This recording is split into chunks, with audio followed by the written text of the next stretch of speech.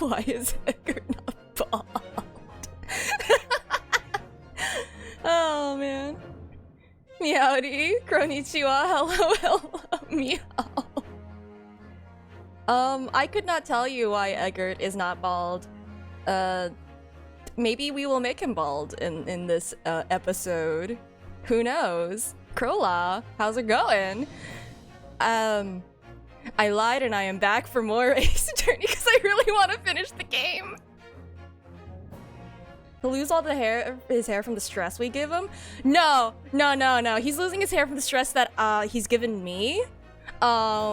I don't know how, but I'm sure that there was a way for me to transitively transfer it over to him.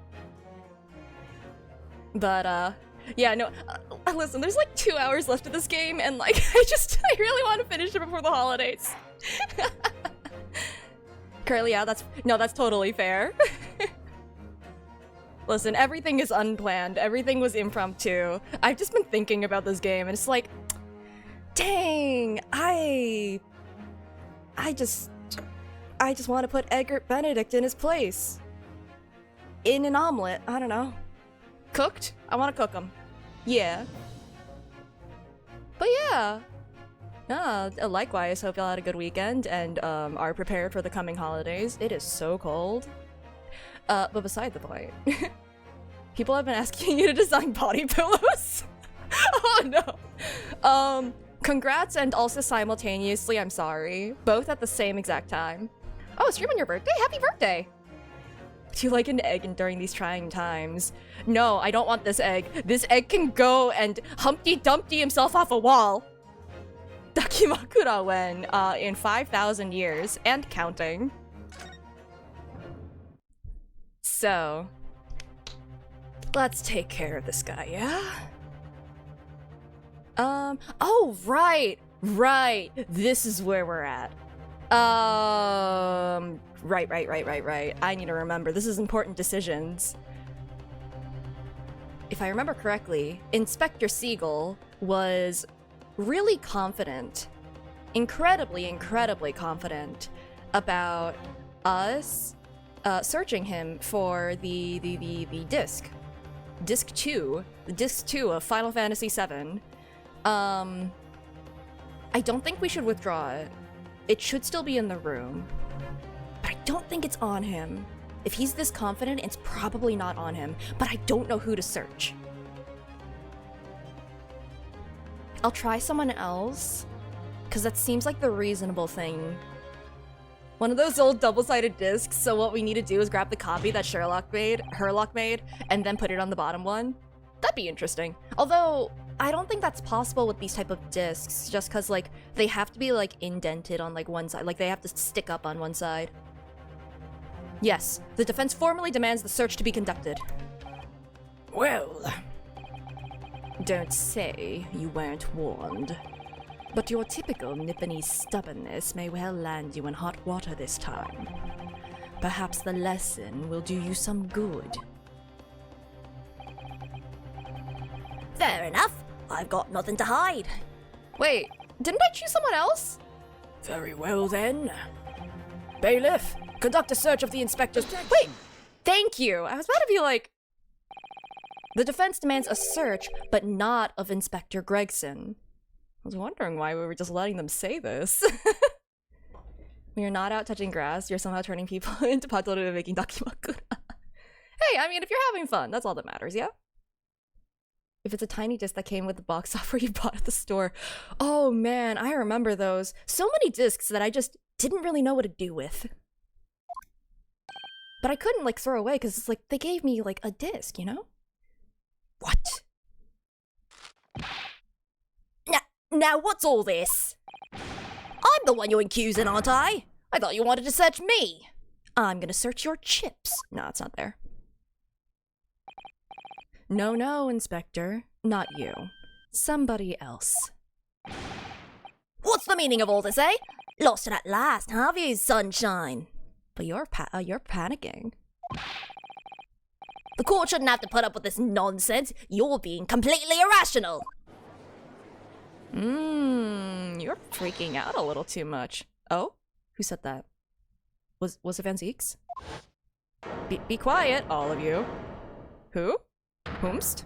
Oh, Iris! Be quiet, all of you!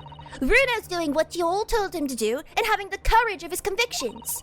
So you should respect that and listen to what he has to say in good faith. God damn, the 10-year-old is chewing them all out.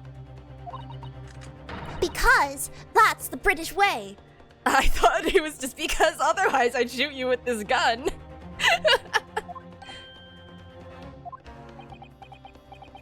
I don't know. I think we've thrown the British way out into, like, the ocean, along with the fish.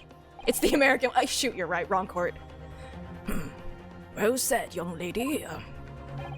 Indeed, this court is in awe of the defense counsel's conviction and eagerly awaits his next words. And all the tea? No! I drink that! Tea belongs in the heart. No, I'm drinking it. The fish don't get it. You what? Now, don't be hasty, my lord. If I'm not mistaken about the things I've seen in court today, I'm fairly sure that I know who has that disc at the moment. There's only one person it can be. I don't know who it is! Guys, I don't know who it is! Counsel, of whom do you request this search now? I don't know. I don't know who has it.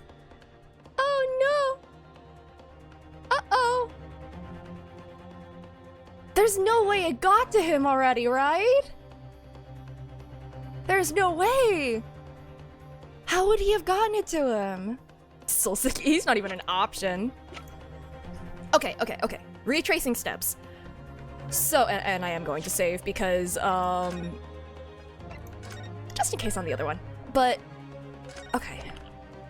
So, the disc was definitely taken by Eggs Benedict over here. Definitely took it. He was definitely talking to the inspector about the physical disc. Inspector hasn't left the room. But are we sure that he gave it to the inspector? No, he didn't. Who else could he have given it to? Who else could he have given it to? I don't think it would still be on him, right? Unless it is? No shot. Okay. I'm gonna start with my first guess. And I won't reset until I lose all my penalties. I'm going to try Eggert first because, like, reasonably, I don't know, since they've been colluding together, perhaps, possibly, it could be on him. I don't think it'd be on the Skulkin brothers. They very clearly are split in terms of their party. They're gonna stab each other in the back. That's fair. It wouldn't be on any of our team. If Eggert doesn't work, then I might go for Strongheart. You know? Maybe it was me. Oh, shoot. Well, I'm not even an option, so I'm gonna try. That's the wrong button again. Why do I keep pressing the wrong button? Take that! It's not him, is it? Mr. Ashley Graydon, my lord. The defense demands that he be searched at once. Very well, I presume you will not protest, Mr. Graydon. Stop wiggling. Au contraire. Yeah, I don't... Is Strongheart even in the room? No, but like maybe there was a way for them to get it to him? And so a brief body search was carried out by the court bailiff. I don't think it's on him. A few short minutes later, yeah, I really don't think it's on him. It was revealed that Mr. Graydon had nothing unusual in his person at all. Okay. No shot it's with Strongheart, right? Oh, stop spinning. Yeah, if it's not him... No, that's fair, that's fair. I've still got two. If I'm not mistaken about the things I've seen in court today... Oh boy. Oh boy. The judge has it. The judge also isn't an option. No shot, right? This is the craziest answer I could do. This is the craziest one I can choose. But BSing has gotten us this far. Right? Take that! Yeah, no. Okay, I'm just gonna go back. That didn't make sense at all. That made no actual sense. Who would have, it wouldn't be the Skulkin brothers, right? No shot that Herlock wouldn't have it, right? He didn't take it while he was pretending to be the police officer, right? Right? I don't remember that happening. Unless we're talking about the copy of the disc that he got. But I thought that was a copy of the one we already have. It's that one police officer that supports evidence. Ah, dang it, Hosanaga's not here though. It was definitely Hosonaga. Cause it can't be the Skulkin brothers. I mean, the mold hasn't come into play at all. Oh man. If it's actually her, if it's actually Sholmes. Take that! Please don't actually be Sholmes. Wait. Defense demands this person be searched at once. So it's not him? What possible? I don't know! I'm out of options, man! Good grief, what possible relation could exist between that person and the case counsel? Objection. Yeah, I don't know. I'm kind of throwing things at the wall. It would seem my Nipponese friend does not understand the gravity of requesting such a search. If the defense counsel's aim is humiliation, perhaps this will give him a taste of his own medicine. Yeah, that's fair. If Gregsy doesn't have the disc at the moment, the question is, where could he have hidden it? Trouble is, he's been in the witness stand the entire time, in full view of everyone in the court. Not an easy situation in which to go about hiding anything, really. So there's honestly only one place he could have hidden it then. Perhaps in another person's pocket, somewhere with him on the stand? Oh my god, it's actually the Skulkin brothers. Did he reverse pickpocket it on him? I thought that they stabbed him in the back. I didn't think that they would be working together anymore. He's standing next to the tall one, right? It's one of these two. Take that! Oh my god. He reverse pickpocketed? He hid it under the stake! He hid it under the pear. Of, my lord, Mr. Nash Skulkin. Well, I never. Okay, they don't even know. Me? In? Cool, everyone's confused. Very well then, bailiff. Restrain the witness and conduct a thorough search of his personal effects. Oh. Oh, it is there. Please, my lord, Inspector. Scotland Yard, has to object to the search. So, he's, that's it. We found it. Objection. Can't believe I'm working with Van Zix on this. Unfortunately for you, Inspector, your objections carry no weight here. In this courtroom, only the prosecution and the defense have the authority to object. Authority, huh? Lord Van Zeeks. I have no idea what forces are in play that might influence your actions. But personally, I have no intention of obstructing the course of this trial. Bailiff, carry out the search. Poor Nash. Now, hold on a minute. I don't know nothing. I believe you. Nothing about no disc. Cut it out! I kind of do believe that he doesn't know what's happening. Here, my lord, in the witness's pocket. I found this. Dun, dun, dun. Good lord, that's Another music box disc. I don't know nothing about it. Nothing.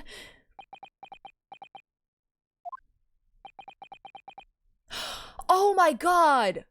That's why he was shaking Nash by the collar earlier! Oh!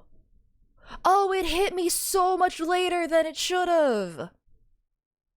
He was reverse pickpocketing it in that instance. I was like, how did he actually manage to do that? He didn't even touch anyone, and then realized, oh, wait, no, he absolutely did. He just started, like, strangling the guy for no reason. Huh. He's not Eggs Benedict anymore. He's Eggs Benedict to me.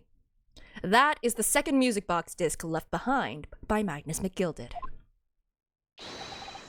Is it not, Inspector Gregson? Is he gonna get, like, fired for this? But he was told to do this, so I don't know. Order! Order! Order! Mr. Skulkin, what have you to say for yourself? Gordon Bennett, I mean just Gordon Flamin' Bennett! I swear, I didn't know nothing about that disc, honest to God! Counsel, would you please explain what exactly is going on here? Well, you see, he rolled Inspector Gregson rolled a 20 on his stealth check, but I rolled a 20 on my insight check. The alleged deal that was struck between this witness and this detective, no? Without question, my lord. Then, for pity's sake, why on earth was this man in possession of the disc that the inspector traded for information? Oh my god, he is the third Skulkin brother! Inspector Gregson is a shrewd, calculating man who rarely loses his composure. But at one particular point in this trial, he exhibited some unusual behavior for a brief moment. I don't recall. What unusual behavior? Police brutality. It was, yes, during my cross-examination of Mr. Graydon. Mr. Grey Eggs. Tell me, Mr. Graydon, when you left the pawnbrokery that night, was it by any chance with the second disc in your jacket pocket? I admit to nothing of the sort. Right there. While Mr. Graydon answered my questions, the inspector appeared to have grabbed Nash Skulkin by his coat and was shaking him violently. Yeah, we're overcooking him. That's why we're still here. We're continuing to we're gonna char the heck out of him. Yeah, he did and all. Thought my noggin was gonna fall clean off, I did. I was wishing I'd been born as me brother, I was. And what exactly happened to make the detective attack you like that? I ain't got a clue. He just suddenly turned and grabbed me whistle like that and started shaking me. Why the blazes didn't you mention the third gun when we got you down to the station? That's what he said. Yelled it right down my ear, all he did. My head's still throbbing now. The way the detective behaved then was extremely out of character. But looking back now, it must have been then that he did it. That was the opportunity Inspector Gregson created for himself in order to hide the disc. Well, bless my wig, He hid it. You. but I'm afraid I fail to comprehend the motive here. If the detective had acquired the disc he was after, why on earth would he then proceed to hide it in another man's pocket? This is a court of law. He could have submitted the item as evidence. Yeah, he didn't want the first disc submitted as evidence. Why would he do that now? It would appear, my lord, that the inspector was not at liberty to do that. Why ever not? I thought I was the one who was away for the weekend. Dude. As the man himself revealed earlier, his current assignment has some special conditions. Why are you guys doing math? The brain cells left the building, yeah, in fear of all the math that's going on. What's up with that? It implies you had one. My orders were recover the medium used to convey the secrets leaked from the ministry, and do it on the QT, strictly hush-hush. Hush, a top secret assignment, is it? And now we're gonna play the disc for everyone in this room to hear! Government secrets leaked! As far as we're aware, the information stolen comes from confidential government communications. It would seem that if that information were to be revealed in court as evidence, it would be problematic. Does that sum up the situation, Inspector? Oh, that's why you've been doing all the math in the chat. I see. You're doing sums. Huh. I'm operating under direct orders from the Ministry. I'm afraid I'm not at liberty to answer that question. So, realizing there was a chance that you may be searched here in court, you took steps to hide the disc you had acquired from the witness. Oh, does this mean... He only pretended to attack Mr. Skulkin in order to get close enough to him, to slip the second disc into his pocket. So, it was all a pretense?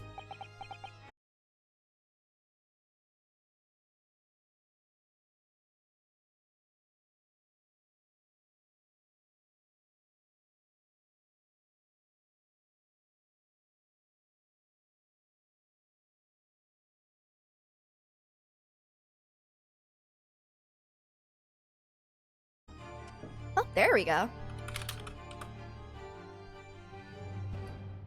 Hello. Man, I'm so glad I made that raccoon emote. I'm getting so much mileage out of it. Like, dang. Alright. Back to this. No collusion from the raccoons is gonna get in my way.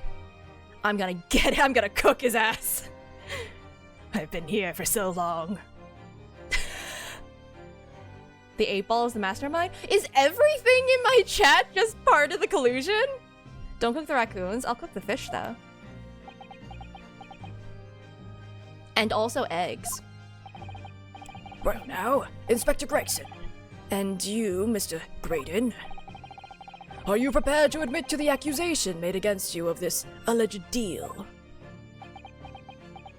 He's not gonna admit to anything. He keeps changing his stupid freaking story. Oh, does he finally admit to it? Is he finally going to admit to it? Admit to it! Yours truly. Oh, I'm going to die! Admit to it! Yours truly, please. Mr. Graydon. Clearly our Eastern visitor has an uncommonly active imagination. No more active than yours, Mr. Oh yeah, I saw a gun on the ground, so I picked it up and left with it. That's a normal thing to do. However, there's no proof that I passed that disc to the inspector. Objection. But then... how do you explain the reason why you knew about the peephole? I'm under no obligation to explain. Judge, make him explain! What? What do you mean? I was about to be like, huh, wow, 2 hours? It's only been half an hour. And here we go again. Yes, I lied in my testimony! That I admit, so sentence me accordingly. Then why would we believe you when you say that you didn't do this? Why? Why would we believe you? But that is all I admit. You have committed perjury like 4 times. How would anyone believe you ever? Murder, leaking government secrets, striking a deal with the detective. All of it is this young Eastern man's fancy. I have no idea what any of that is about. You... what?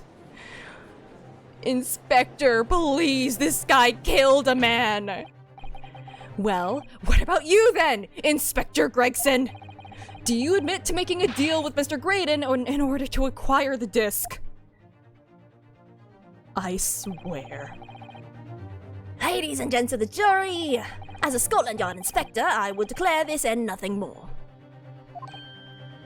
Uh-huh. I'm acting in the best interests of the country. Whatever I've done, it's been in the name of justice. No. This is a crime. This is... So, as members of the public of this fine country, I'd like to think that justice will be your guiding light when you're making your decisions. This guy is guilty of murder! Please! No!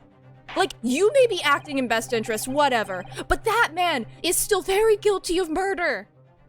You have the disc. You don't have to keep your word, honestly. This is quite a quandary indeed. Rarely have I encountered such extraordinary tumultuousness in the concluding of a trial. Nevertheless, in the absence of any further evidence to be presented, I believe it is time that we put the matter to the jury for their final leanings. No, I don't trust them.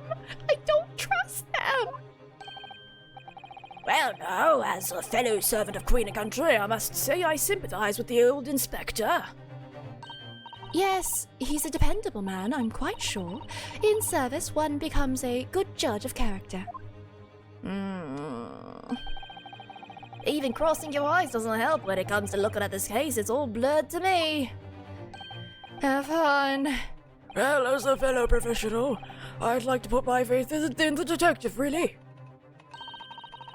Graydon is highly skilled operator. Stop. Currently in presence of idol. Stop. Detective has very much trust in his eyes. More than this, I cannot say. I don't believe it. These 6 jurors they know the evidence and they're doing the wrong thing. They're going to, no, they don't believe him. They're just siding with him because they think that he's for justice, which I know that Gregson is doing it for a reason. I know he is. But at the same time, wait, why are we letting him get away with murder? If they declare their decision now... Oh my god, yeah, and then Ginny's gonna be found. You are condemning an innocent person! How does that make you feel? Ugh. Why did I have I had plastic in my hair, what the heck? Anyway. Is Ginny going to be found guilty? If I don't manage to produce some definitive evidence right now, then we're going to lose. Either some proof that Graydon killed Mr. Windibank or stole those government secrets. I don't know. It's like some sticky thing. I don't even know what it could have been. I don't know. Maybe I was cleaning up some things earlier. That's probably where it came from. Can we object? Oh god, I wish. Yeah, I'm going a little insane. So I'm just gonna keep the shadow on the face for right now because, like, I thought that the weekend would give me time to recover a little bit of sanity, and it has been swiftly lost.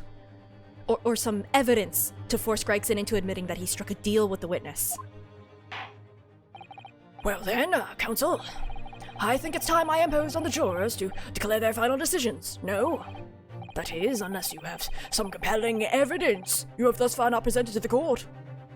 You need sanity to lose it? I thought I recovered it, but I guess I never picked any up. If I let the judge call on the jurors to announce their leanings, Gina will be found guilty. So, there's no choice then, Runo. You have to throw some more evidence at them. This is it now. It all comes down to this. Who do I present evidence against? Gregson or Graydon? I'm saving. I'm saving right now. I'm gonna take a look at the evidence. Okay. Hold on. What have we not presented? We'll throw Sholmes at them! That'll work! Okay, so... we could also present evidence against Gregson. That's the interesting part. Okay. I don't think this is gonna help us, unfortunately. Hound of the Baskervilles. Why do I have this? Why do I have the Hound of the Baskervilles on me right now? This has to come into play at some point. It's part of our evidence, right? Oh shoot, did the jacket toggle not work? Hold on, I'll do that manually. Don't worry. I see it. Wait, why is it not working? Oh, is it because there's too many things happening? It should be able to work at the same time. Oh. Wait, is that the reason? Okay, I'll redeem it in a second, because I think it's the cat thing that has made that blocked. Because, I just realized that there was a toggle on it that blocked other reactions, so I'll make sure to fix that. I mean, it is fixed. It's just the timer needs to run out first. Oh boy. So I'll read him in as soon as I see the cat's gone away. I don't know which one to show. This already has been seen. We've already used this. Is there anything we haven't used besides Hound of the Baskervilles? We already used that. I mean, do I have evidence? Do I have definitive evidence? Can I just play the music box? Can I just do that? That won't actually help, but... Would it be against Gregson? Because we've thrown everything at Eggs Benedict at this point. We have thrown literally everything. Murder weapon, motive, like the method, information that he shouldn't know. We have thrown everything at him.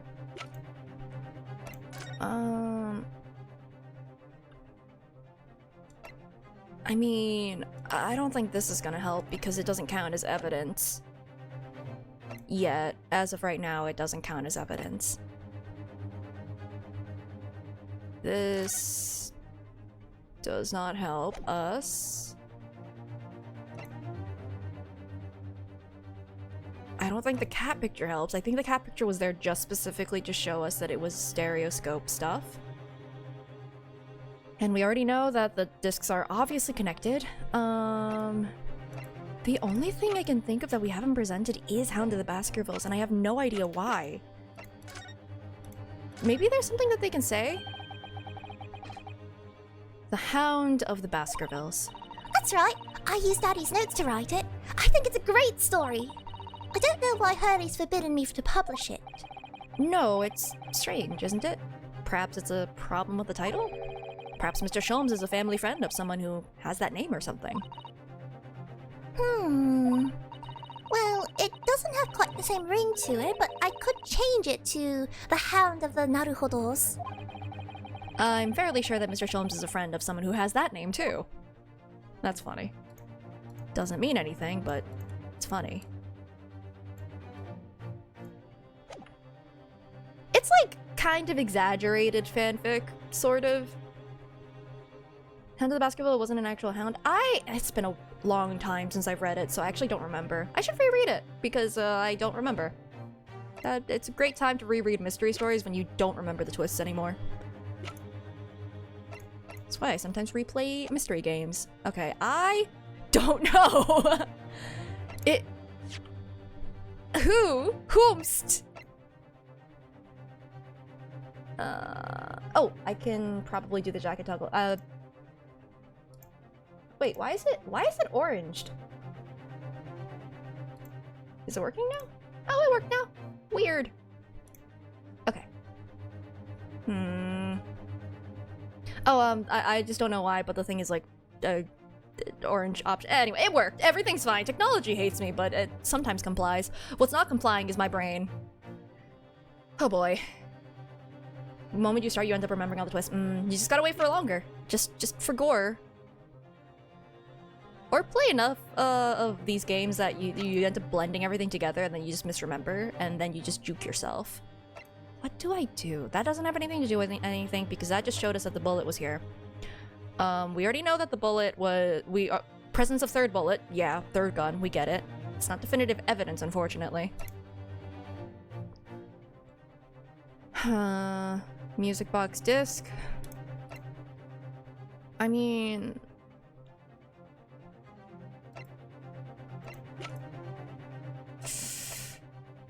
There really is nothing we can... Okay, there's nothing we could do towards Eggert, so I'm gonna try Gregson. Because it doesn't... Eggert... The fact that this is an option makes me think it's probably Gregson. Inspector Gregson. There is one final piece of evidence I would like you to see. What's that then? Oh god, I don't know. If you refuse to acknowledge that you did in fact strike a deal with the witness here today, then you leave us no choice but to examine this piece of evidence thoroughly. Well, go on. This is my last chance. Looks like I'm going to have to force his hand here. One final piece of evidence to get this detective to admit to the deal he clearly struck with Graydon. Wait! Hey, are we? This isn't... Okay, if it's this, are we threatening him with Iris's manuscript? Are we threatening his pay? No shot, right? Because that's not evidence, that's just blackmail. I'm doing it for the funny, actually. I don't care if this is right. I really hope. What on earth is this, Counsel? Okay, it isn't. I don't care. I don't care that it was wrong. I really wanted that to be right. It's not proof. It's not proof of anything. I don't care. Or perhaps irrefutable proof of the corrupt working. No, it's not corrupt. Actually, it is corrupt. That was blackmail. That is a little corrupt. No, he's actually right. Oh, he's totally right this time. Sorry, I get it. I shouldn't blackmail someone in the courtroom. Sorry. Really, Counsel, at this stage of the proceedings, I would have expected a more considered argument. The defense will be duly penalized. I mean, I'm just glad I didn't get arrested. They only struck that deal at the very last possible moment when they were in the stand. What's more, there's no love lost between them, clearly. It was strictly business. If you think about it, murder and treason are both such serious crimes. Yes, punishable by death. So, I don't think old Silky's going to admit to either anytime soon, do you? No, but Gregson, on the other hand. Okay, I am right that it would definitely be from Gregson. He's just refusing to admit to what happened because he's been sworn to secrecy out of a sense of duty. I wonder, if Gregsy's lips are sealed because he's determined to do his duty, then perhaps to prise them open, you're going to have to be determined enough to do your duty too, Bruno. Of course, he'd do anything to follow his orders, so... Okay. This actually is my final deed and my final evidence because this is my final penalty. We're just down to the wire now. This is genuinely my last chance. Alright, last chance. One final piece of evidence to get this detective to admit to the deal he clearly struck with Graydon. I save. Well, actually, it's literally the same spot. Okay. Doing his duty. What? I need to remind him that he's doing his duty. Does it have to do with the fact that it's murder? Probably not. Huh. Or maybe it's... No. No. Because it's not a thing of, like, I'm doing my duty, you're doing yours. That's not evidence. How do I convince him? Does this help at all? What did they say about this again? Yeah, it's about the Ministry Mole. Yeah, we already know this. And yeah, Grexy's doing this for this reason. The armband? No, it's not the armband, clearly.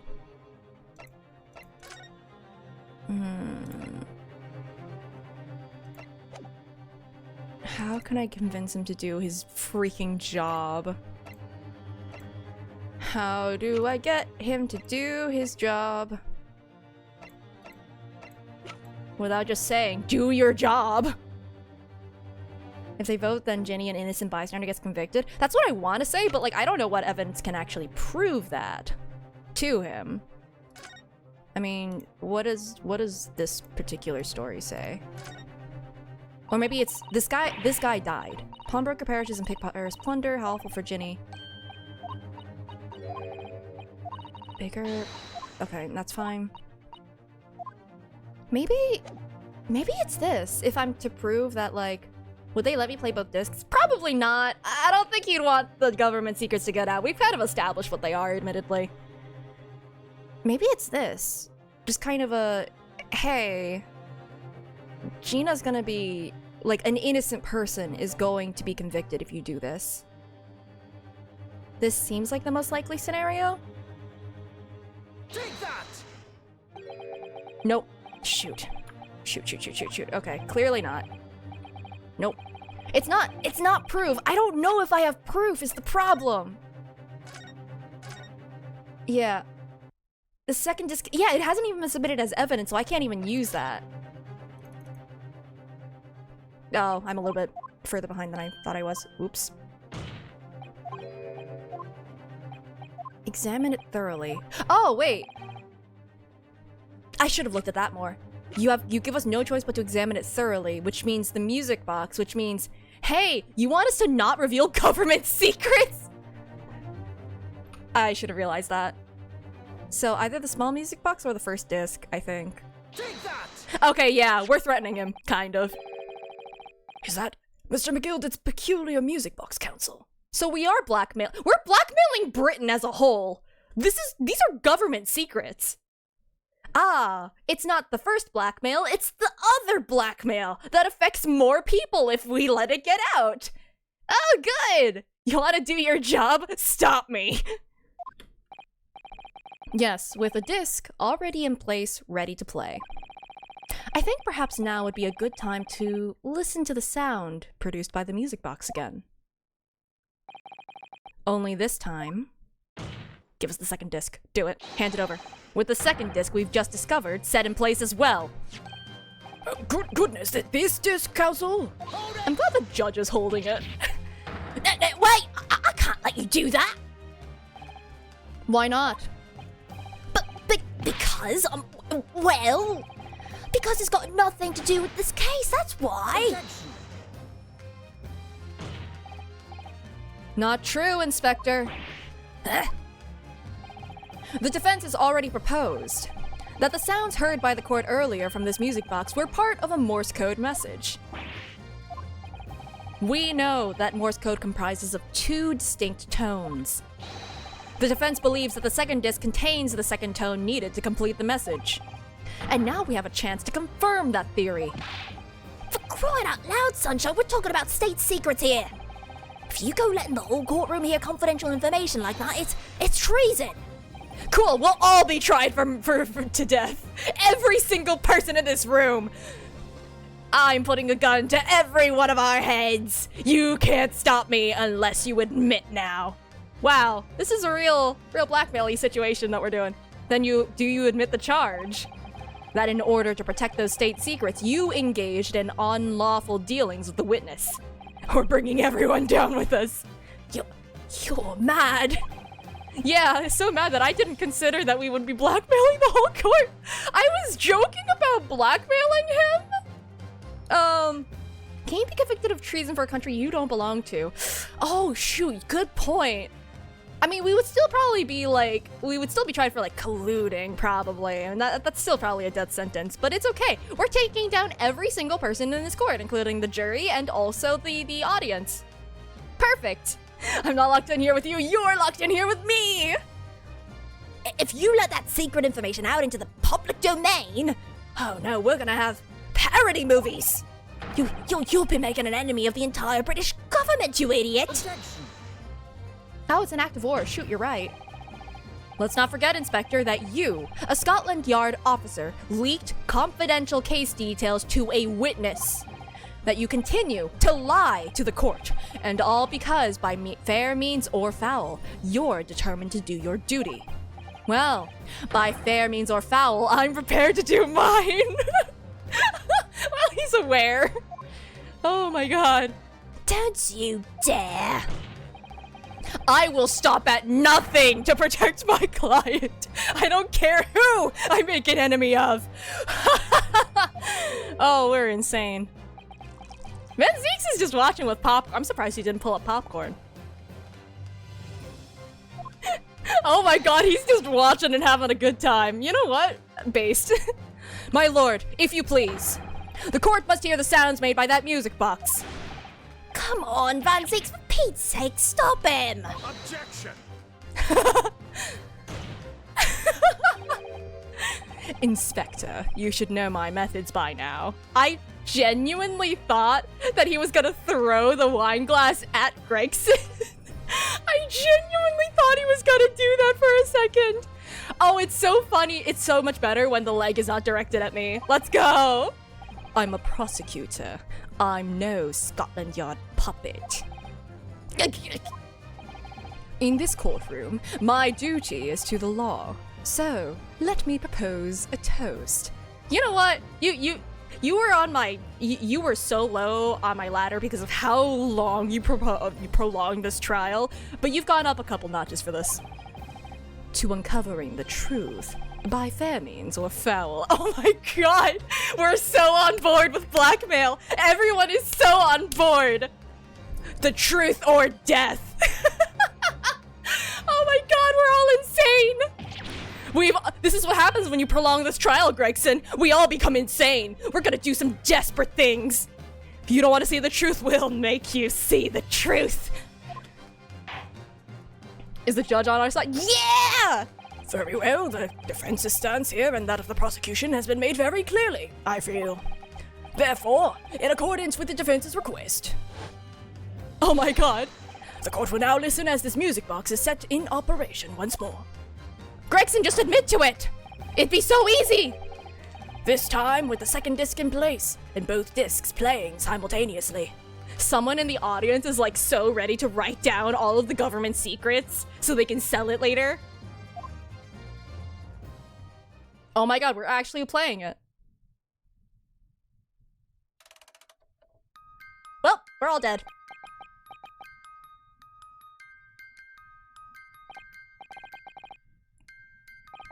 Oh, just listen to that. It's unmistakable now. It's Morse code! All right, I admit it. Whatever you want, but for the love of God, shut that blooming box up! Okay. See, that's all you had to do. All you had to do. Just admit to it. Admit that you're lying. Finally. Let me ask you again, then, Inspector Gregson. Did you, or did you not, strike a deal with the witness next to you in the stand, Mr. Ashley Graydon? He just needed a little nudge. We just needed to set off the equivalent of a bomb in the courtroom. That's all we needed to do, because exposing government secrets like that is pretty bad. Specifically, did you furnish the witness with confidential case details in exchange for this music box disc? Did you reveal the existence of the people in the pawnbroker storeroom door, Inspector? I did. Stop! What are you doing, man? It's all exactly like the young Eastern lawyer said. When the trial resumed after the recess, and we were stood here in the stand together, that's when he approached me with the deal. Shut up, you imbecile! Shut up! Psst, you there? You're the detective who turned up at the pawnbrokery the other day, aren't you? I may have something you're looking for, Inspector, with me at this very moment. So, how about a trade? I suggest you accept. Or information that may make certain individuals uncomfortable will soon become very public indeed. Well, I mean, I guess that ultimatum just lost all meaning, so... Couldn't let that information become public knowledge, not under any circumstances. Too late for that now. So I accepted the man's proposal and told him the details about the case that should have put him in the clear. The people in the storeroom door and the bloodstains on the overcoat. By giving false testimony, this witness intended to have the defendant wrongly accused of murder. Inspector, you knew that. Yet you still revealed those details to facilitate the witness's perjury. I did. But then it turned out the people had only been made that night, after the incident took place. Scotland Yard wasn't aware of that, if I'm perfectly honest. Well, Mr. Graydon, what do you have to say for yourself? There's nothing and no one left for you to hide behind. You struck a deal with the inspector in order to escape conviction of a very serious crime. Namely, this. You are the third intruder who broke into the pawnbrokery on the night in question. And you perpetrated the murder of the proprietor, Mr. Pop Windabank. You! Oh. Traitor! Oh my god! Oh my god! Hey, guys, stop this, that's a murder in progress! Hey? Listen, Bailiff, restrain that man! Yeah, listen, Gregson, I understand why he did it. It was terrible, it was bad, but he doesn't deserve to die. At once! Oh, well, it's okay. Asphyxiation takes a while, so he's alive, I think. That's it then. It's all over. And there's snapping and then there's snapping. And wanting to snap someone else. That's it?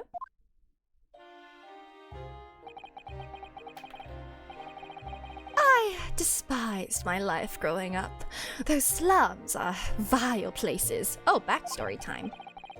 I was cursed from birth, born into poverty, the son of a penniless artisan. My parents did nothing but quarrel all day long. What little money they had was never spent on me. Yeah? So I set about studying, to better myself, to one day escape from that hellhole. And you eventually became a communications officer. I admire your determination. Well, I don't admire your determination to get out of a crime. God, that was so long, 3 extra hours because you wouldn't admit to it.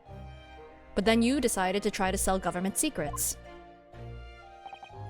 Why?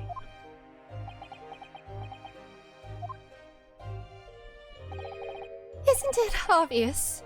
Because I wanted money. Even now, years later, the nightmares of my life in the slums wake me in the small hours.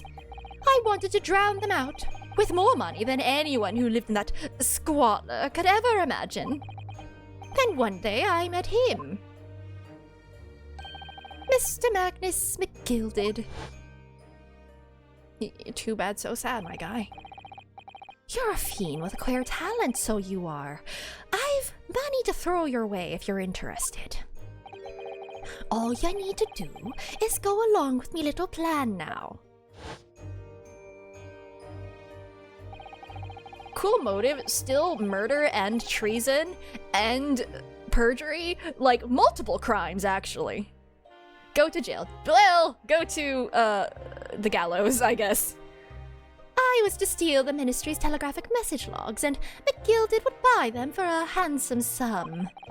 As I was responsible for inspections of the ministry's communications office, it was a simple enough task. The lure of the devil's offerings. How easy it is to succumb. Fish. Oh, there's the fish. But you must surely have realized the seriousness of the crime you were committing. And for that reason, I took great lengths to ensure that my actions were untraceable. By using the music box. That's probably why he burned the carriage. I assume that he did. My father was a brickmaker, though my mother divorced him when I was still a child. Yes, Mr. Mason Milverton. That's right, he was very skilled with his hands. He'd once been a music box maker's apprentice. I imagined his skills would be sufficient to create a machine that could generate Morse code. So I sought out my father again, to employ his services. It was the first time I'd seen him since I left the slums 10 years earlier. Sheesh, a whole decade, huh? Look at you, Ashley. What a fine gent you've become, eh? He was a different man to the one in my memory. A thin, frail old man. But poverty had never broken him, never corrupted him like it had me. I was sure that he wouldn't help me if I told him the real reason, so I made up a story. I've got some work for you, Father. I need some music box discs made. Music box discs, eh? A musician friend of mine has written some music he wants to sell to the public. I've brought the score with me. There are 2, actually. I'd be delighted, son. It's been 20 years since I did any work like this, though. Fetch my tools, would you? They're in the loft. That's how I had him make the 2 discs. Thereby splitting the information in 2. You were taking considerable precautions indeed. It was to protect myself as much as anything. It meant that I could deal with Miss McGilded in 2 separate transactions. The first involved the first of the 2 discs and the music box for playing them. I exchanged them with McGilded for 10 guineas. Then, on receipt of the second disc... Oh. Well, sorry, your backstory's gonna have to wait. Gonna have to take a break to get some stretches in. Maybe get our sanity back a little bit. Ugh. Man. There's still an hour? I'll be right back. Tiny violin keeps playing exactly. Like, I feel no pity for him after all he has put us through. I feel bad for his father, though, honestly. And I will be back.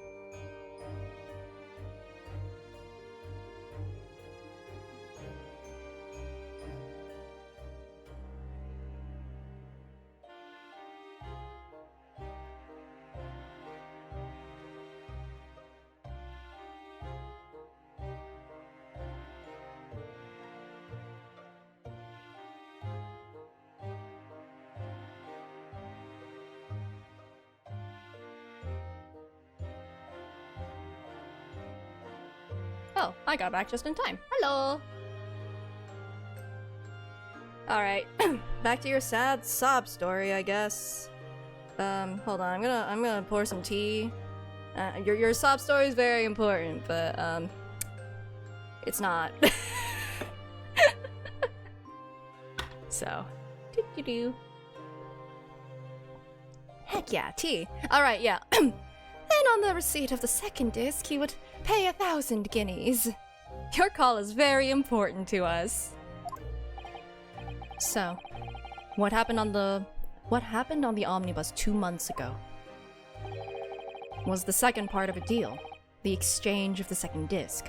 Why did you send your dad? Yes. I'd sold the man information that way a number of times already. But it seems he became reluctant to part with his money. But that doesn't quite make sense, Mr. Graydon.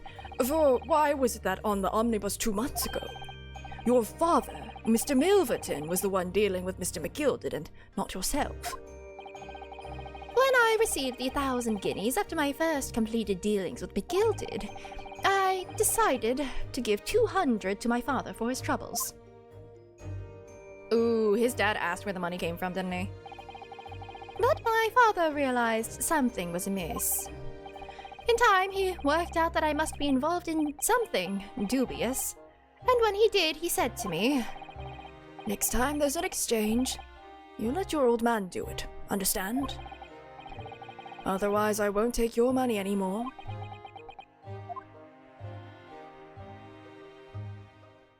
He was probably trying to get his son out of it, huh? That was my father's way of dealing with it, I suppose. Climb into the omnibus, hand over the second disc, and take the money from McGilded. That's it. He had no idea what was actually on the discs I'd asked him to make. He never knew. Just like I'll never know why everything went so horribly wrong that night. All I know is that the disc was taken from him, and he never returned home. Yeah, I think that his dad was trying to protect him and was trying to get him out of the dealings just entirely. That's probably why a fight broke out. They just didn't expect that the guy had a knife. Like, I'm coming out of this feeling sorry for the dad, not him. It was only then that I found out what sort of a monster McGilded really was. So after 10 years of not once uttering it, I swore on my father's name.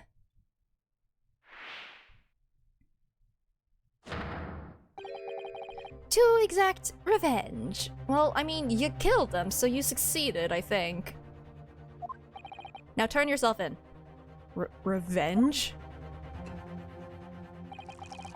As anyone with even the remotest knowledge of the man will no doubt be able to imagine, McGilded brought all his wealth and influence to bear in the most despicable of ways. To crush any semblance of justice in his trial. The crime scene was tampered with, evidence was fixed, and witnesses were well, no, not bribed, blackmailed. There's a difference. Both, actually. That trial 2 months ago was a farce from start to finish. My feet had barely touched British soil back then. And I walked into that hornet's nest completely unaware of the sinister background to it all. By the way, is it weird that Strongheart knew that this was going to be, like, a really easy case to win? Like, that's a weird thing for him to know, right? Unless he knew that McGilded was going to rig it. I don't know if I trust Strongheart, to be perfectly honest. I'd made plenty of money out of my dealings with McGilded by then. So I spared nothing in my arrangements 2 months ago.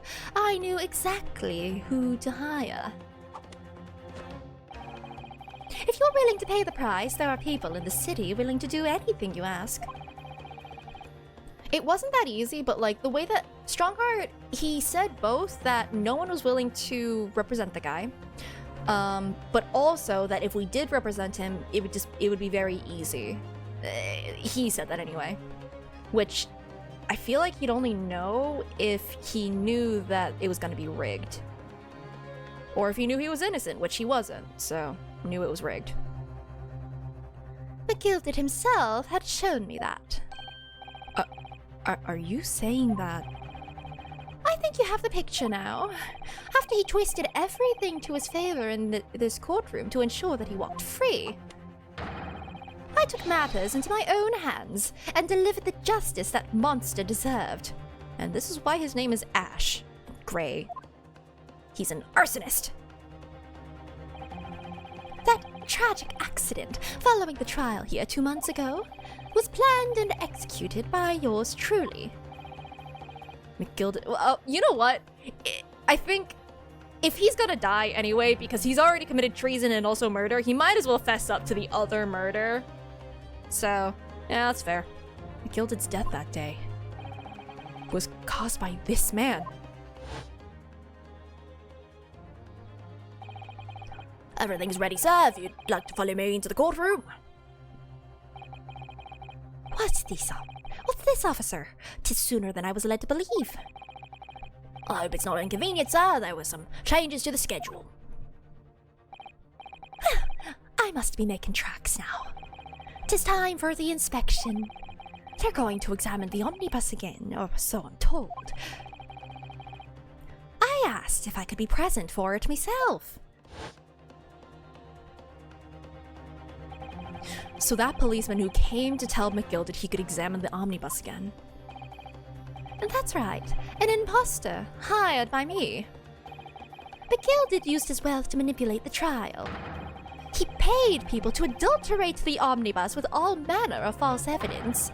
He threatened witnesses to lie in their testimony. Well, at least you got it right.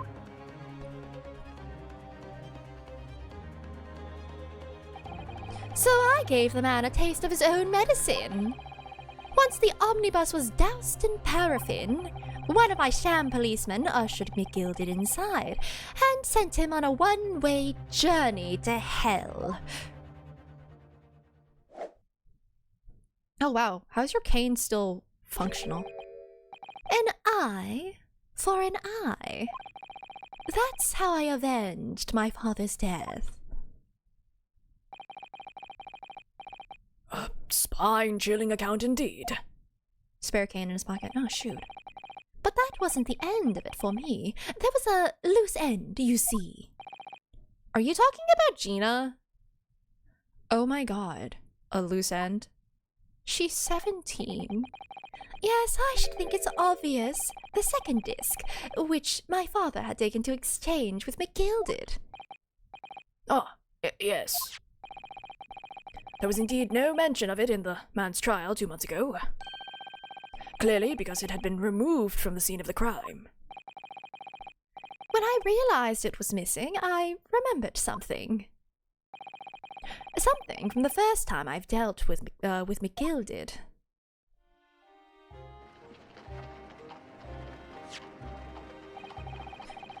This is the first of the 2 discs, and the music box you need to play them. Wow, look at that now. What an ingenious little invention. So then, as promised, 10 guineas for ya, young man. What's this? Winterbank's pawnbrokery. Aye, 'tis a pawnbroker's ticket, so it is. You can use it to redeem an article I've deposited there for ya. There's no need to give a name, just hand over the ticket and tell the fiend the watchword. I put a jewel in pawn for ya. It'll fetch a good 10 guineas if you sell it, so it will. I've never heard of a pawnbrokery being used in quite that way before. Have you not, Mr. Craden? London's pawnbrokeries are very useful places, you know. Each one is like an extremely secure vault.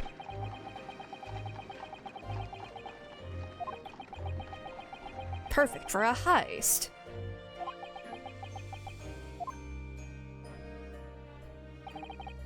So, I knew that if he'd taken steps to hide the disc, it would be in that pawnbrokery somewhere.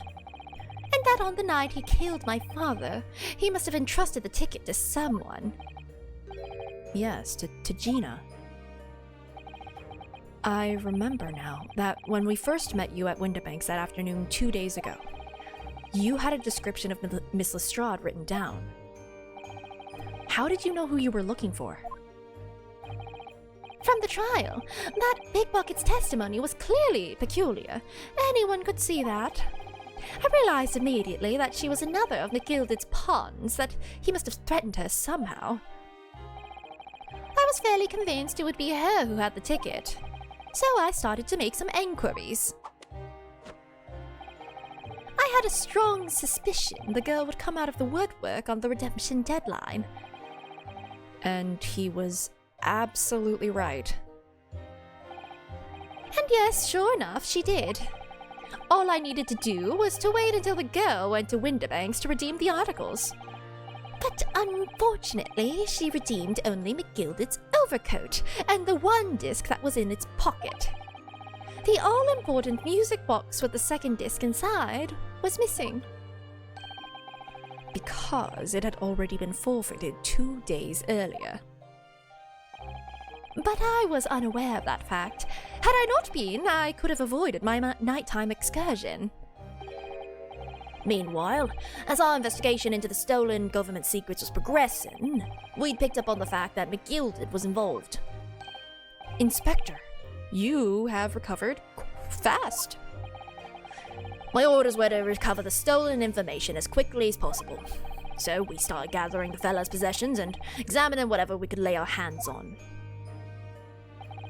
We had a full-scale investigation going on at the yard, but we had to keep it as quiet as we could.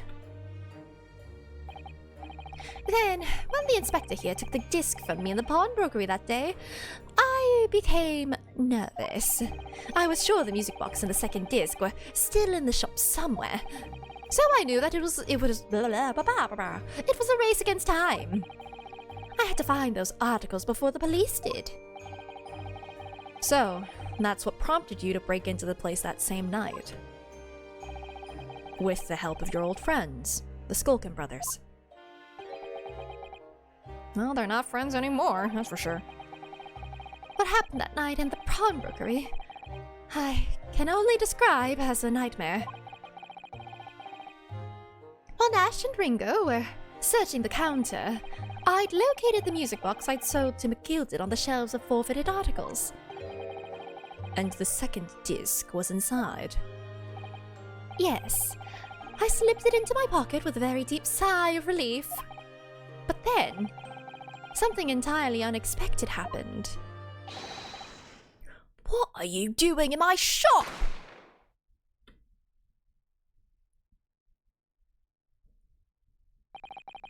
A gunshot rang out in the shop, and I felt a sharp pain in my left arm.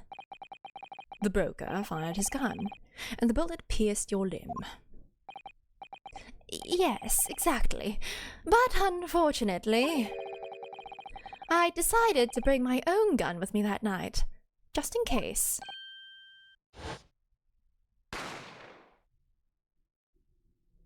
There it is. Before I knew what was happening, I'd fired back. The man had already turned to flee. I hadn't intended to fire in his direction, much less kill him. So this is like... Have all of the murders been accidents aside from the first one? Because the second one was an accident. The third one... Okay, that one was absolutely intentional. There's been more accidents than not. Yeah, so 2 of them were definitely on purpose. The third one... Yeah, because second was McGriddle, which was not an accident, but the third one was an accident. It was Solseki. That one was like very much... Well, she didn't die either, but I don't know. And then in this case, it was another accident. Kind of. There's a lot of that in this one. But unfortunately for both of us, the bullet hit home. It struck him in the middle of his back as he fled through the storeroom door for refuge. Sorry tale. It all took place in the blink of an eye. Don't imagine Nash and Ringo even realized what had happened at first. Yeah, because Wilson was not an accident. Cosmo was. Mason was not, as we know. Mr. Cat, that whole situation was absolutely just very, very weird circumstances of events. Sequence of events, and now Winterbank. Huh. He's such a bad shot that he tried to miss and hit. Yeah. Well, when you have Stormtrooper aim and you're actually aiming to miss the person, then I guess you just hit them spot on. I was terrified. So, I fled. And that's the whole story. That's everything that happened at Winterbanks on that wretched night. Yeah, luck is real bad in this game. A lot of unintentional crimery happening.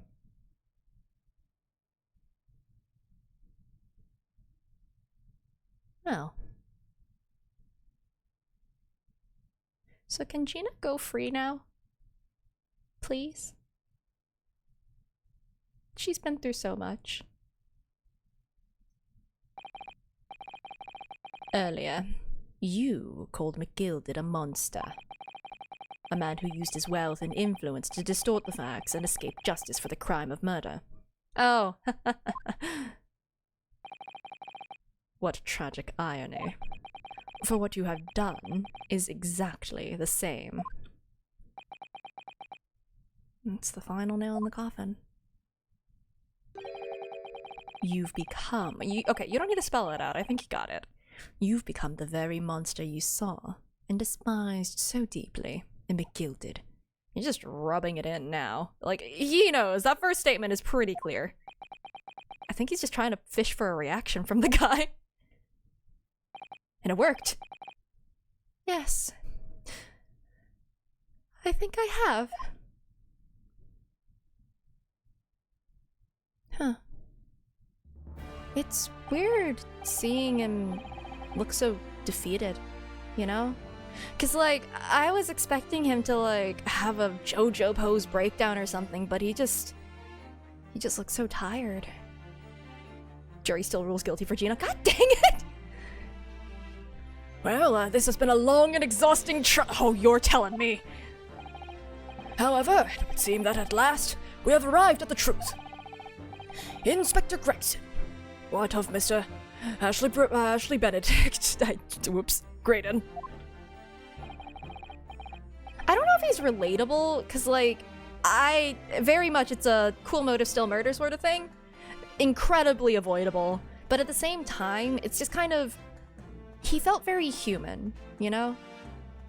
And I think that's very interesting.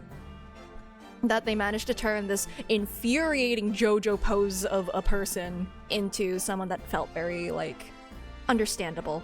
Even if, you know, I wholeheartedly disagree. He's been restrained, my lord, and has been escorted to the yard. He'll be charged with the murder of Mr. Winterbank and the stealing of government secrets. Very good. Oh my god, he did take out the CEO. Holy crap, you're right. Oh, that's interestingly timed. And you, Inspector, regrettably, you will have to face charges yourself. Good. Like, I get the reasons that you had to do it, but it was still against the law. Yes, my lord, of course. It transpires that you were complicit in helping a criminal escape justice. That fact remains, whether or not you were doing so in the line of duty. The crime is a serious one, Inspector, and inexcusable. Oh, he looks like a sad puppy. Oh no, he just... It's the eyebrows. Now to the defendant, Miss Gina Lestrade. Yeah. It is time for the final adjudication. Is the jury ready, Mr. Foreman? Oh my god, he's the Hound of the Baskerville. Yes, sir, Garrett Squadron, stand by, sir. This is really it now. The last push, final call, the finishing whistle. My men are ready to deliver their verdicts. Thank you, Mr. Foreman. Very well, ladies and gentlemen of the jury.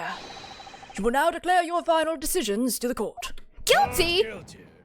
Not guilty. Not guilty. Imagine if the doctor still said guilty. Guilty. Imagine if the doctor still said guilty. Not guilty. Imagine. That'd be so funny. Because, like, the doctor just canonically does not pay attention to what is happening. So, like, if he still said guilty, that would have been kind of funny. That's the stuff. I'm off the hook. Finally, Bruno, you finally managed to do it. Finally is the word. Wow, they're all so self-aware of that. I really wasn't sure if we'd come out on top for a while there. Sissy was right. You're the best lawyer in the world. Mr. Strahd, I'm not finished with you yet. Oh yeah, perjury. What are you looking at me like? What are you looking at me like that for? Before you start enjoying your freedom, there are certain other crimes to consider. Oh yeah. 2 months ago, in my courtroom no less, you gave false testimony, did you not? Okay, a lesser sentence because of blackmail, question mark? Is there a reduced mitigating factors? Something like that? Because she was being very blackmailed. And in relation to the trial today, not only did you unlawfully enter Winterbank's pawnbrokery, you also attempted to abscond with Mr. McGilded's property, it seems. I never done nothing of the sort. Of course not. It's not like you were gleefully wearing McGilded's coat in your cell yesterday or anything. Oh yeah, that's true. Who hasn't perjured themselves in this courtroom? Us. We are the only ones who have not. I think even Van Zeeks has, like, misled everyone. Because I don't doubt that some of the occasions where I'm like, are you stupid, are you daft, is him trying to manipulate the cards so that we could get to this verdict. Because if we just found her not guilty, then we wouldn't have gotten through to the conspiracy stuff underneath and gotten McGilded convicted. Like, I don't doubt that he was trying to get that to happen. So he also was kind of lying a little bit. You know, misdirection and all that. Oh, and just when I was getting excited about throwing a party for Ginny this evening. Turning our attention to the defense, determining that, when played together, the music box discs contained a message in Morse code was, well, it was certainly a most unexpected revelation, counsel. And then playing it means that we all get tried for treason. Unfortunate, really. None of us can leave the courtroom. Quite so, my lord. The prosecution was caught entirely off guard. In fact, I think we should applaud my learned friend's courage here today. I propose a toast. You gonna share that endless wine with anyone? Or blood? Blood wine? The blood of the grapes? Hey, how's it going?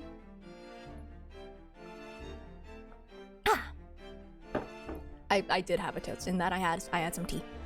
To demanding that government secrets be disseminated before the entire courtroom. Oh, is that a jab at us? Very sorry about that. It was the only way that I could get Inspector Gregson to admit to what he'd done, so, And also you agreed! If I may say something on that point. Who said that? Isn't that... It's, about the sounds produced by the music box before. I do wonder if that was really Morse code at all. Oh, was it actually gibberish? What are you saying, madam? Oh, well, it's just that I'm really rather fanatical when it comes to Morse code, you see.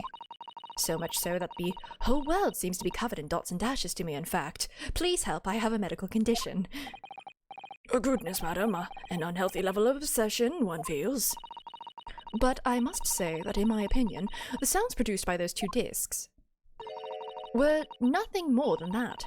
A meaningless series of two different tones.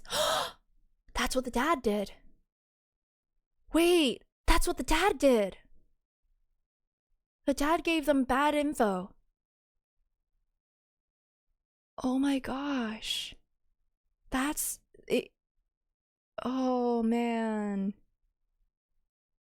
He was trying to save his son from treason. Seeing the world in ASCII art? Oh, I could... Wait, actually, I think there's a setting that I can do to do that. Hold on. I think I could. It would be funny if I could. Is it in here? No. Hold on. It reminded me of a thing, and therefore I want to find the thing. Where is it? Aha. Wait. Like... Oh. Is it not working? Aha! I have become ASCII! There we go. I remember that this was a thing. VTube Studio has some funny things. Wait, is there... Oh.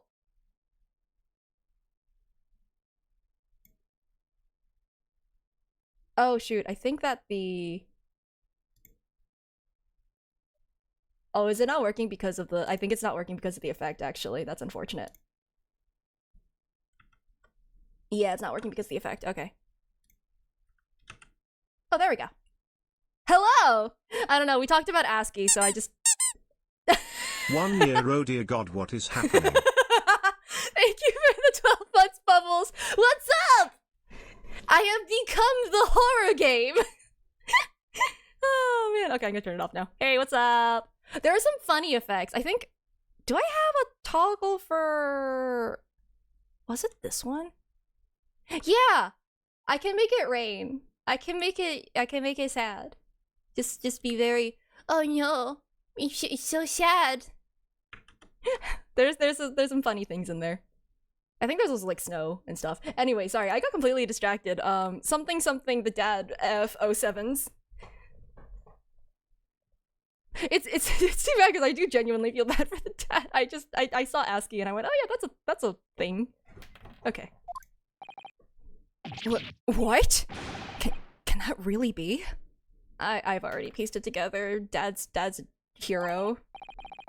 It wasn't Morse code after all? Did Iris figure it out? I think Iris figured it out.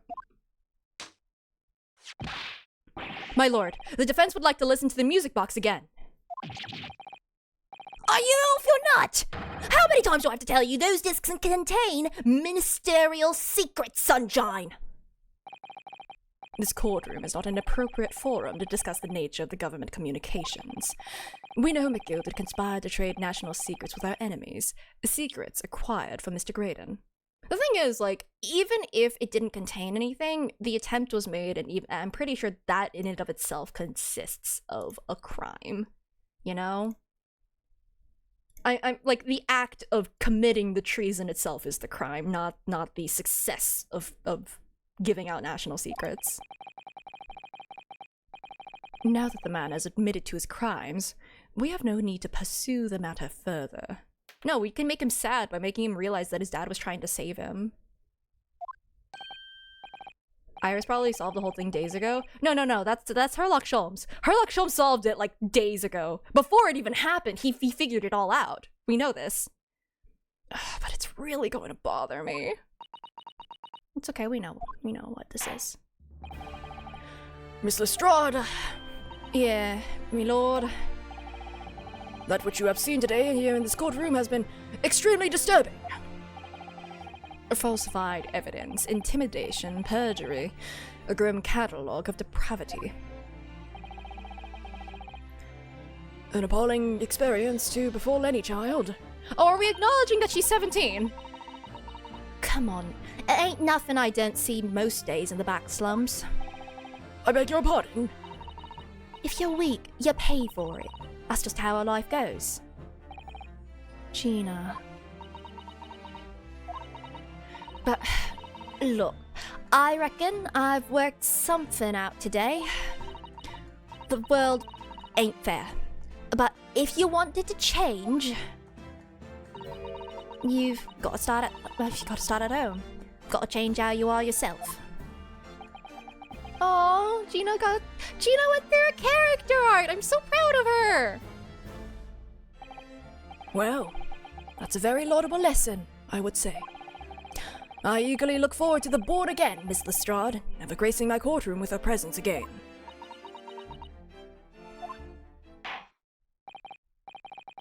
You have to face the McDeep fryer. McCharred, McBroiled. Now, with regard to the murder of Mr. Pop Winterbank, proprietor of a pawnbrokery business on Baker Street, I hereby declare the defendant, Miss Gina Lestrade. Not guilty! We did it! We did it! We're free! Oh man, that is such a fire hazard! We have had too much arson in this room already. Yeah! Oh, is that gonna...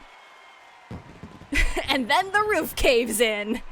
You had a firework? I thought that was a smoke launcher! When did that turn into a fireworks launcher? That is all. That is all. Court is adjourned. We did it. We're out. Wait, why are we sitting behind, like, you know, waiting for the teacher after the class has left the room? Hello? Why are we here? I don't want to be on a date with you. Why am I here in why are we here in vampire office hours? I don't like it. On a personal note, I must say you've surprised me, my Far Eastern friend. Like, how did he get our attention to keep us from leaving? Did we just make weird eye contact from across the... Like, weird eye contact from across the classroom? Is Iris here? Oh. Despite being a Nipponese, you... Okay, oh my god. You saw through the pretense to the malice that festered within that Englishman. And at the same time, saw through the grime to the surprising heart of your English client. You have a curious talent for judging character, especially considering our very different cultures. Okay, that one's not as racist. Keeping an eye on you. Because like cultural differences could influence the way that we see things, that's fair, but I don't think there's anything curious about it. I was an English major. It's a reverse weeb. Whether we're from the Empire of Great Britain or the Empire of Japan, we're all human beings. We're not so very different on the inside. Just because we don't have the same window customs or music box customs. Yeah, no, that's totally fair. Like, I didn't do psychology, but even like just little language and politeness and stuff, like just little cultural differences can influence a lot of the way in which we communicate. That's what I ended up doing my capstone about, kinda. Anyway, you know, I took this case for one very simple reason. To lock swords with you once again. Oh my god, you are following me! Here, in the courtroom. You did. When I encountered you for the first time 2 months ago, it reminded me of toasting French. No! It was Cosmo! They were pen pals! I was right! I thought the timing was really weird. I was like, oh wait, no, maybe it wasn't him. Hold on. Give me a sec. Wait. Wasn't like, Susato's dad. What was his name? Professor Mikotoba. He was in England for a bit, yeah? Was it him? Of toasting friendship and trust with another Nipponese, only to find my trust betrayed. Through you, I hoped to look into the eyes of the man I once knew, and try to understand. Yeah, because like, if it was that long ago, it's not Kazuma. But I wouldn't be surprised if Kazuma knew about him, because he studied under Mikotoba, if I remember correctly. You mentioned something similar earlier today, about total betrayal at the hands of the Japanese. What did they do? Well, yeah, what happened exactly? And they were co-workers, question mark? Well, you may ask. And one day, when the time comes, you will learn the answer, whether you like it or not. Are you cliffhangering me? How dare you! This is the end of the game! But I did this so I could resolve loose ends! No! Alright, then. I'll wait for that day if I must. Why would you bring this up? Why would you bring this up? That's so mean. Oh my god, they were co-workers. Co-workers to enemies? Co-workers to enemies, slow burn? Coming to be known as the Reaper of the Bailey, in my retirement from service 5 years ago. It gives me cause to wonder if our meeting has some deeper purpose. Well, there is a sequel. I bought the Chronicles, so I do have the second game. And that is what I'm going to be jumping into next time. Well, actually, do I do the extra cases first? I think we do the extra cases first. Because there's a couple of extra ones, and I think some of them are from, like, this game, so I should probably do those. I think one of them, it had Kazuma on it, so maybe we play as Kazuma. So, farewell, my learned Nipponese fellow. Until we meet again. Oh my god, he's not racist, he's just... And they were co-workers. He's just been hit by the co-workers to enemies pipeline.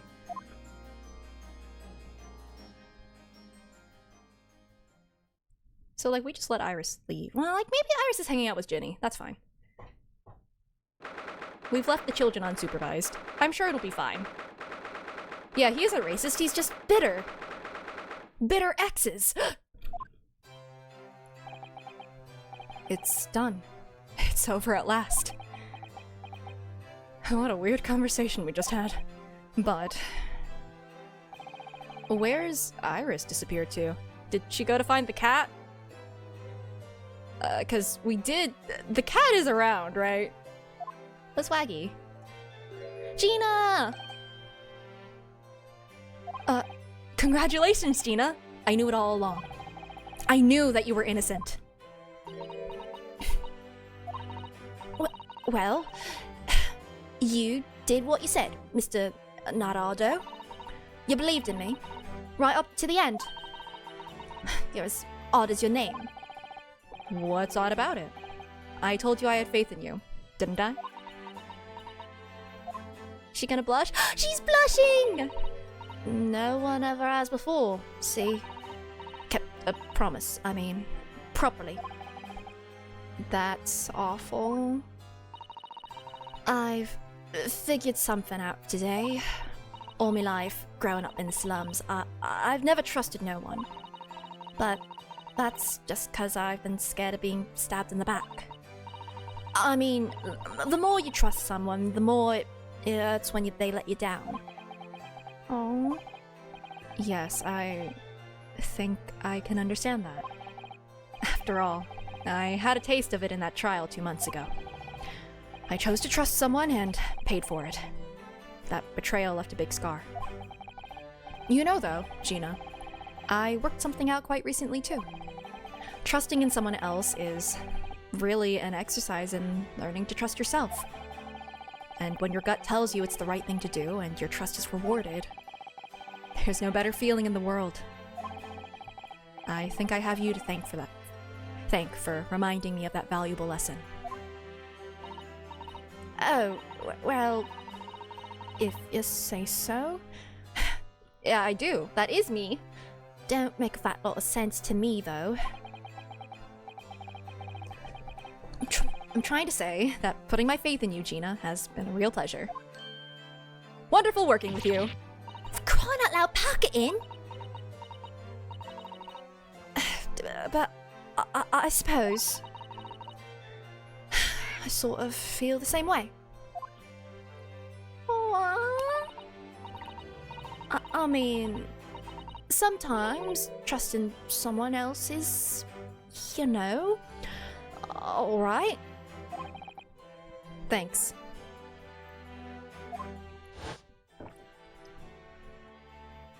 No! Stop hitting me with Kazuma! This is the way I see it, Ryunosuke.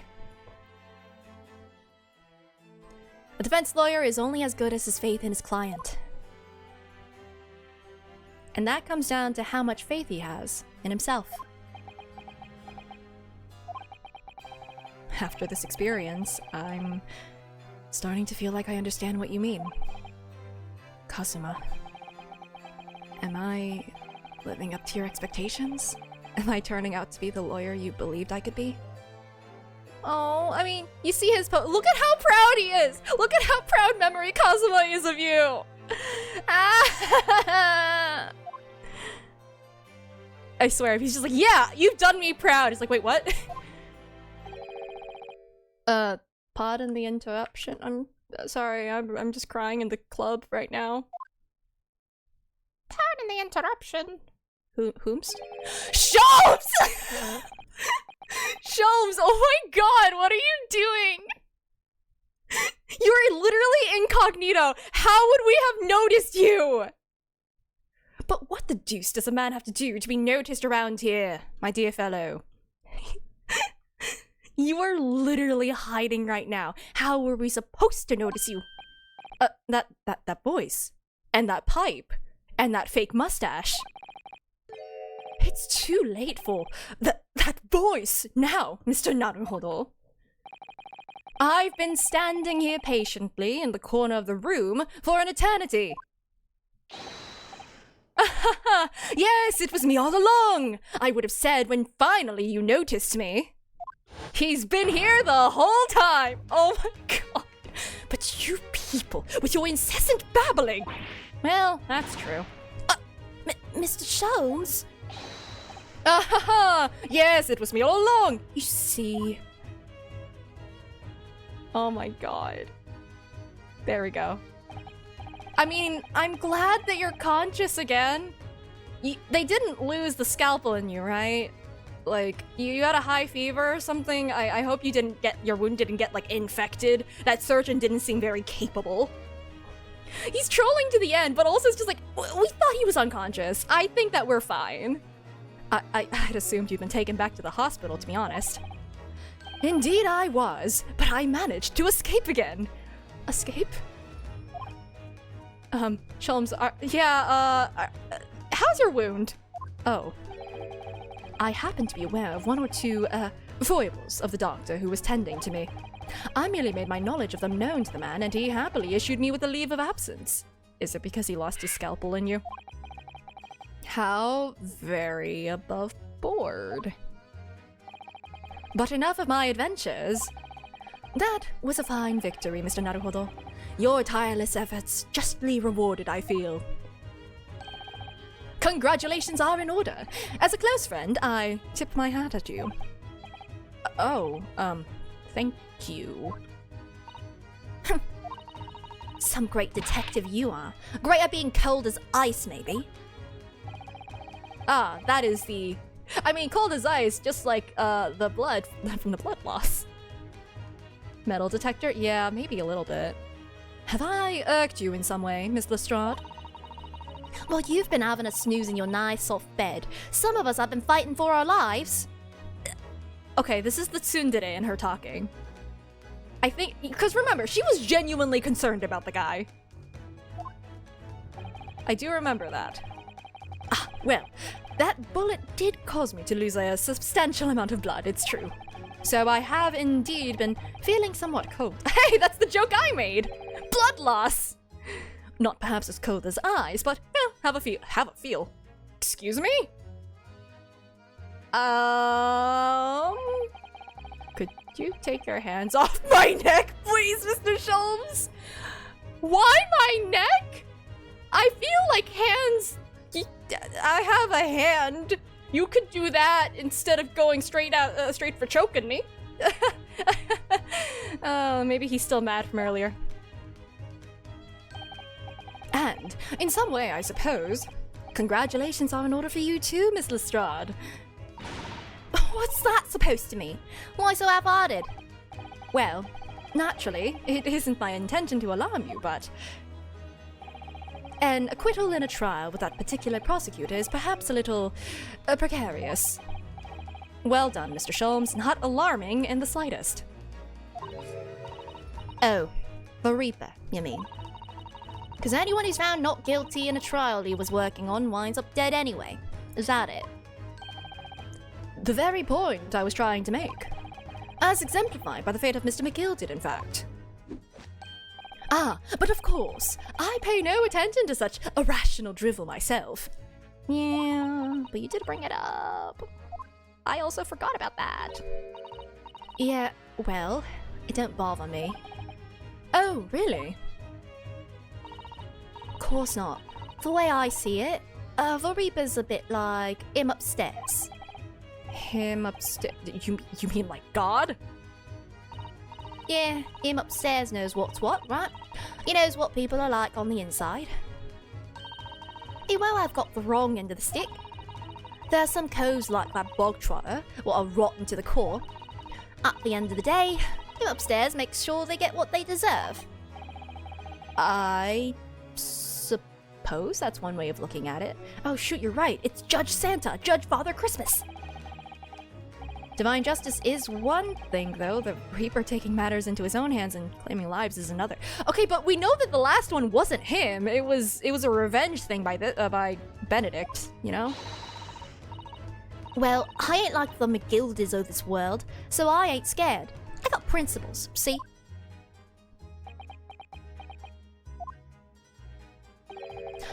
A trait in you, which is to be admired, Miss Lestrade. Oi! Just give it a rest, alright? As I was saying, congratulations are in order. The news of your acquittal was very welcome news to me indeed. Let me express my heartfelt congratulations, Gina. Well, There you are! Hurley! How long have you been here? where have you been? Honestly, I went to the main entrance especially to meet you there. Ah, Iris, my dear, I do apologize. But wait until I tell you what happened. This pair made it utter fools of themselves. What happened? As you know, I have a penchant for disguise. I was hiding in this room dressed as a bailiff.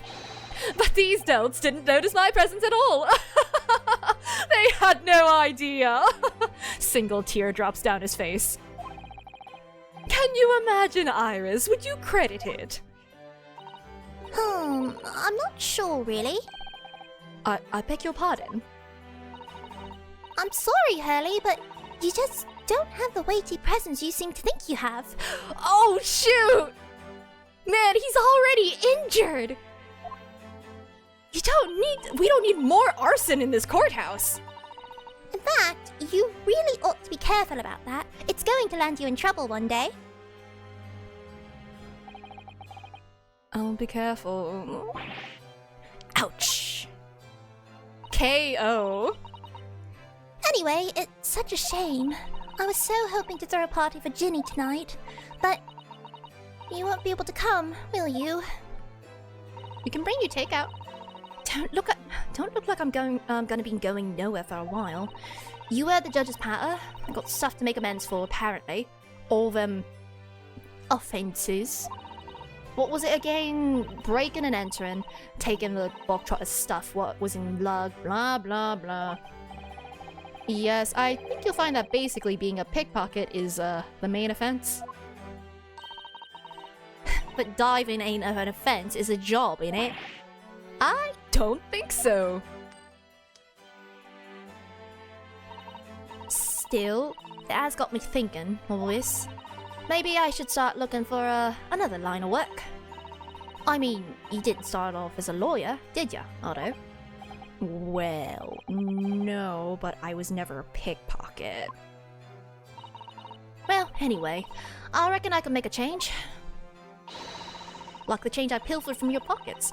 I'm gonna do something for all of them lot like me from the slums. Something that makes a difference for them.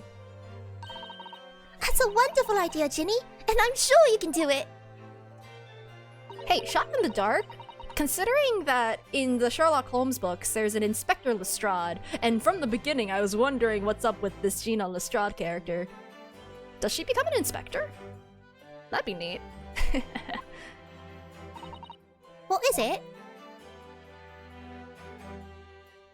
Oh! Nothing. Miss Gina Lestrade. Lestrade is Greg? I mean, I would think so, but like the fact that there is someone named Lestrade. Like, I don't know. It's interesting. Maybe they work together or something. The prison carriage has arrived, ma'am. Come with me to the rear gate at once.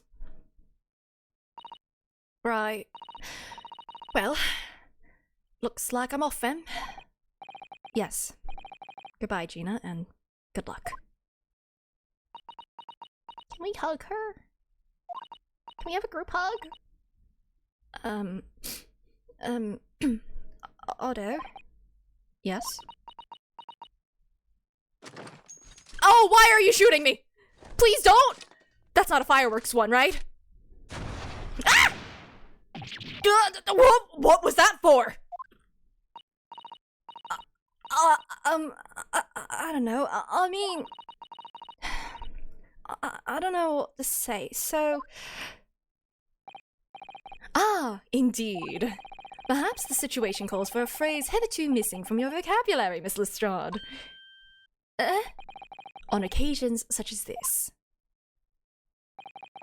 I would recommend a simple thank you. Oh. Oh, yes. It's good advice, Jenny.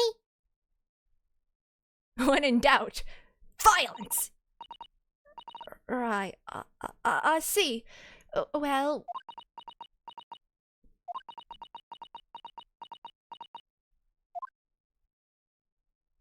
Oh...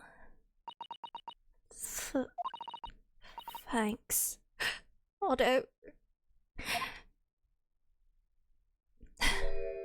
Oh!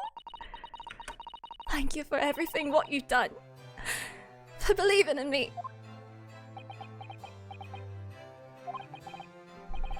Not at all. In fact, that should be my line. Thank you, Gina. Can we give the girl a hug? Please? Well, there she goes. I wonder if I'll ever see her again. Well, well, quite the indomitable pick purse. Oh, I nearly forgot. I bought a paper outside. Did they already print a paper? Oh my god, that was so fast! It's been like, what, 5 minutes? It's a special edition, and this trial is all over the front page. They write out the Morse code message. Even though it's gibberish and nonsense. Pickpocket's innocence proven. Isn't it wonderful? You should have shown it to Gina, Iris. She would have been thrilled. Huh? Are the channel points... Are they disabled? Wait, why would they be disabled? Oh no! Why would they be disabled? They shouldn't be. What? I genuinely don't know how to fix that. Cause, like, that sounds like a Twitch thing. I don't know. Maybe refresh or something? Maybe Twitch is just drunk. Oh no, how silly of me. But anyway, would you like the good news or the bad news? Oh, there's bad news. Not again. Well, what do you say, Runo? Hurley? As usual, I think I'd rather get the bad news out of the way first. Absolutely not. I have no intention of listening to anything but good news. Now watch as I give her cat ears. Whoosh. Sparkles. I don't know. Magic noise. Oh. Mobile is dumb. Gotcha. That makes sense. And there you have it. How people answer that question says a lot about them, doesn't it? Let's not go there. Alright then, maybe let's start with the good news this time. The rain has finally stopped. It was a record level of rainfall, apparently. Well, that is good news indeed. We can journey back in greater comfort. Alright then, what's the bad news? A huge storm has left the seas very choppy. Oh, is Susato okay? Channel in particular is awful, so the sailings out of Dover have been delayed by a day or more. Oh, Susato's still here! Is that really bad news? Wait, Dover? That's right. If we head to the station immediately, we may still make it in time to wave Susie off. By a day or more? But there won't be a train, surely. We couldn't be that lucky. Well, good luck has to balance out all of the really bad luck so far in these cases. Something has to balance it all out. Who do you think I am, Mr. Naruhodo? Mr. Sholmes? I rushed to Victoria Station earlier and made arrangements for a special express. If we hurry now, we shall be there in time for dinner. And I know of a fine restaurant that serves the most delicious baked sole. Sole? What's sole? Is she going to be detained because she tampered with the crime scene? Wait, no! We can't have all of our friends getting detained for this nonsense. Sole's a fish. Oh, okay, neat. I don't... The great detective does it again! Indeed he does! Oh, does that make up for, us not noticing you earlier?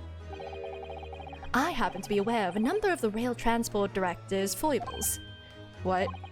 I merely made my knowledge of them known to the man, and he happily laid on the locomotive. Elementary! Blackmail! Oh good, blackmail's the theme! Amazing!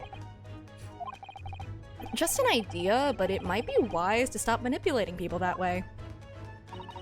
What are we waiting for then? To London, Victoria. Ah, good. The blackmail never stops. Oh wow, the trains took a while. How far away? Pretty far away, I guess. I see now why the delay means that we'll actually wave her off now. That took somewhat longer than I had anticipated. Susie's boat must be about to leave now. Miss Susato, where are you? Wow! That is very convenient. Right under the light, huh? Over there, look. It looks like she's reading something. Is that a Sherlock Holmes book? No. I think that's just her normal book. Wait! Oh, hold on! What are you doing? Miss Susato, wait! What are you doing? You can't do the Susato takedown on a book! It's 2 hours in today's age. Oh, okay, yeah, that would take a while then back then. Mr. Naruhodo? What are you doing here?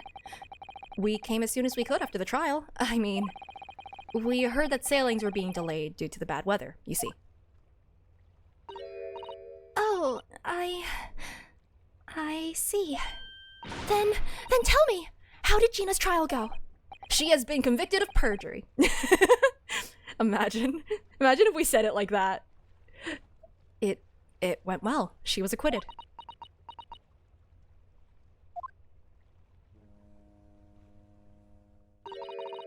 That's wonderful. Really wonderful news. Why does she look so sad?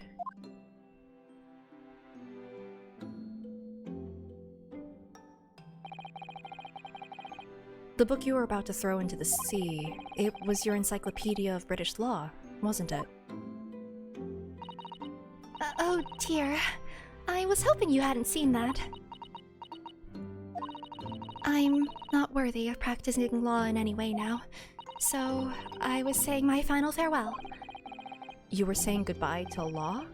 You, Susato-san. Would I be correct in assuming it's because of the people, Miss Susato?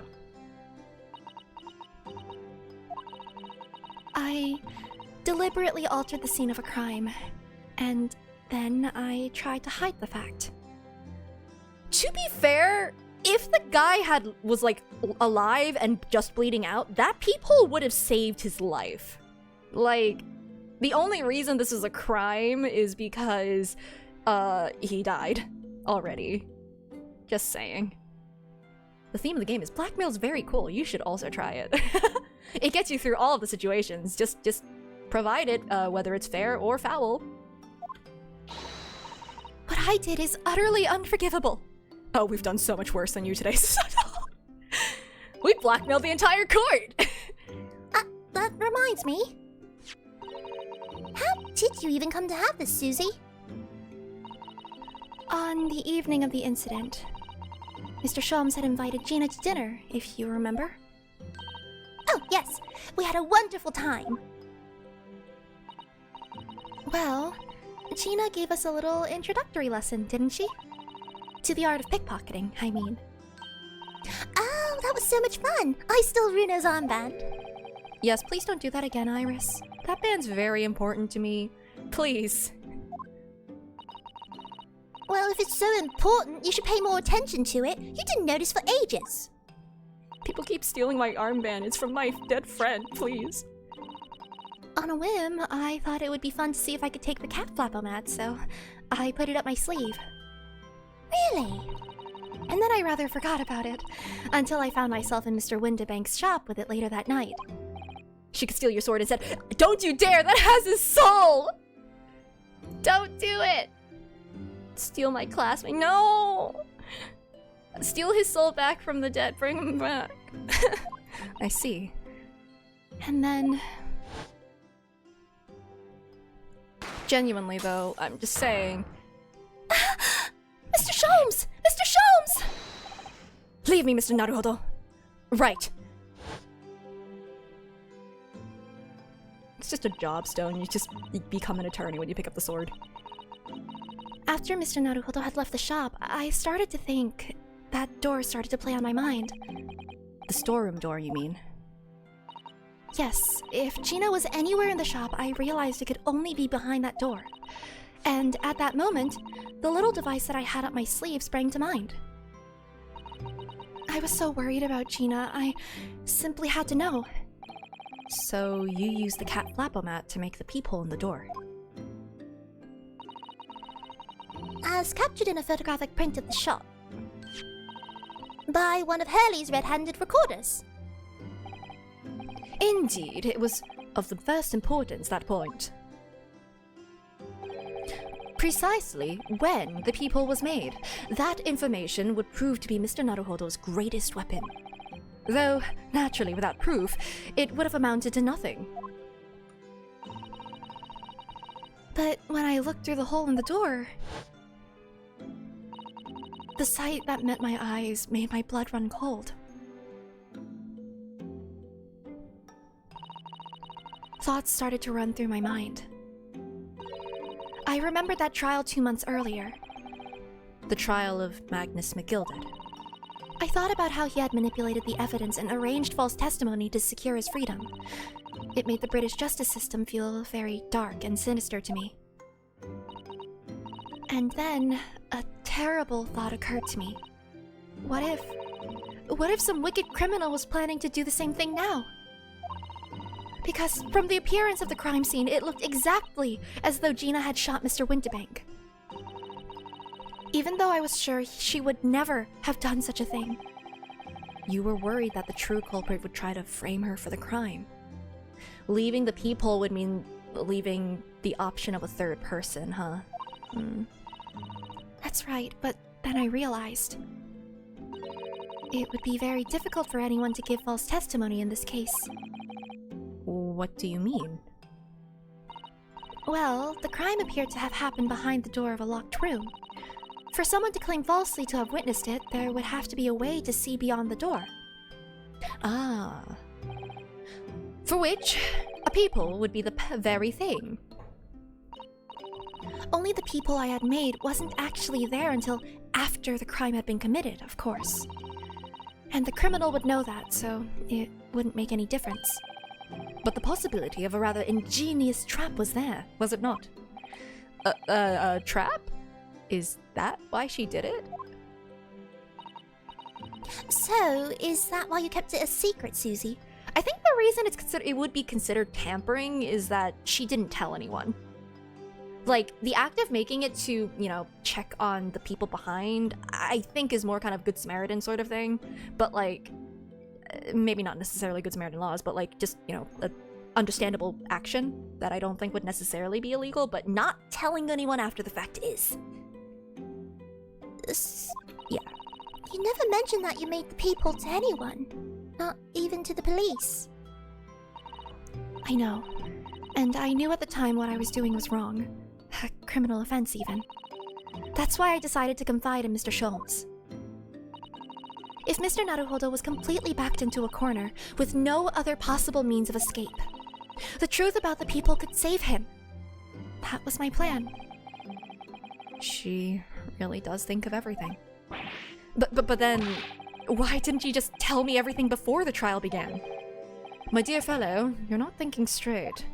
I've never been straight. Anyway, if she had done that, it would have rendered you complicit in the whole escapade. Oh. Yeah. You could have been disbarred if you had been seen to have knowingly tampered with a crime scene. So, Mr. Sato decided to shoulder the burden of responsibility alone. For your sake, and Miss Lestrade's. Miss Susato. The truth is, when it happened, I did it because I'd lost a little of my faith in the law. Oh, so like us. Oh. I was worried that the right person wouldn't be convicted of the crime.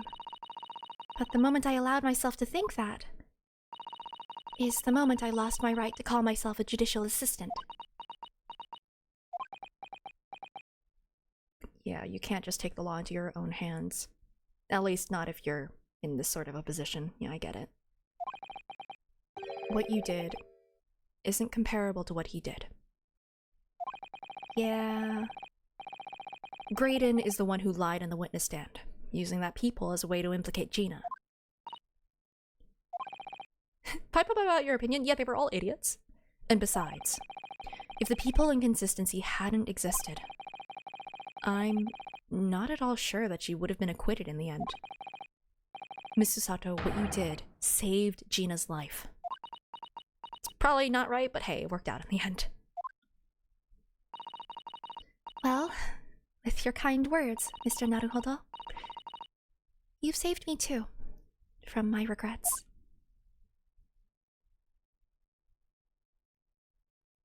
Oh.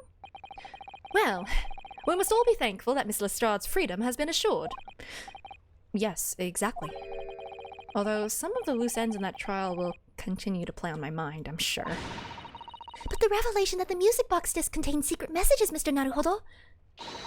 What a triumph to work that out. I'm full of admiration. Well, actually, that argument wasn't quite as compelling as I thought it was. Oh, it wasn't? There was a communications officer among the jury members, you see. A telegraph operator. And she said that the majority of the sounds on the disc were just meaningless tones. As one would expect. After all, we are talking about secret government communications. No doubt they were written in cipher to avoid being readily understood should they have been intercepted. That is a fair guess. I think that Iris is going to point out the other thing, though. In cipher? I see.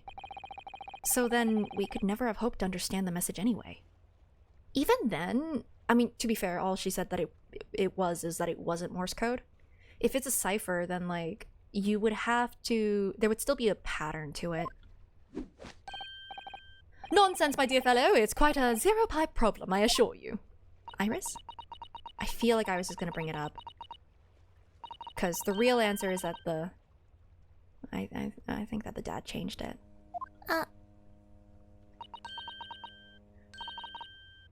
Asoki? Wait, what? Huh? Asoki? Wait, what? Asoki? What? Well, that can't be a real word, can it? How funny. What do you mean? Where did you find this, Iris? Tell me right now. Wait, Iris, what did you just say? oh, I just said Asoki. Does that word mean something to you? Mean something? Asoki was the name of my best friend. What? But how? How do you know that name, Iris? Well, I wrote it down during the trial before, when the message was playing on the music box. I'm sorry? She transcribed it on the fly. She really is a genius. What do you mean? What do you mean? What do you mean? What do you mean? What do you mean? Why is he in the government papers? I thought the message was Probably. Okay, so it wasn't the dad. probably wouldn't be written out in plain Morse code, so I tried various ways to interpret it. It was a hit. I mean, I thought it might have been, but I just thought that the accident happened before the hit happened or something. But wherever I tried, the words just didn't seem to make any sense. What else was in there? What else was said? Was it just the name? That is, in English at least. No. Oh. It suddenly occurred to me, you see. There's more than one Morse code, not just the English variety. Various countries around the world have altered and added to Morse code to use it in their own languages. I don't believe it. Are you saying... That's right. I've only actually seen a chart of Japanese Morse code once before. But I think it's based on the Iroha pangram, right? Isn't it? And you mean to say that in Japanese Morse code the message says Asugi? Yes, I think so. Sorry, but I don't remember all of the Japanese Morse code. Do you remember the Morse code? Iris, would you let me see that? Do you know it? Mr. Sato, do you know it? Do you know Japanese Morse code, please? Yes, I spent some time studying it. I'm so glad you know everything. Because I'm quite sure Morse code will become ever more important for international communications. Please, please, please, what is this? Then might I recommend, my dear madam, that you focus your efforts on the English version. Come on. P, that isn't me. Iris, show me the message, please. Listen, we don't need to talk about English superiority right now. I need to know this. Of course. Do we need to take vengeance on someone? Come on. But what can this possibly mean? Whatever is in that long sequence of supposedly meaningless dots and dashes. It's made the color drain from Sato-san's face. There's no doubt that this message is written in Japanese Morse code. So the British Empire has been using Japanese for its secret communications. I don't understand the reason why, but the message appears to be a list of 4 people's names. 4 names. The first is Kei Asogi. Kazuma Asogi. Why? Why was his name on that disc? The second is A Shin. Shin? I don't recognize that name. The third is T Gregus. Tobias Gregson! Okay, I don't want there's I tried to postpone that ad break as long as I could. I ran out of snoozes. Ah! Oh my god, what is happening? Gregson?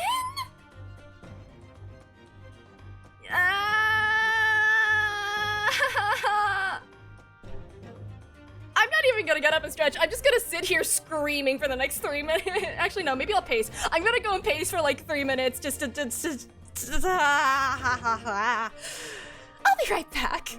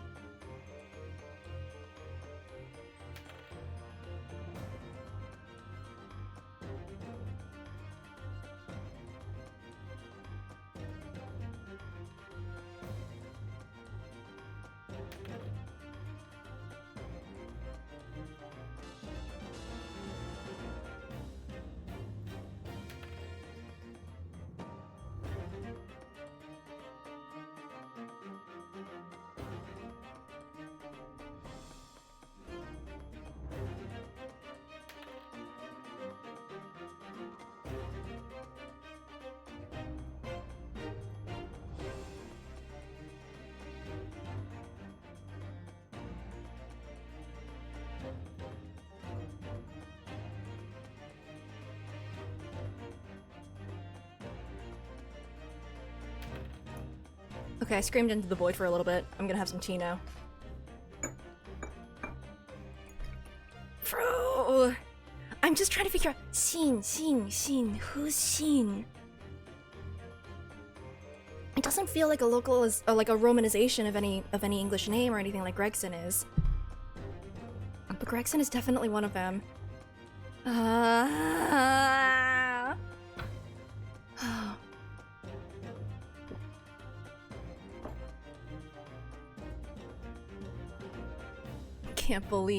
Can't believe that there was a hit list.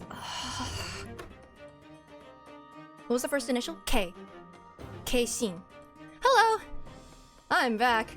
I am back. I screamed into the void a little bit. Don't know if you heard me. In there. So, oh my god. K Shin. I'm trying to. Was it A Shin? Wait, hold on. Oh, A Shin.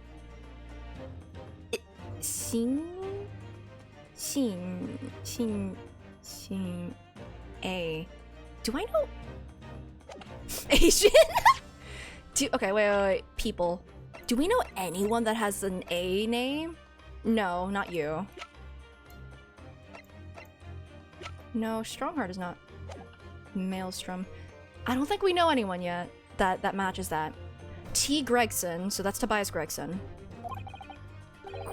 Gregson? Ah, it would seem Tobias Gregson is the third man on the list. And what's his name doing in a secret government communication as well? Van Zeeks? I don't know. Is his name? And the last name? Who is it? What's the matter, Mr. Sato? It's just so strange. So unexpected. Oh, why is it, Susie? Don't keep us in suspense! Whose name? The last name is J. Wilson. Oh no.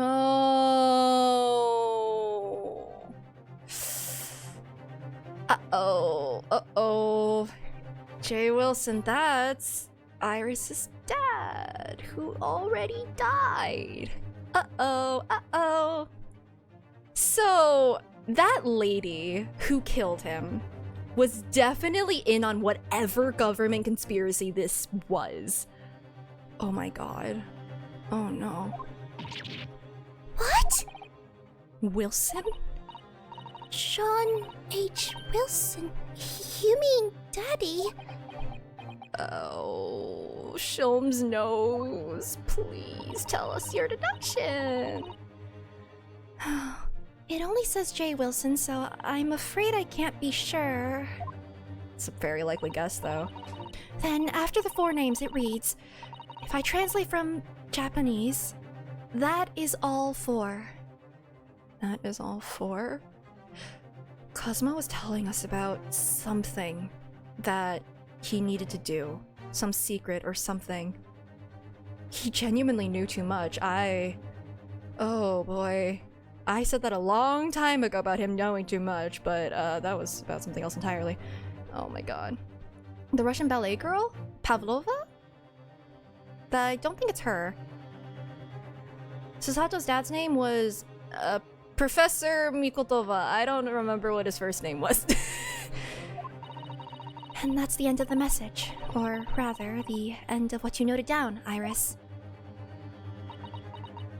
Oh no. I want to hear the rest of this. I really want to hear the rest of this. I just can't believe it. Who would ever have— Wait, does that mean that Gregson is in danger? That those discs contained Japanese Morse code. Well, it might be that they were planning to kill him, right? Shindeiru? But like, I don't know. I don't know. Not to mention a strange list of some disturbingly familiar names. It would appear that this particular message— It's also weird, because like, if they're already— Because Gregson isn't dead. Two of the people on the list are dead, one is unknown and one isn't. Why would they be listed in a message from— I mean, assumedly, like, at the very latest, like, 2-ish months ago? Why would they be bringing them up? Maybe they found out something that they had all found out or something? I don't know. It's a communication of some kind between Great Britain and the Empire of Japan. So, Daddy could be in Japan then, where Susie and Rito come from. Oh god, we have to say this now?! It was when we were on the boat? No. 2 months ago was when we had that trial, and then before that was, I believe, a month in between?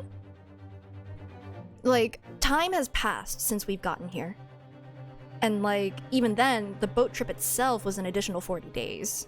I don't know. The chances of it from being a message from before is a little bit weird, right? Oh, well... Well, the thing is, does anyone know Japanese Morse code? Would it be kanji? I would think that because it's only just the dots and dashes, it would just be the sounds, so it would just be hiragana, katakana. So like, I don't know if... Oh, you're asking... Huh, I actually have no idea. But it started with A, right?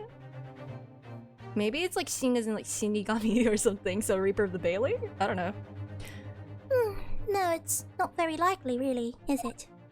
I mean, there are thousands of people with the surname Wilson, and there must be lots of J's among them.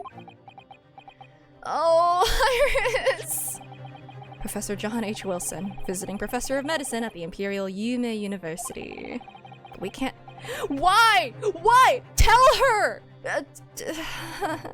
Maybe hiragana. Ah, right. I mean, this is a terrible time, and I admit it, but the longer you keep this from her, the worse it gets. Can we at least tell Sholmes and just be like, hey, how should we break this to her? Because, like, it's really hard to figure out, you know? Look at her smile. Exactly. So we should tell Sholmes separately and then plan out a way to tell her in a way that, like, you know, the best emotionally safe way to break it to her, right? Because, like, as much as Sholmes is, like, you know, childish and stuff and plays up that, he still kind of raised her. She didn't know that he went to Japan. Yeah, probably has to do with the basketballs thing. Gotta wait until the worst possible moment. I thought it was gonna come out during the trial, and like, oh man. This is so strange. Somehow in solving the case of Mr. Windibank's murder today, I feel like I rolled back a boulder at the mouth of a very dark cave. Is that a reference to the Amaterasu myth? I do wonder if perhaps it's a dark cave that we shouldn't go wandering inside. Yeah, we might end up on a list. But no, we need to know what happened. If he died for a reason, if it wasn't just an accident, or, I mean, it ended up being an accident, but if he was, like, if it was a hit list, then, like, we need to find out what happened. For him, you know? Might be found on the next pair of discs. It's fine. I'll take that. Oh dear, the ship is going to set sail soon. Yes, it seems so. I'll sail on that steamship first to the port of Dunkirk in France. Then I'll change onto a larger passenger vessel bound for Japan. You're really going then, Susie? We wish you a safe passage, Miss Susato. Thank you so much. I wish all of you the very best. Miss Susato, I had hoped to have you always at my side to guide me and support me. Mr. Naruhodo? Please, come back soon. As far as I'm concerned, you really are the very best judicial assistant in the world.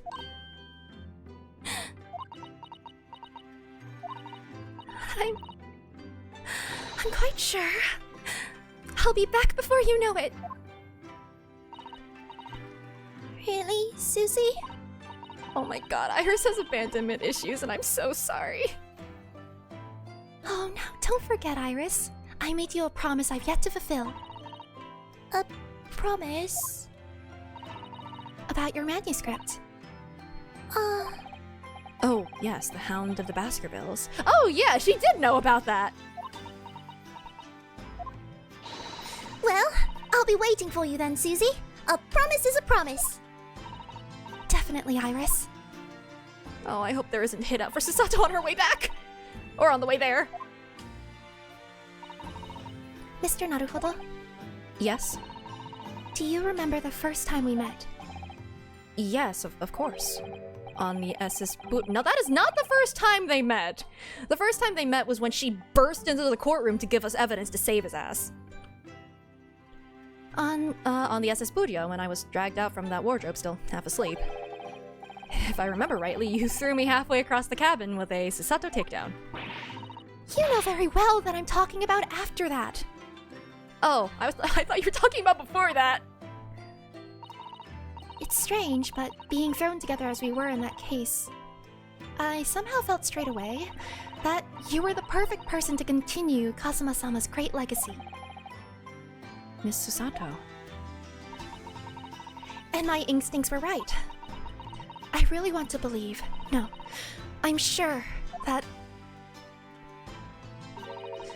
I'll be back soon. Farewell until then. Oh, I'm so scared. I don't know, like...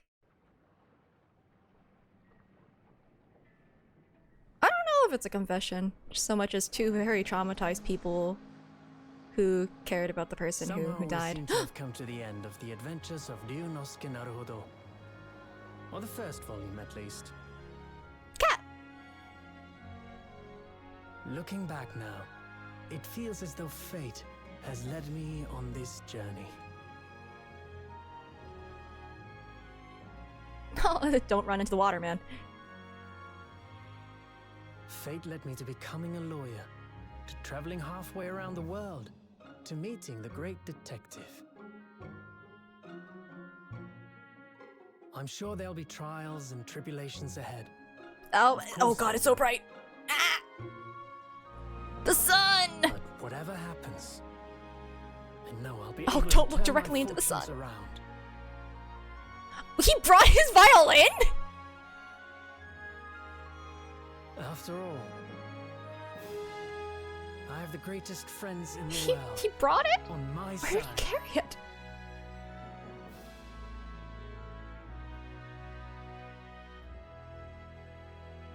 Why not bring the violin? I don't know. Seawater? Humidity? Like, yeah, no, Arnis is right. Humidity kind of screws with the wood. Oh, hi. I'm sorry.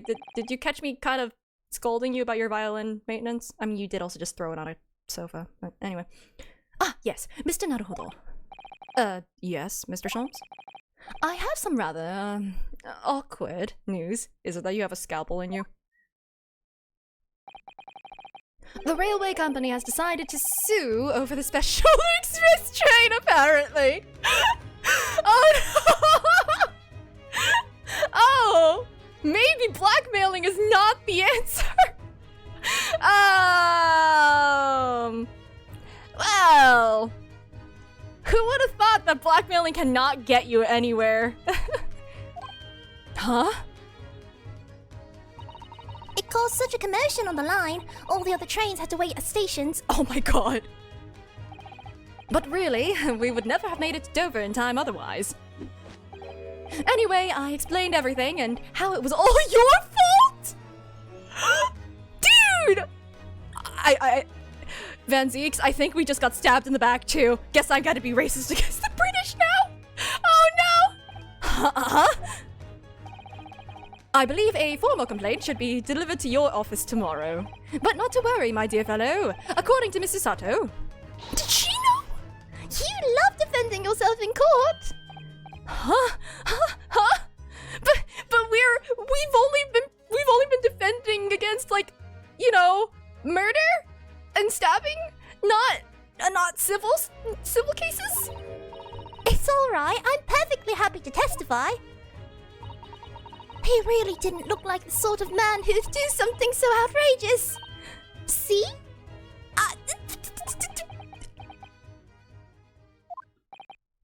Hey, can I still go on the boat? Mr. Sholmes? Yes. A word, if you don't mind. Pushes him into the water. Why, certainly! Any word you like. Bellow it out, my dear fellow.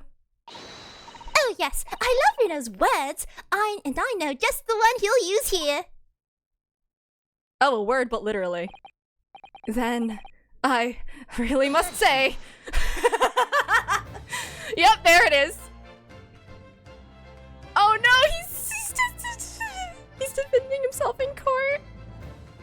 I'm so sorry, man. Yes. Man. Oh, in the following weeks, hundreds of music boxes arrived at Baker Street from all over Europe. Something was afoot. Though it transpired I had ordered them all myself. So I advertised them for sale with, used by Mr. Sholmes to solve an important case. And the money I've earned Consulting detective work pays a pittance by comparison. He sold merch. Incredible. Yeah, he did order all those music boxes, didn't he? I haven't slept a wink. This manuscript is due tomorrow now. When I'm this busy, Hurley usually cooks me breakfast. Well, cooks is an overstatement for some dry toast and insipid coffee. I do miss Susie and her lovely Japanese breakfasts. Oh, man. Okay, if Shom sold Dockies, I feel like he would make a lot of money. I won't lie. He's got fan clubs. You? Witness, your testimony is riddled with contradictions. Exactly. Rarely do rare Koban coins hide under rare sticks themselves. Why are you guys back? Well, I don't know, sirs. Knows his father is an innocent man, or are you calling my son a liar? Witnesses, my courtroom is no place for your petty arguments.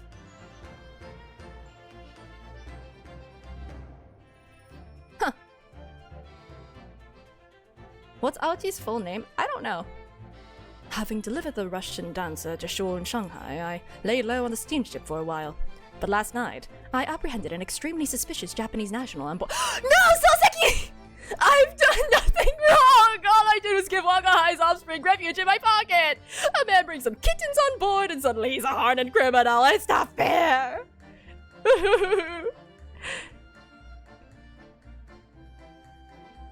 Amazing. Just hide the cat. Everyone does it, apparently. Oh, he's back.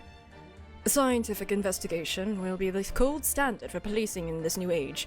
I dream of a world governed by the tenets of order and discipline. Like a great clock, in fact, whose hundreds of parts mesh together in perfect unison. I really don't trust you. I think it's the creases in your face. Now, if you'll excuse me, I have but 2 minutes and 37 seconds until my next appointment.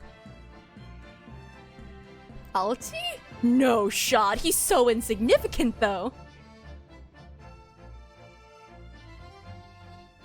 But yeah, maybe. Latest Rand's magazine is out, and I'm in it again. Whenever I say that one line she wrote now, I get a standing ovation. Want to hear it? Not bad, I suppose, for an amateur. Glug, glug, glug. I mean, I'll pour some tea for myself.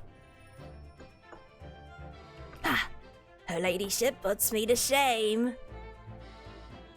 How's he not in jail? I mean, I don't think he was put in jail, but he definitely, like, probably his work got affected. He probably got demoted or something. Because, like, he did do it under orders, also. There's mitigating factors there. Been visiting the old girl on a daily basis, of course. Jody, my old jailbird. Must say, battling with those bally stares every day has done wonders for the dicky peg. The what? Managing rather well with the housework, too. Got this maid business teeped up, I'd say. Hope the gossiping neighbors don't realize the man in the house is his own maid. Honestly, good on you for taking care of yourself, you know? Like, maybe now your wife won't have to be your maid later, right?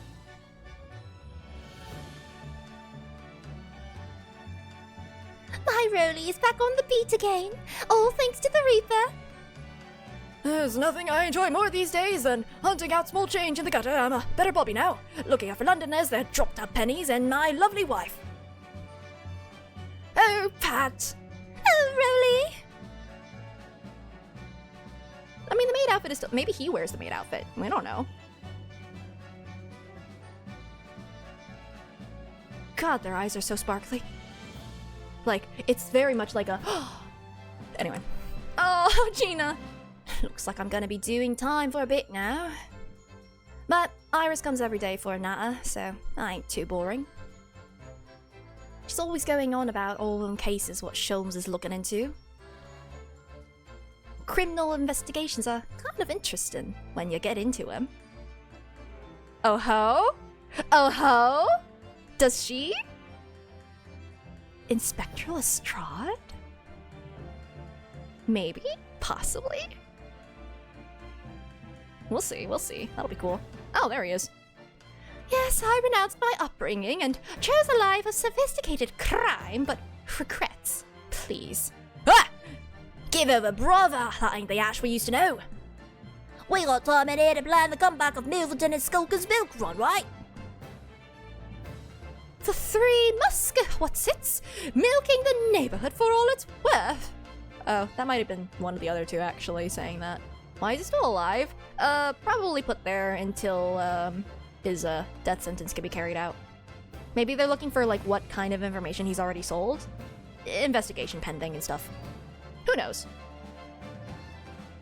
Maybe they'll break out. Did she come back? This past 6 months has been a time I shall remember forevermore. Painful goodbyes and wonderful encounters. I've come to realize that's what life is all about. Naruhodo-san, I promise. Your assistant will return to you one day. But for now, I leave you with many memories and a heartfelt wish that life will treat you well. Well, we've already gotten thrown under the carriage, so... you know. You know what's really weird? That one random Shakespeare guy didn't get brought up in any way ever again. Because there was a random Shakespeare guy, he's a character. Oh! That's so cute! Why is he crushing him? Oh, the cutie!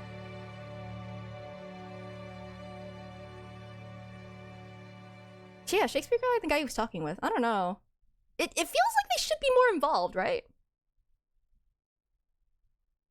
I'm glad we kept the cat, though. No! Stop hitting him, Kazuma! Stop it! And they were classmates. Wow.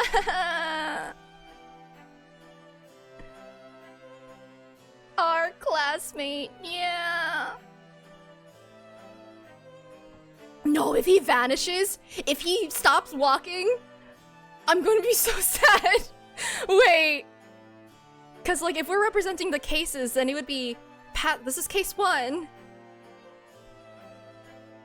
Oh god, I need to emotionally prepare myself for what I think is about to happen. If he, like, gives him the sword, oh... You are so sus, Swan Lady. Hey!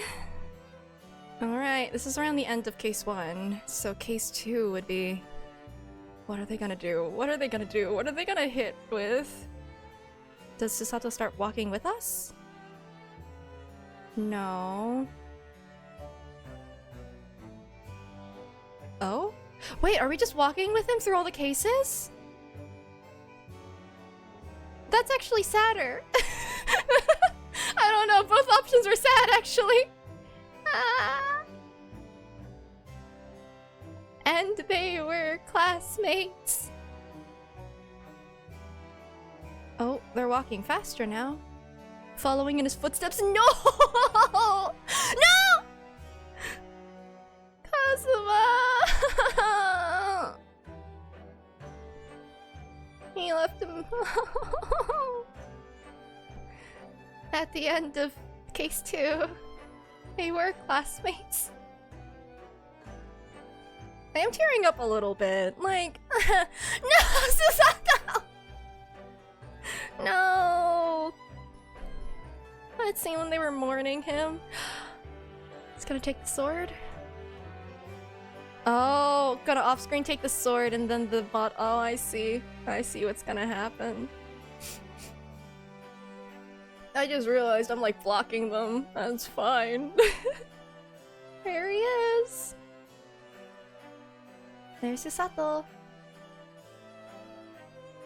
Oh man.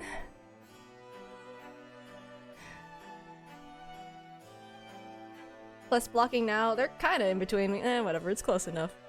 You get the picture. Oh.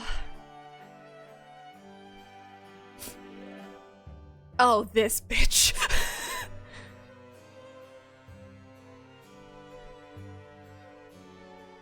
Man. When does... I'm guessing after this is when we get Hurley and Iris to follow along with us? Look! There he is! There's the guy! There is the man himself!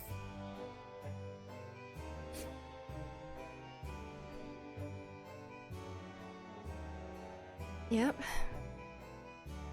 Where's Iris?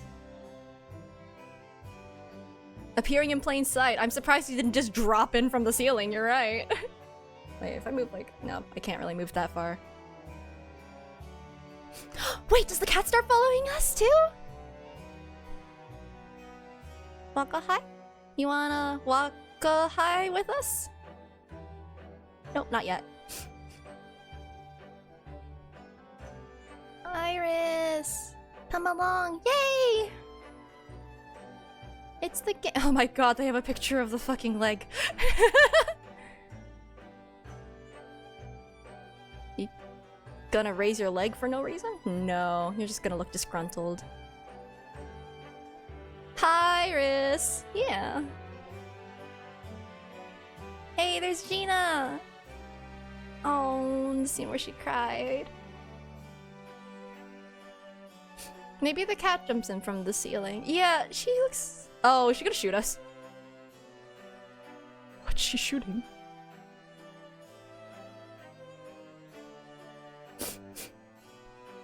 Alright. Yeah, that's it then. Man.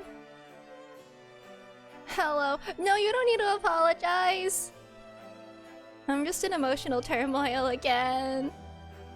Like, the thing is, there were definitely parts that I was like a little frustrated at, but like I was never angry at the game, if that makes sense.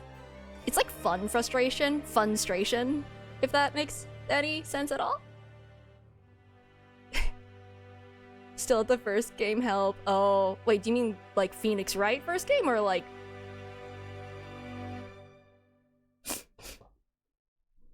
I did tear up a little. Yeah, it's really cute. Like, if the characters weren't this good, I think that I would have been— No! Stop it! No!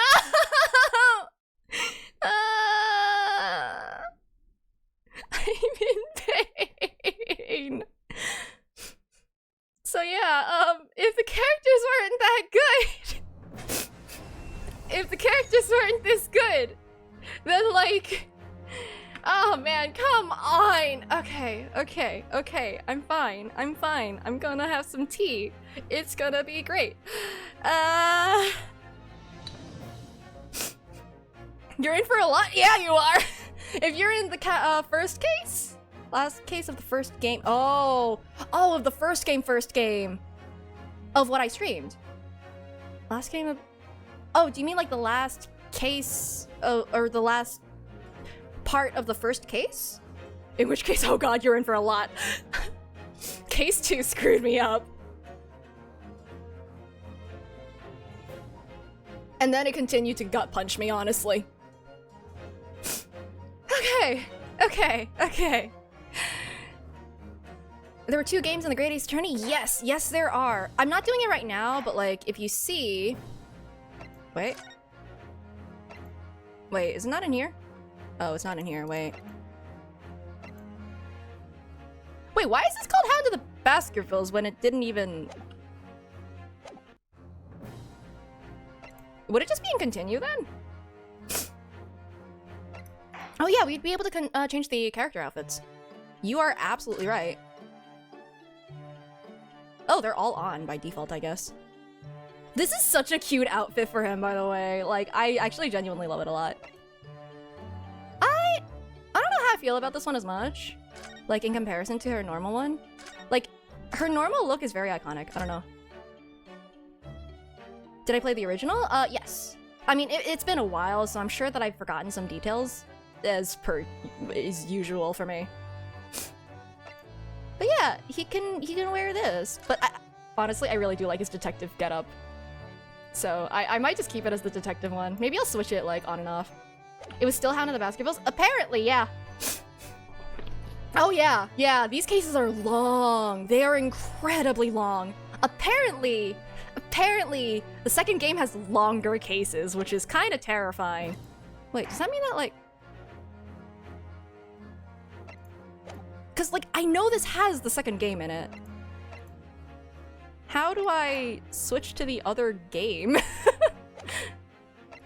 How do I choose it, is my question. mean, those are the extra episodes. Flip the disc over! Yeah, I need... Select Adventure. I tried Select Adventure. That only showed me... Right? Select Adventure only shows me Adventures, which I believe is just the first one. This one's Chronicles, so maybe if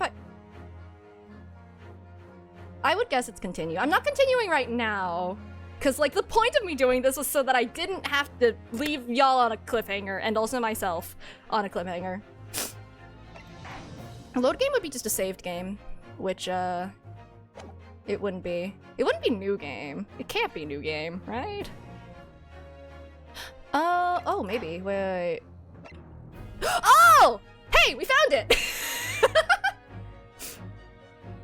Ooh, hello, music. Thanks, Nino. Thank you for noticing things that I am too emotionally distraught to notice. We're not doing this right now. But I don't have to end it today. I don't have to end it here for right now because there are some extra cases for the first game. I am emotionally distraught to notice. Yeah, exactly. I don't know what these are, but I assume they're pretty short, allegedly. Imagine if they're all like an hour long. But I can start with this. So, you know, Cosmo Adventures, maybe? Like, I'm down to just do this for a little bit, for like another hour or so. Okay, second, yes, the 22nd of November, 3:08 p.m., Supreme Court of Judicature. It's been a while since I said that word. Defendants Antechamber, number 5. Oh, shoot! Hello? Oh my god, Apache, thank you so much for gifting out subs, and, thank you, Valorant, for giving out subs, gifting subs. Oh my god! Holy gift subs. Shoot! How many did you give out? You gifted 5. Oh my gosh, thank you. Ah! Jump scare! I'm sorry that this is the thing that you saw! Thanks, Valorant main channel. Thank you for the... Oh, thank you for the Prime Hair Kanka Ninja. Oh my god. It's a bit of a gotcha how many Valorant will give out. Wait, what? Valorant literally just gives out bonus subs? This is the premiere ball to buying 10 Pokeballs? What the heck? Oh shoot, thank you for gifting a sub, Herodis! Oh my gosh. Squeaky. Yeah, I should probably... I'll add more alerts, I swear I'm working on them. I'm almost finished with one of them. Like, I'm probably gonna move the squeaky one to some other thing, and then I'm gonna use, like, you'll see. Frog games just don't know what to do with all their money. Yeah, apparently. You need one thing spoiled if I can. Oh, current bonus up promo. That's kind of neat. I was really confused. Your dog was confused by the squeaky. Oh, I'm sorry. Huh, that's really neat. But yeah, I can confirm something if you would like. Who's dead from that case? From the first case? The victim was Mr. John H. Wilson. If you're talking about the first case. Wait, which case are you talking about, actually? Oh, man. The one I just finished? I mean, we just finished it, so, like, as long as you're okay with the spoiler, then I am cool with saying it. The victim in this case was the pawnbroker, guy, the Windabank. So, that was the one we did there.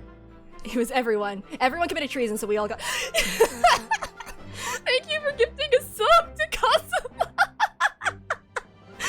Oh, man! I hope he's watching over me! Oh, man. And no one else? In that case, no, actually. It's just a lot of faffing about. But yeah, Cosmo!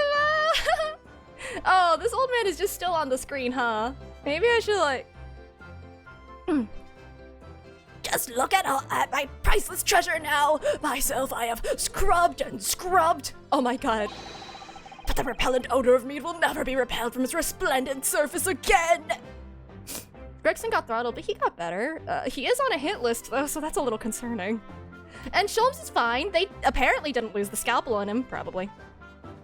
Susato's been probably saying maybe she also got put on a hit list. Everyone's just on this hit list.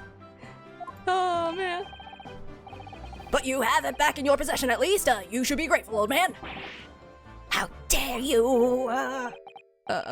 Excuse me, but, I'd just like to get at that zabuton cushion there, if I could. Oh, zabuton, rather. Rest assured, oh, they're still going at it. You miserable military malefactor, this is not over! Incarceration awaits those who would defraud a senior citizen for his priceless treasures! Watch your tongue, old man! Mark my words, I won't— Sorry, Sergeant, but could I just get at that zabuton cushion there as well? Oh. I won't go to jail, never! Imagine if I did! Oh my god! Guys! Thank you, Ernest, thank you for gifting a sub to Susato Mikotoba, and Achi, thanks for gifting a sub to Herlock Shelves Gaming! Dang, Herlock Shelves has got a gaming channel! Wild! That's crazy! That's so wild! I mean, technically Naruhodo has a gaming channel and that his voice actor is playing this game currently, I'm pretty sure, on YouTube. If you look up his voice actor's name, which is really silly. But yeah, thank you guys so much for the subs! Merry heckin' holidays, sheesh! Wait, for real? Yes! Yes, he is. Oh, is he on Twitch? I thought he was on, YouTube. Regardless, if you look up, no, Arna's, thank you. Oh my gosh, thank you for gifting us up to Herlock Schultz. All the Herlock Schultz. Wait, is VA plays this? Yes. What's his Twitch name? I didn't know he was on Twitch, but let's see. What is his channel?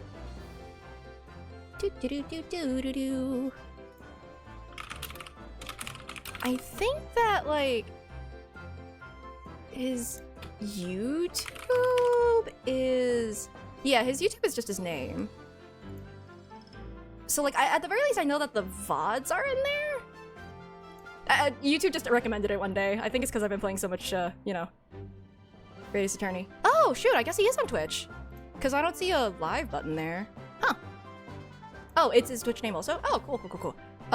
Shoot, wait, I could do a shout out then if I just... Aha. So if I do this, does that work? Yes, there we go. That would be the voice actor of Ryunosuke. So, yeah, I don't think he's done with the game yet, so if you want to see his reactions to stuff. Someone's already done like an animation too of some of the dialogue and stuff, which is really fun. Student loan? Yeah, no. Like, absolutely, financially take care of yourself first. Absolutely, make sure you are okay before doing anything with gifting or anything. Pachi, thank you for gifting a sub to... He's not even gonna see this, but yeah, thank you for gifting the sub. Bubbles, thanks for gifting to... I am Slay Once. Oh my god. Oh my god, thank you guys so much. What are these names? I don't know, but it's kind of brilliant. It's pretty great. Oh, right. This guy is just here. That's Beyonce. That's Beyonce's Twitch channel.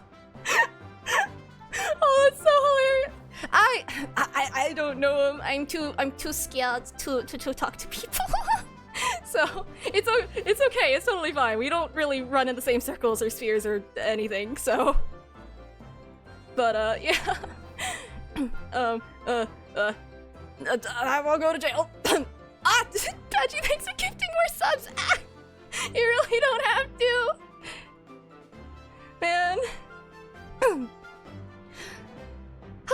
Okay, I won't go to jail, never. Imagine if I did. The very next day, my boy would starve without the chain of command in place to provide for him. Declaring subvoid. Yeah, I have a little break. What are you doing? Actually, you don't have to buy everyone subs. It's okay. In fact, please don't. Wait. the sub, but seriously, make sure don't waste all of your money here. Wah. I am severely underestimating Avouchi's power. Thank you for gifting a sub to WooBot, and thank you, Santa, for also gifting a sub. Ah! What are you doing? You don't have to. Oh my gosh, you don't have to gift a sub to everybody here. That's like.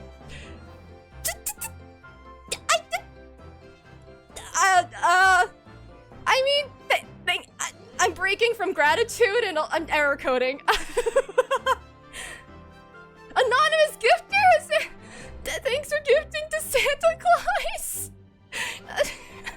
If I can't talk, how am I supposed to stream? Ah! Error 404. Twitch cut you off? I can't believe Twitch just gave you an intervention! Merry freaking crisis! Oh my god, that's so freaking funny though. Oh, Nino! Nino! Thank you for gifting subs. We're over the line. Thank you guys. Ow, my cheeks hurt from laughing. Ah, I'm going through an emotional roller coaster that I was not expecting. You gave it to Twitch? I thought they cut you off!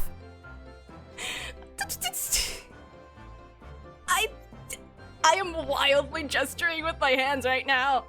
I thought you were cut off! Oh wait, that was Artist! Shoot! Dang it! Thank you for gifting. Y'all are insane in the most generous of ways. Genuinely, thank you guys so much.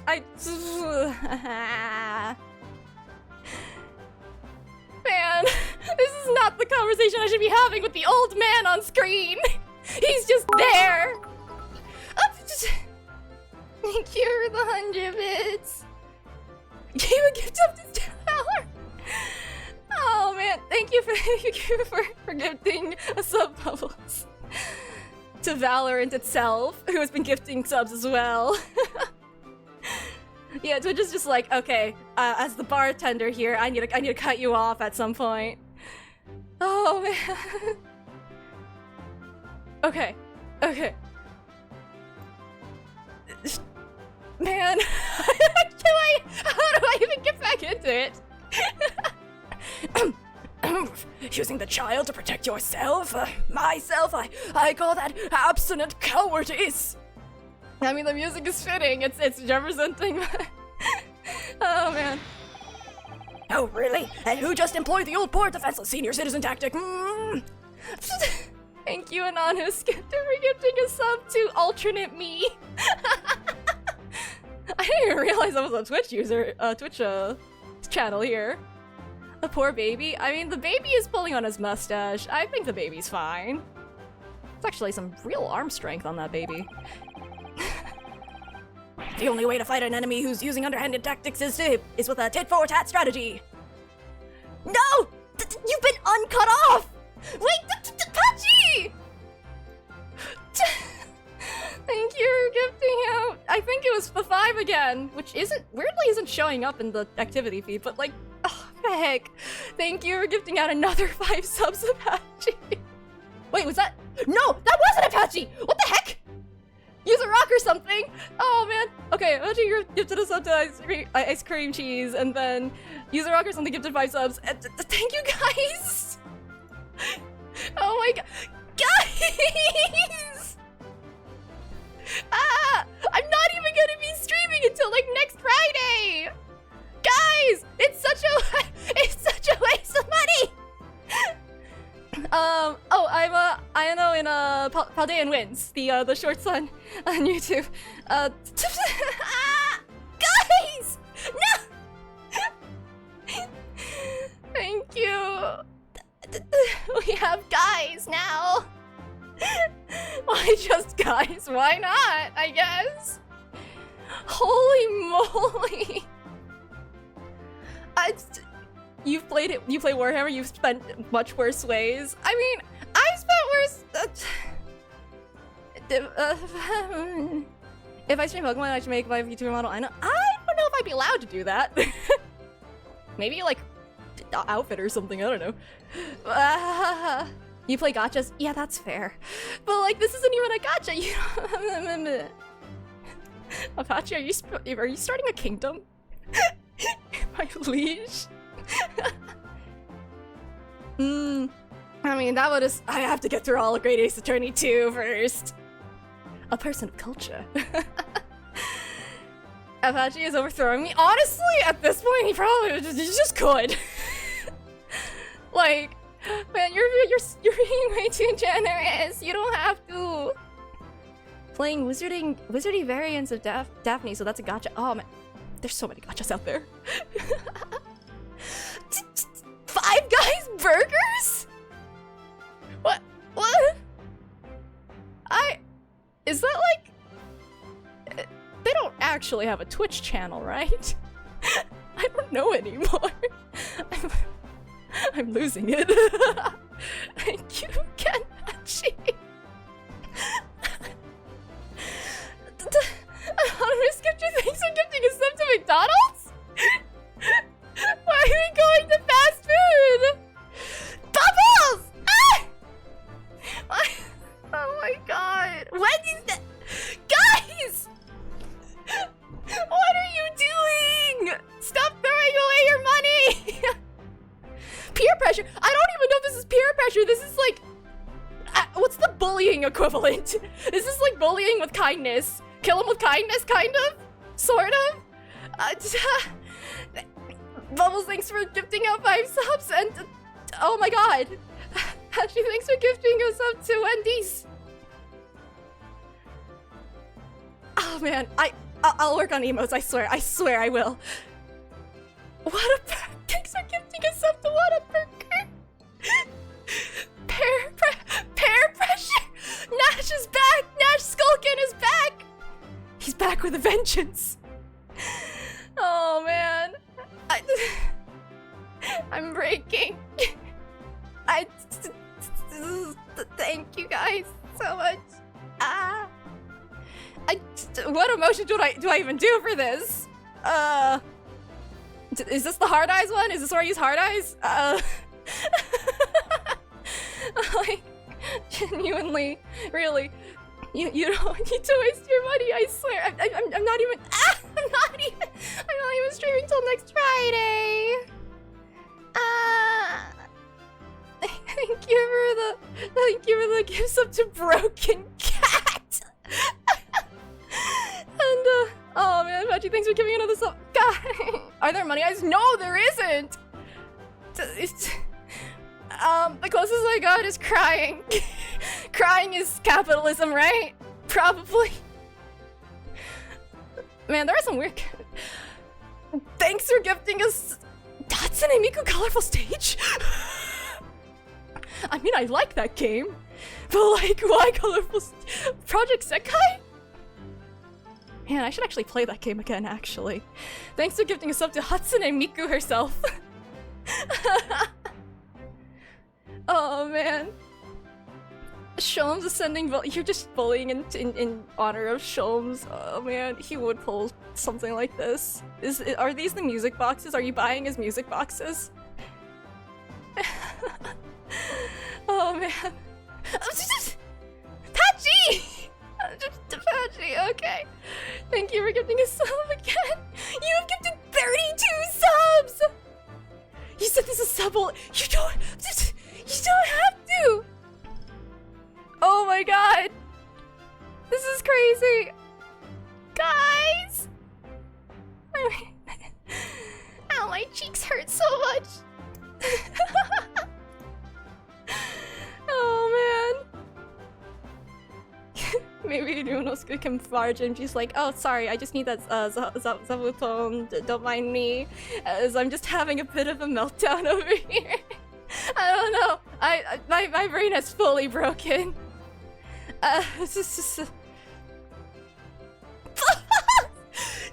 gifting sub. Bubbles! That is.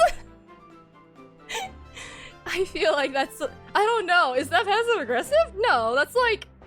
I don't even know anymore. Y'all are having way too much fun with this. Honest gifters, thanks for gifting to I'm poor now. Please take care of yourselves financially. Genuinely, please. Please take care of yourselves. Thanks for gifting us sub to Starlessia. I think this is your way of trapping me, right? Right? Is this so that I keep streaming forever? There's a sale going on. Is that the reason? CFM official? Wait, what's CFM? I mean, thank you for gifting us up. Guys. What did you come back to? Wait, that's just Miku's channel? Thank you for gifting us up to Hatsune Miku. Miku Expo was streamed there. Oh, that's crazy. Krypton Future. Oh, yeah. I think I'm being bullied in a nice way. Bubbles! Oh my god. Thank you for the end of your bonus round because of Valorant. I don't even play Valorant. Closest I've got is Marvel Rivals. And I only play that because it reminds me of Splatoon. But yeah, thank you, Pals, for the 5 gifts. Thank you for the 100 bits. What is a wallet? Man. Sorry if the model glitches out, that's because I'm covering my face physically with my hands. I really thank you guys so much.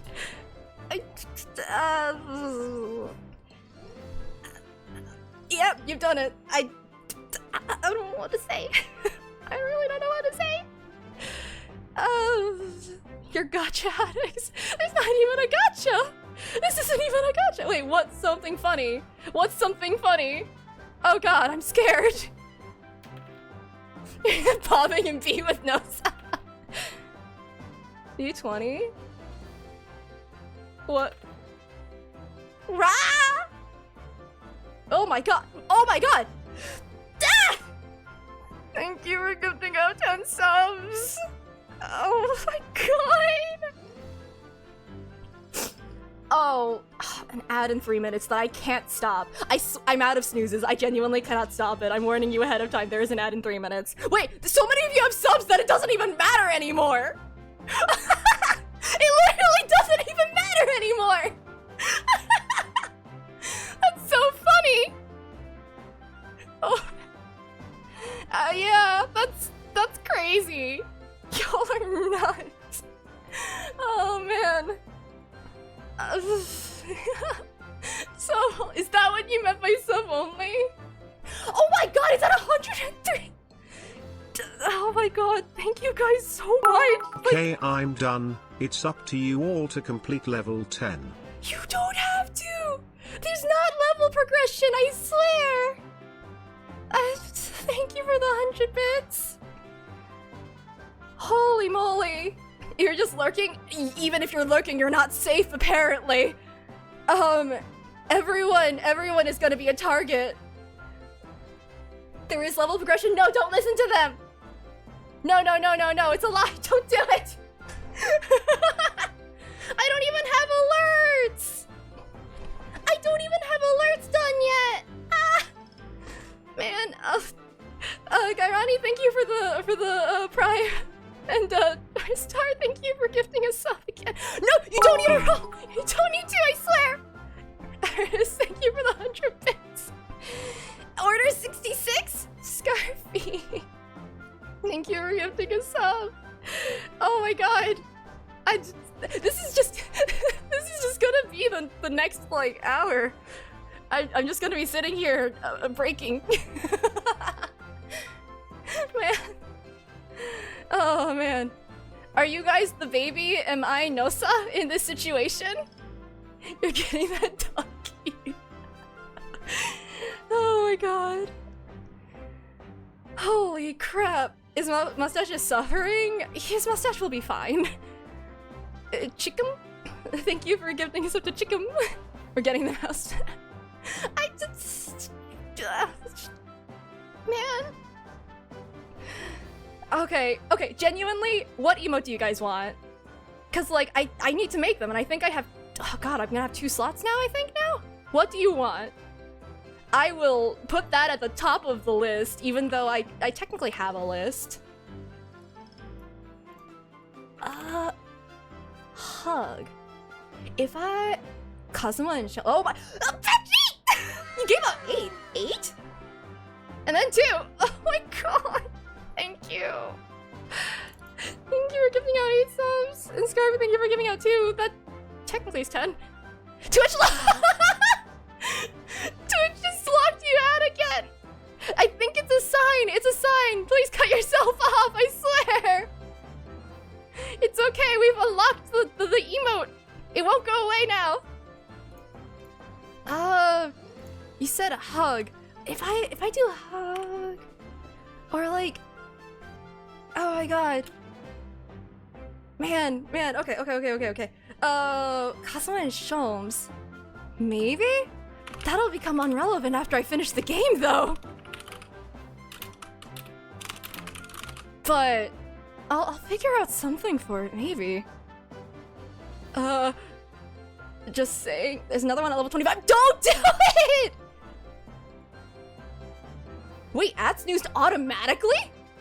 Oh my god, you guys killed the ads! That's crazy! Cosmo, because he's my favorite. You all know I'm gonna do something really cursed for Kazuma. I don't know, it might be like Yamcha or something. Or maybe like a... Oh. Maybe like a thumbs up? I don't know. Oh my god. Thank you, Anonymous Gifter, for gifting to advertisements. You don't have to! You said you were poor earlier! Don't waste your money if you're not in a position to. Genuinely. Oh man, I mean, I can't stop you. I physically cannot stop you. So. But,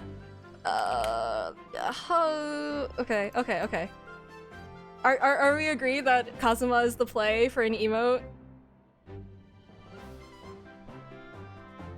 I certainly can't. No, you're absolutely right. Alright. Okay, I'll figure something out for that. Wait, why is there another? Oh, because it got snoozed. It didn't get murdered. It got delayed. Vigna? I mean, I'd be down. I don't know what to do with that. I don't play Arcnights. I just go on to do funny polls occasionally. Do I want a Ducky? No, I'm good. I'm totally good. My friends have already gifted me like 2 Duckies as jokes at this point. I don't even know. What caused the festival? I don't know! Yeah, like, I mean, I can't stop it. The ads, that is, because, like, it's, I ran out of snoozes. But, like, ayo, yeah, I guess I can tell the story. You're too scared to figure out what a ducky is? Okay, for the record, my friends know me, and they didn't get me NSFW ones. Like, they know me. I would not be into that. Do you know what a body pillow is? Yeah, so, for Christmas, like, 2 years ago, I think it was like 1 or 2 years ago at this point. Why am I outing you? I didn't even out you! I was outing the other one! Ha! You outed yourself! So, so, in the first instance, I had some friends, they grouped together, and, like, we were in a parking lot. And this is relevant, because it happened in a parking lot twice. So we were in a parking lot, and we were, like, exchanging gifts, because, like, what was it? Christmas was soon, and we were gonna meet each other, like, on Christmas, so we were, like, just hanging out, and, like, they hand it to me, and then they start recording, and I'm just sitting there like, what's going on? And then I open it, and just, I look at it, have a realization, and then just start cackling, like, laughing really hard and curling up into, like, the fetal position in the parking lot, just laughing my ass off. And, like, yeah, it was if you must know, they gave me a Daki of Grahatia from 14. It was safe for work, for the record. Air Force Gaming, thank you, Anonymous Gifter. And then the other one, I didn't receive it, but like I was told about this in a parking lot. No, right? No. I'm too ace to have an NSFW, and it would make me genuinely uncomfortable. But like if I were to actually make a ducky of Sei, it would probably be something not NSFW, because like I don't think I'd be comfy with it. But maybe one day, I don't know. Maybe it'd be like a joke one. It's like a cardboard cutout or something. I don't know. Regardless. But yeah. So they made one? They commissioned another one of our friends who does art and like made one. Do I say who it? Okay, and it... Yeah, no, like, honestly, I'm cool with it if it's SFW. It's just, like, making... I would... Making that kind of stuff is actually pretty expensive, I think. From what I gather. So... But, what was it?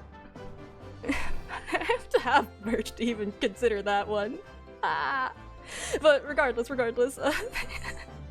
yeah, oh, right, I guess I never said, the second one is of, Welt, so... Let me just out myself, I guess. Anyway! That's beside the point. Thanks, Nina. From what? What do you think? What do you think it's from?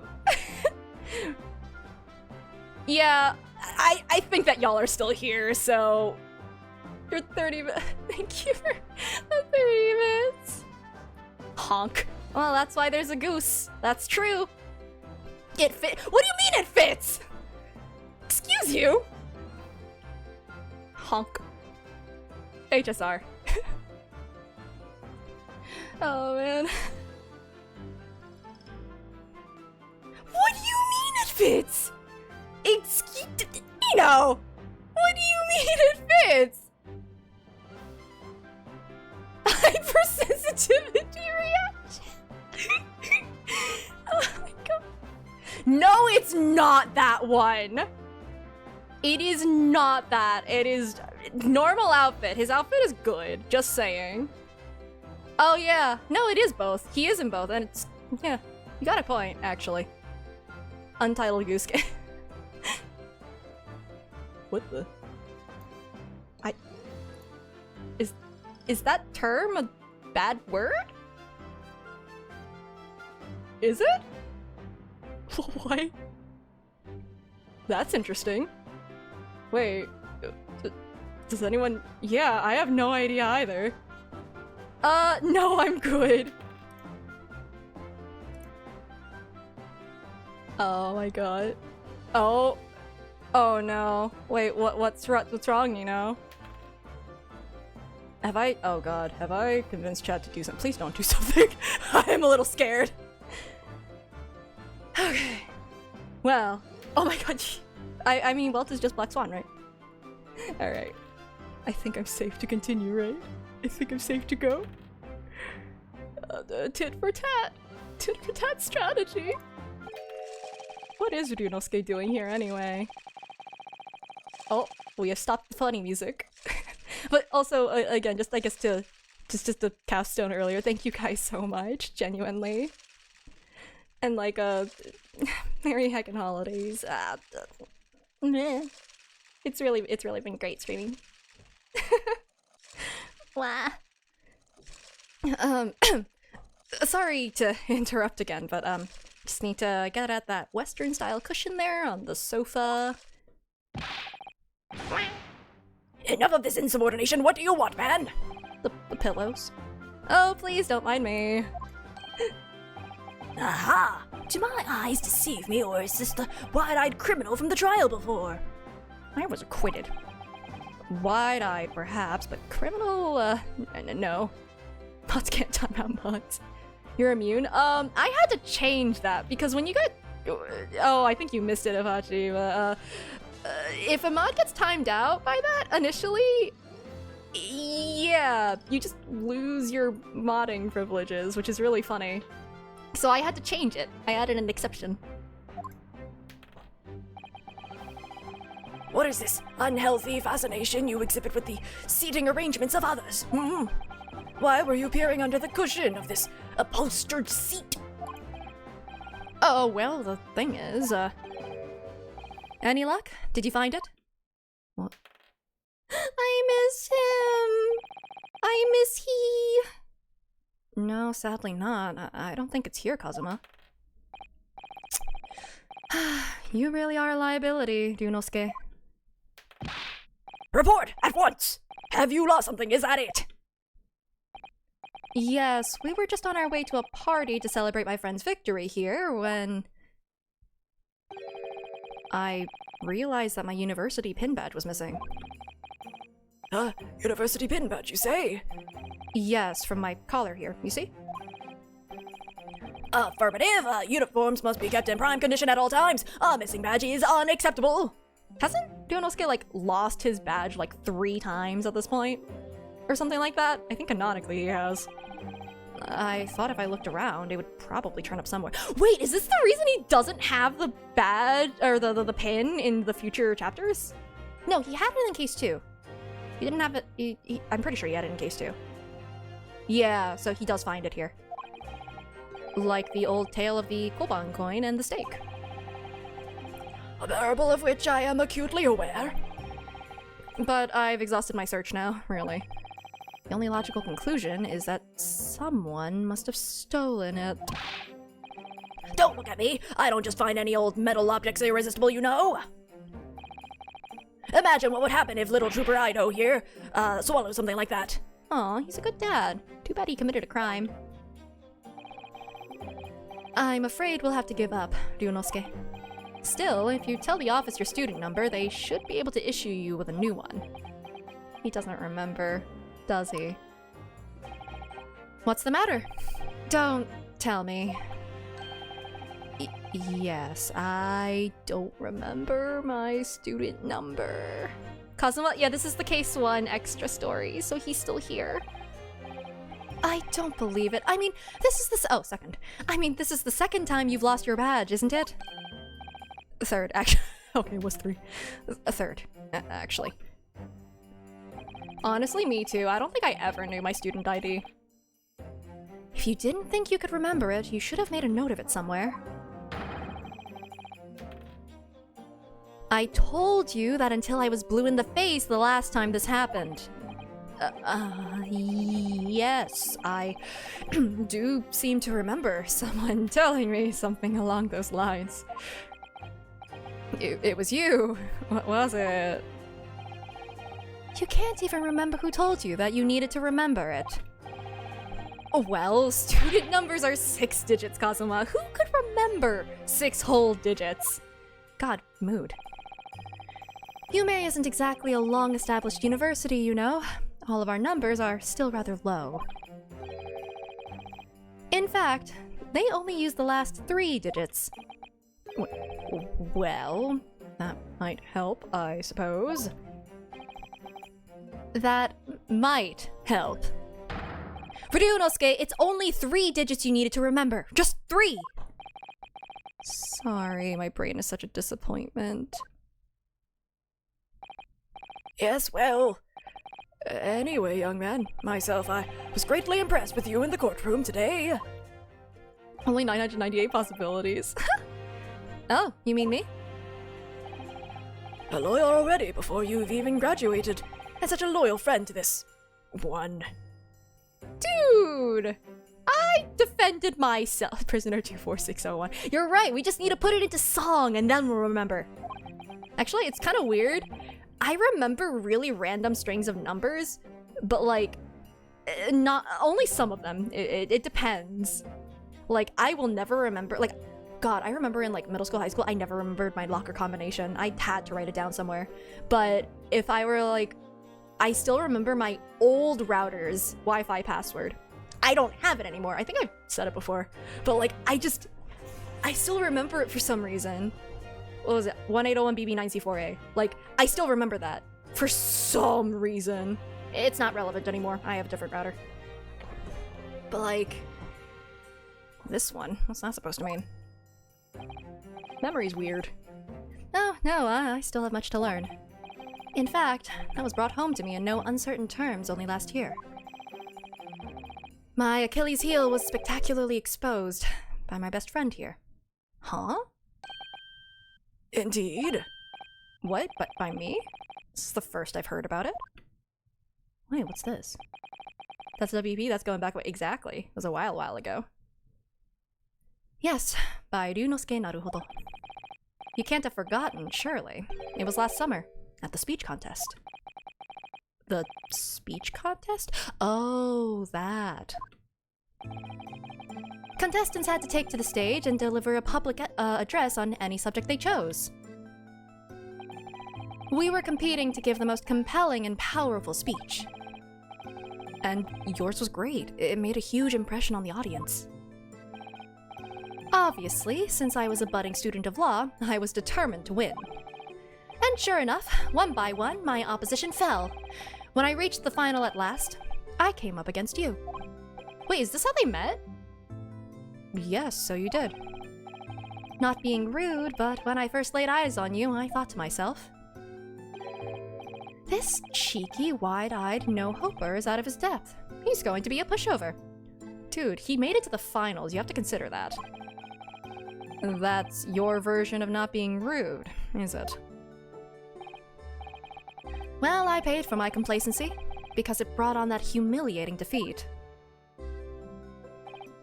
Defeat? How were your ranks compromised? My speech was going very well. I had the audience in the palm of my hand. They hung on my every word.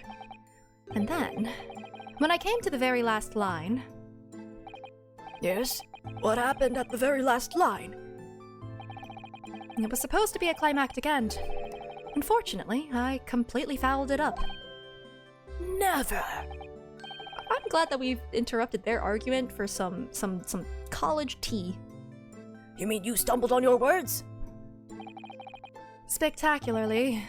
Even now, I can't believe I ruined it. Well, what on earth did you say, man?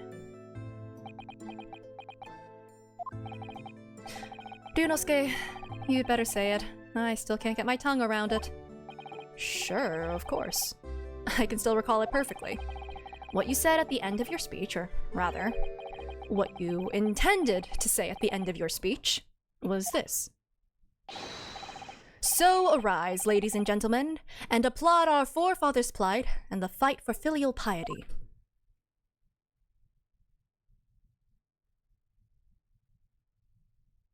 Why did you bungle that up? And what went wrong? What indeed, myself, I see no problem with the pronunciation of these paltry words. In that case, old man, I invite you to say it yourself. Very well, then, I shall. So arise, ladies and gentlemen, and applaud our forefathers' plight and the fight for filial piety. It's impossible! The arise, ladies and gentlemen part I delivered perfectly. Oh, it's tongue twisters. But the next part had me floundering for a whole 5 minutes. 5 minutes? No! By the end of it, I was on my knees in front of the podium, a blathering mess. And that's when the audience started to heckle you. No! No! Why would they heckle him? That's so mean. Arise, arise, they were shouting. Hell on earth. Yeah, no, literally. My social anxiety could never. But then, of course, this man went and delivered his word-perfect speech with a perfect ending. How did it go again? Let me see. So, my dear fellows, the message is simple. Treat your father and mother with respect. Something like that? I mean, talk about stating the obvious, but the fact is I lost to that speech. Oh, same words, but, delivered a little differently. Same meaning, rather. Go to find the audience and have a friendly chat with them. I mean, Cosmo has a sword, he can take care of himself. I'm sure. Tongue-tied is the only way to describe it. Well, it is quite tricky to say, I agree. That final fight for filial piety, especially. And ever since that day, I've had this question whirling around in my head. Why did our forefathers choose such an awkward phrase? Was it to mock their children? I don't know if they were bored, maybe. He won't because he's a law student? I don't know, you cut off Ouchie's hair, right? Ah! What was that? I mean, it should never have been called filial piety in the first place. No! Ah! Oh, no. At least you're going to Great Britain soon. Might not come up much there. Oh, bud. Well, anyway, having lost that accursed contest, I came after you to ask you a question. How is it that you never trip up on your words? I inquired. And you just gave me a broad smile and said, speaking fast is my hobby. I mean, really? What kind of hobby is that? That's my bread and butter. Oh man. Do I do the monogatari one again?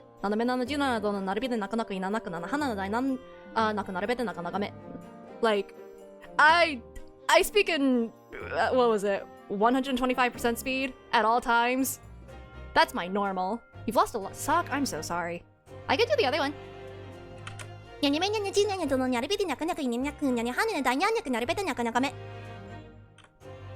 So, like, with enough practice,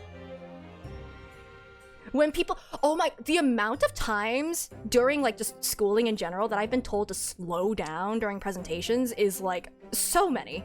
So many. Skill issue on their part, exactly. Yeah, TDS just gave up. What kind of a hobby is that? It's a lifestyle. Do you think you could take your hand off of your sword? Besides, it's just a way to pass the time.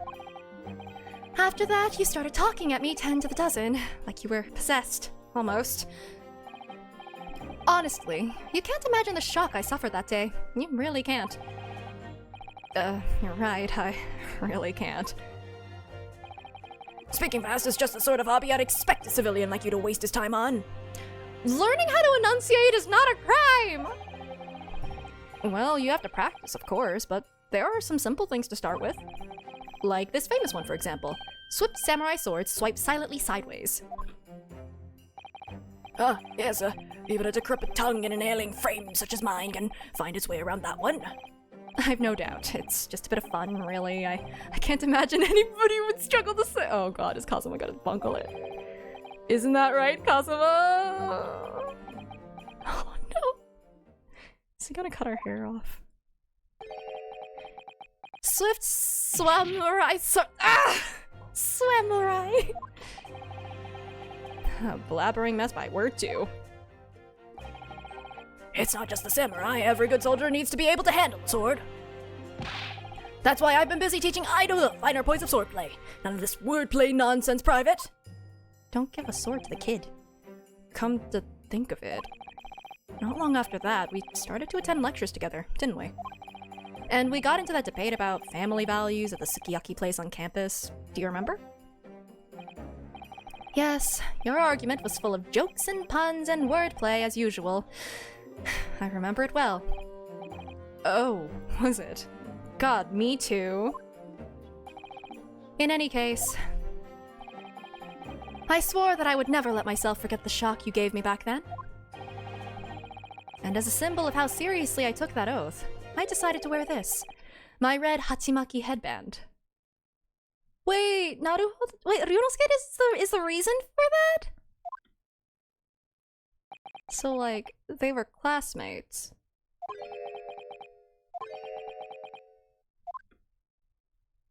Why are they so quiet? Sorry, Kazuma. Yes?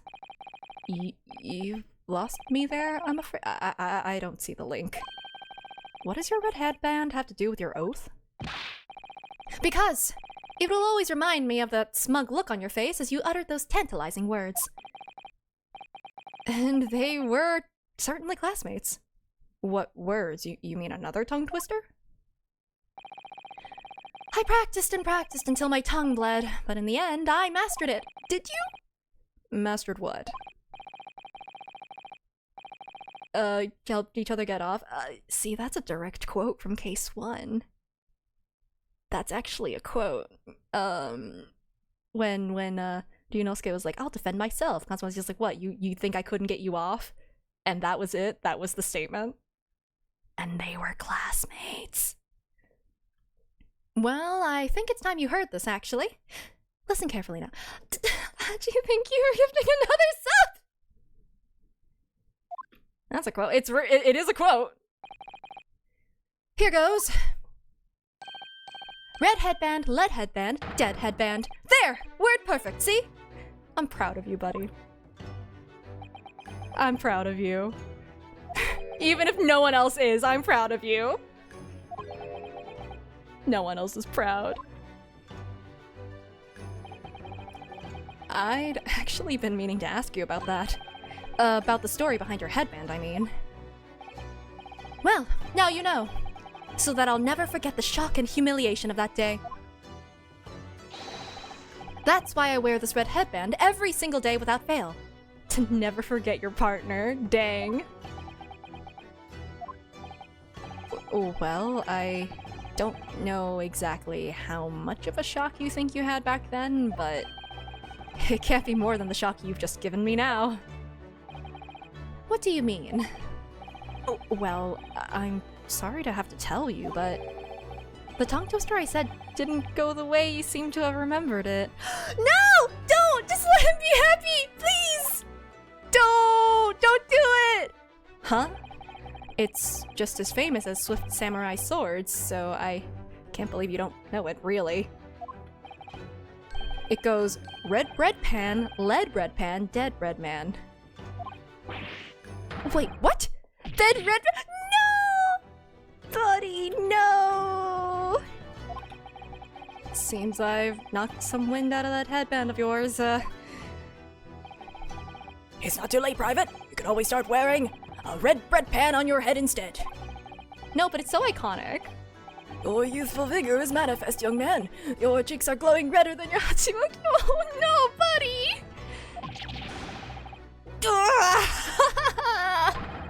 Why do so many words have to be so similar? Oh, so looking forward to Great Britain then, where you'll have to deliver speeches in court in English?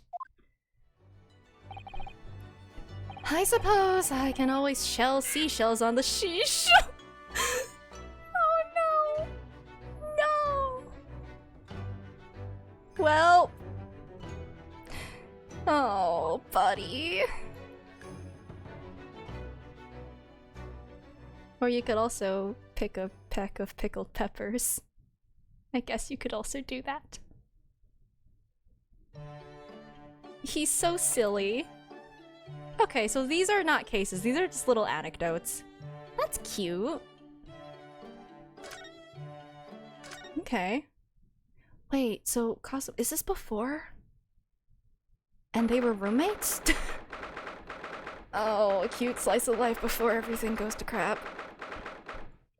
Okay, 6th of January, 6:23 p.m. Yeah, I'm pretty sure that's before. It's almost 2 weeks now since we left Japan. I can't believe how quickly time has gone. So, our next port of call will be Shanghai. Oh? Who's there? Who could it be at this hour? Is Ryunosuke asleep? Well, given who was on the cover, a detective. A detective? Who? A great detective! I don't get it. What's a great detective? If you would just be so kind as to open the door. Oh, yeah, sorry, of course. So they knew each other, briefly. The best boys are meeting. Is something wrong, detective? Are you investigating a case? Wherever a great detective goes, great cases occur. Indeed, I am the root of all evil! Are you saying it's your fault that Kazuma... Well, I mean, congrats on finding the sock. Maybe, Herlock helped you find it, I don't know. Sorry? Then I don't think I want you in my cabin. Under our very noses on this steamship, a terrible theft has just occurred. What? You noticed, I presume, the brief power failure a short while ago. Oh, yes, the power couldn't have been out for more than 10 minutes, though. Indeed, yet that was ample time for this wicked crime to be perpetrated. I see. Well, clearly it's a case that needs investigating. Precisely. The culprit ran away in this direction, down the first-class cabin passageway here. Really? The thief came this way? I'm quite sure of it. It may have escaped the attention of the dim-witted crew, but not of the great detective. To that end, I would be obliged if you would allow me to investigate here in this cabin. Well... Oh shoot, because Ryunosuke is in the wardrobe right now, huh? How curious. Is there some reason why it would inconvenience you to have your cabin searched? Inconvenience me? Well, I'd be lying if I said no. He's in the closet. Get out of the closet! After all, there's a stowaway in that wardrobe right over there. It's just me in here, you see. No one else. So you might perhaps want to focus your attention on one of the other first-class cabins. As it happens, you are the only first-class passenger at present. The other cabins are vacant. Oh. Shoot. No! Ryunosuke! Oh. So... Sholmes knew to out us? Not because... That's how he knew. He didn't X-ray find us, he just knew we were already in there. Did that rather tragic rumbling of the stomach arise from within you, my good fellow? Of course, as I said, I'm the only person in here. It's not long until dinner time now, so perhaps we could do this afterwards. I do apologize, sir, but it is of the first importance that the investigation is not delayed. Now, if you'll excuse... Bye! Wait, where did he go? Guys, where did he go? Did he disappear into the walls? He just no-clipped. Oh, my... Hi! How did he suddenly move all the way over there? Yes, without a doubt. If the culprit were to be hiding in this cabin, it would have to be inside this wardrobe. I shall need to examine this wardrobe thoroughly.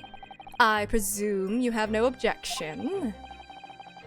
I'm sorry, but I'm going to have to decline. Naruhodo! Dude! Really, you won't find any?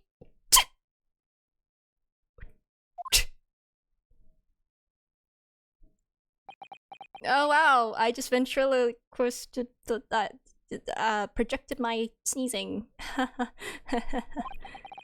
Did those two rather tragic sneezes arise from your good self? Of course they did! As I said, I'm the only person in here! Yeah, he's really terrible at this hiding thing, huh? Alright, take care, rest well! You have a curious knack of talking while sneezing then. Twice, no less. This is gonna be a tough one to argue. Oh! Enacting laser vision! I was watching you quite intently, sir, and I assure you I saw no signs of a sneeze. Couldn't Ryunosuke have held his nose? As I was saying, I shall need to examine this wardrobe. You've had it now then. The game's up. But he never met him. Is he asleep?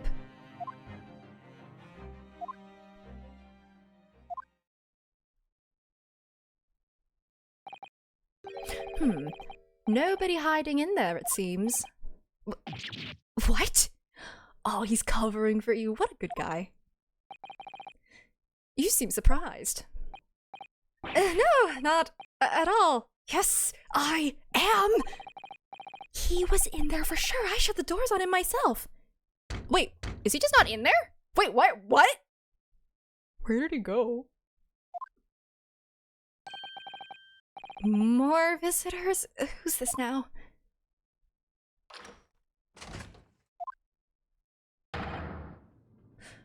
Excusing me.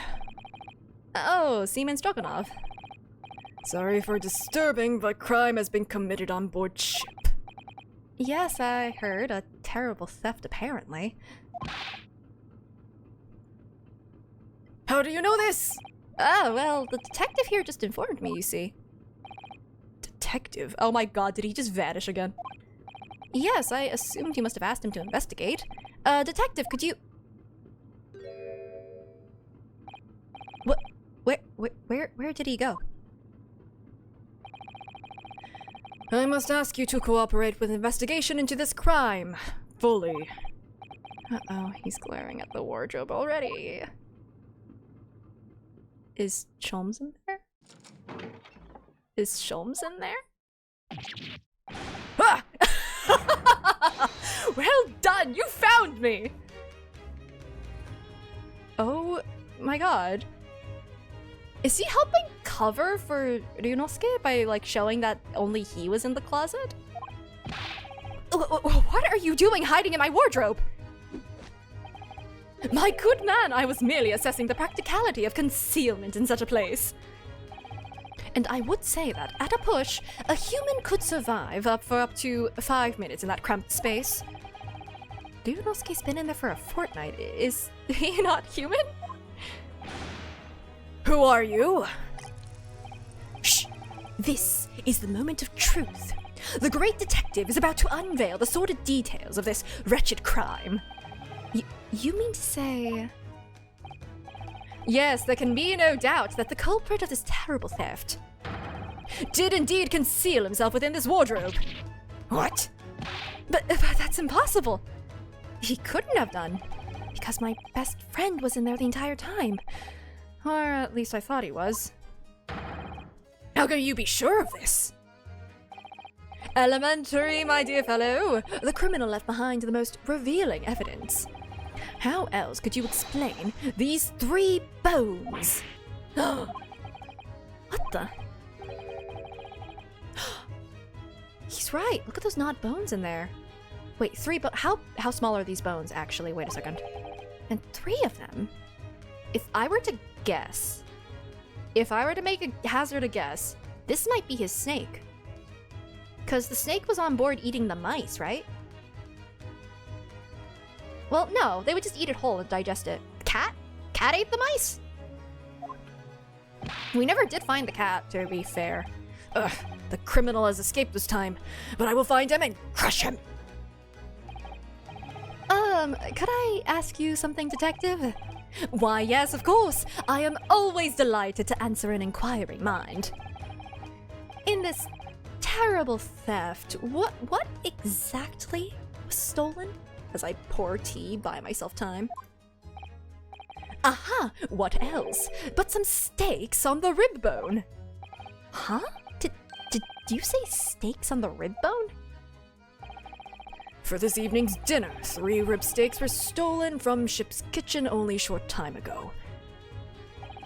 There was malfunction with generator and ship was without lights for 10 minutes. Chef who saw criminal said that he ran away down first-class passageway. And now I am on his tail. Maybe literally if it's the cat. I'm afraid to say, dear fellow, that your man is no longer in this cabin. But how? Through the cabin door, no less. Having devoured his hole in this wardrobe, the culprit discarded the bones and concealed himself behind the cabin door as you came inside. Then, when attention was turned to the wardrobe, he seized his chance to escape through the open door. Was he from Russia? Yes, but I don't have the courage to do a Russian accent. I mean, all my accents are terrible, but... What? Make haste, my good man, after the culprit. I shall follow presently. Hold it! Oh, hi. Something troubles you, sir. I think maybe criminal is not running away at all. Oh, thinks it's you. What are you suggesting? Now I know where the dog is buried. Mr. Azaki, what? Dude! Me? Duh. When I think that you are culprit, everything is falling in places. the criminal that disappeared in first-class passageway, the bones in the wardrobe. All clues are pointing their fingers at you. Don't be ridiculous, I would never! Yes, yes, of course. I established at once that you couldn't be the perpetrator of this crime. You did. Why? How are you so sure? My dear fellow, there are but two things in this world on which one can rely with total certainty. What two things?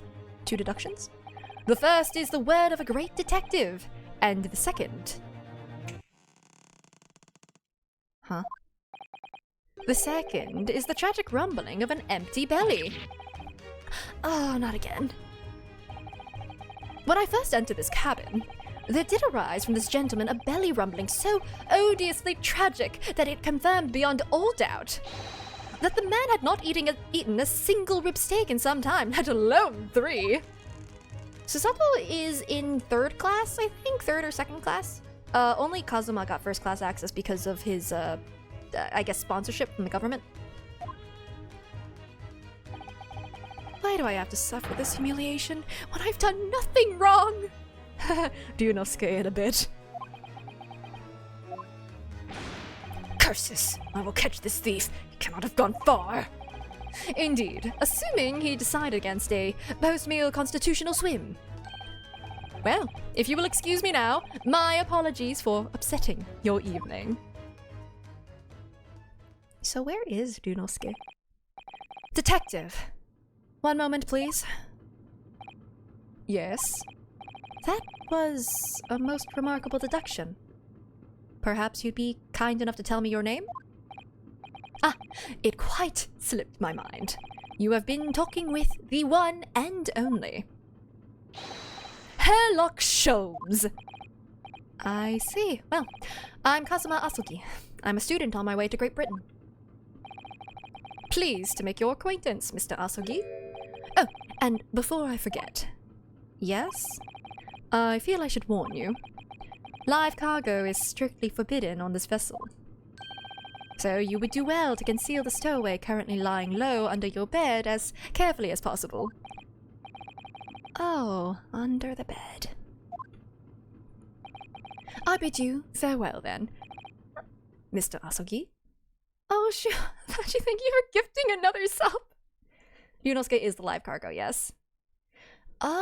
Is he asleep though? Because like, or maybe he just forgot about Sholmes. I mean, it was another 2 weeks or so? So maybe he forgot about him. I'm surprised.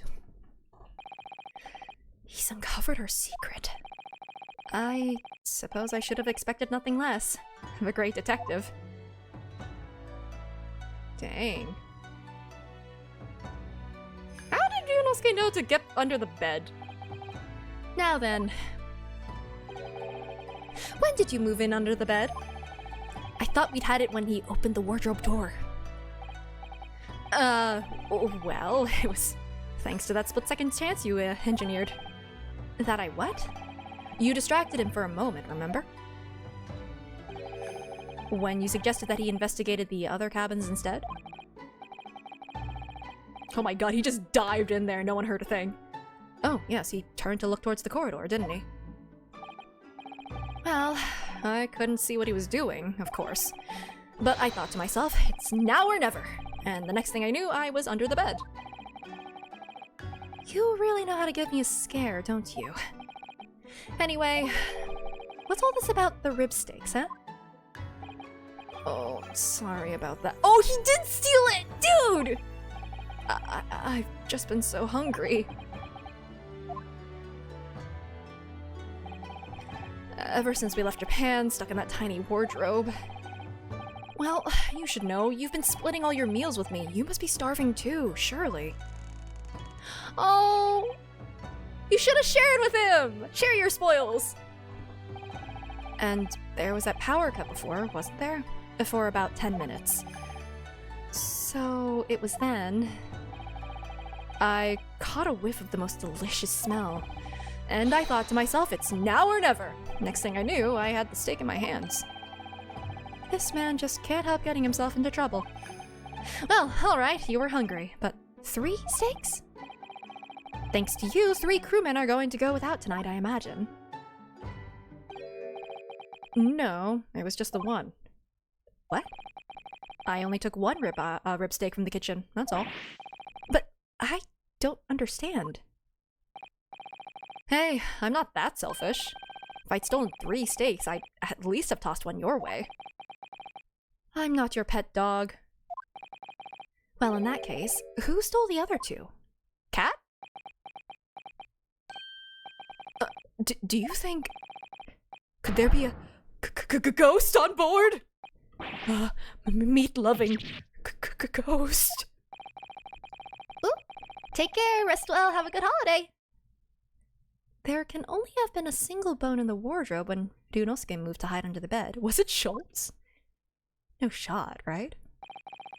Which means that the other 2 bones can only have been put there by one very flesh and blood person. Sholmes. Sholmes! What's so funny? We're on a haunted ghost ship. A great detective, or a great mischief maker. Either way, I think I'd like to spend a little more time getting to know that. Oh man, in an alternate universe. Great Hairlock Sholmes. He framed us just like he framed Naruhodo at the end too. Man.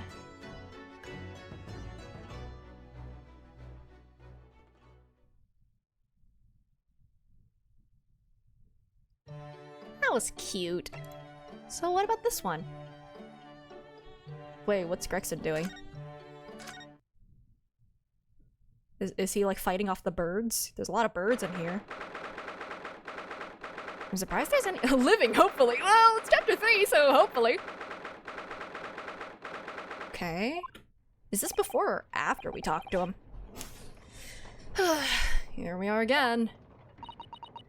Every time we visit here, the atmosphere in this place seems to get more and more overbearing. There's more and more birds. Just think. We could be at home with Mr. Sholmes and Iris having a nice cozy breakfast. Oh, wait. Okay, this is after we live with them. But we have a duty to report the outcome of the case, especially since we're guests here in Britain. So I'm afraid this visit couldn't have been avoided. I suppose not. But is there even anyone here?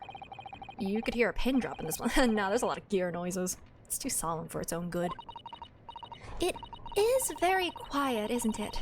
The only sound is the ticking of the great clock as it keeps perfect time. Are you sure about that? Are we sure it's accurate? Tick-tock, tick-tock, tick-tock, tick-tock. Pitter-patter, pitter-patter, pitter-patter. There's like a little rat. Is his name Gregson? What was that, I wonder? Actually, I will actually be but a moment. I did not take my break earlier, so I need to pop in the bathroom real quick. I will be right back.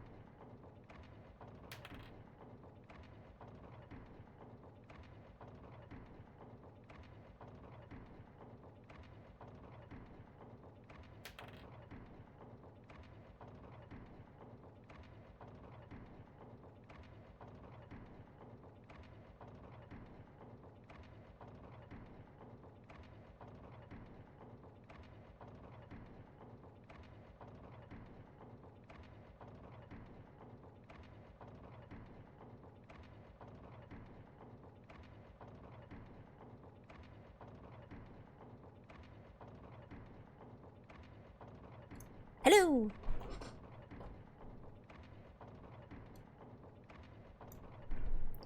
Let's see. Well, back to this. The usual comforting sound of the clock seems to have been joined by a less comforting shuffling sound today.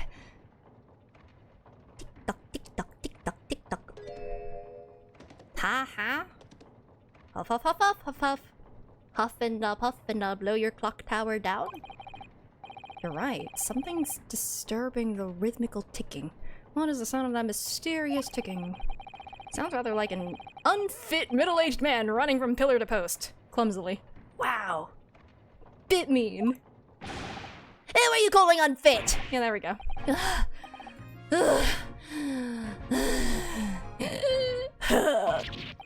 Oh, Inspector Gregson. What are you doing here? What am I? Isn't it flaming obvious?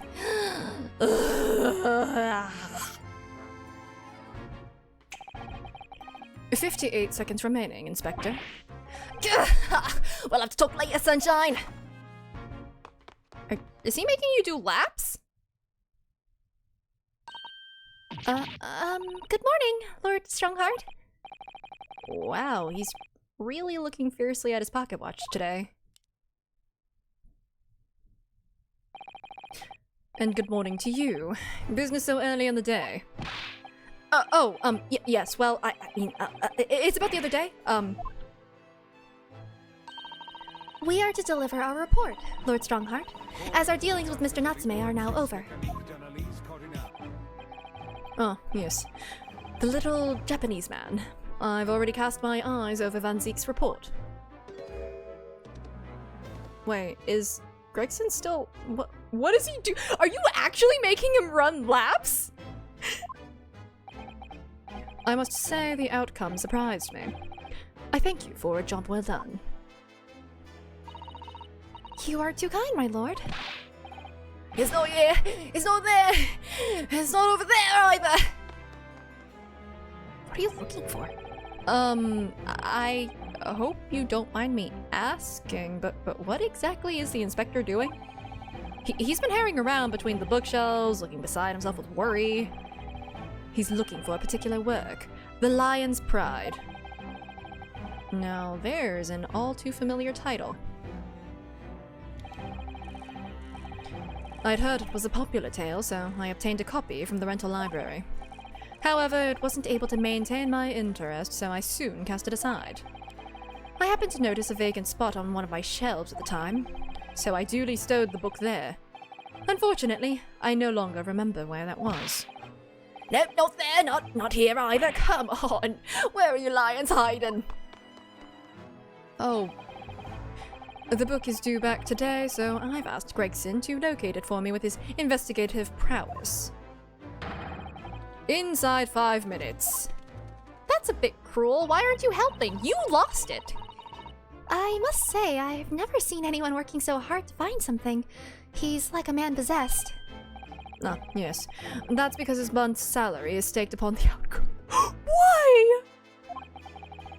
At whose instigation? Let me guess, this stony-faced lord. And the 5-minute time limit? What's the significance of that? There is none. Just my vulgar, mischievous spirit showing itself, I'm afraid. Would you admit to having a vulgar, mischievous spirit? Oh, by your own admission. Gah! I can't. My feet. Not killing me. 5 seconds. 4, 3, 2, 1.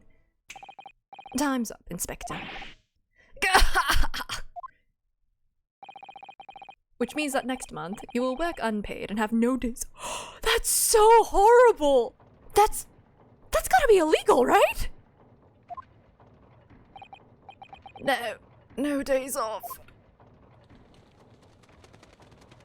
Oh, buddy. It's gotta be somewhere, like, not on the shelf or something. There really are just so many books here. It's overwhelming. Yeah, maybe Iris can pay him. Maybe this is why he likes Iris so much. For some, perhaps, I've purchased every book, new or old, or on the subject of law from all over the globe. Lion's Pride had nothing to do with law. Well, I believed it a few short decades ago. A place like this couldn't have existed. What do you mean, Inspector? When I was a lad, no one ever dreamed of buying books. Oh, I see. Western books are such luxury items, I suppose, with their leather covers and fancy bindings. No, that's not it. Oh, There was a tax on paper, see? On paper? Yeah, I mean, it was abolished about 30 years back now, but it used to be the case. There was tax levied on any kind of paper. So, obviously, that meant most folk couldn't afford to buy any books at all. so is that why places like the rental library you mentioned before came into existence, Lord Strongheart? Indeed, vestiges of the paper tax system, you could say. The general public consider books as items for hire. London is home to a vast lending library of some 3.5 million books. You couldn't hope to read all of that, even if you were reincarnated 10,000 times. Even I would choose to rent a book rather than purchase it if I knew I would read it infrequently. The subject of tax has actually surprised us already in the last few days. It came up in Mr. Nutsmith's trial. It seems that the window in his room was filled in due to some kind of window tax. That would be true.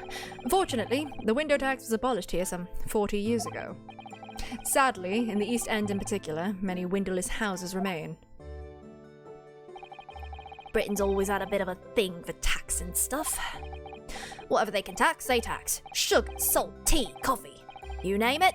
Candles, beards. Wait, sorry, what was that last one? Did you say beards? Yup, the beard tax. Never heard of it? Never. Why should people have to pay money just because they let their facial hair grow? You may well ask. I suppose it's because it makes them look self-important. Naruhodos will have a strict family policy of no facial hair, I think. Looks at Phoenix, right? Anyway. You can relax. The beard tax was confined to the annals of history long ago. Even so, it's clearly something the British really love. Paying taxes, I mean. Paying them? You've got that back to front, sunshine. But you can't deny you've had a lot of funny taxes over the years. You'd never find anything like that in Japan. Yeah, no, people went out of their way to avoid paying those taxes, like covering up their windows and stuff, so. Would you, Mrs. Hato? Oh, are we talking about weird laws now? Weird taxes? In actual fact, I'm afraid to say that you would, Mr. Naruhodo. What? No. You don't mean. Surely there's never been a window tax in Japan. No, but there have been similarly obscure taxes. For example, in the Edo period, there was a frontage tax. What was that? It was a tax not on windows, but on the entrance to properties. I love how, like, we're just having some really, like, just kind of fun little side discussions. I don't know.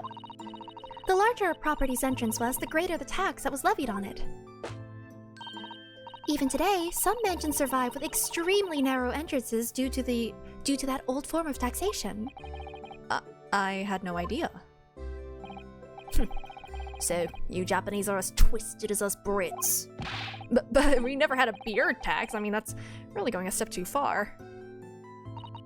Well, no, that's not true. That's true. I'm not aware of any taxes for beards, at least. What do you mean, at least? Well, rather than tax them, the shogunate did once prohibit them outright. The ruling class prohibited beards? It was called the Great Beard Prohibition. It was an Edo... Man, always the Edo period, huh? It was an Edo period edict. But why did the powers that be want to ban beards? Powers that beards?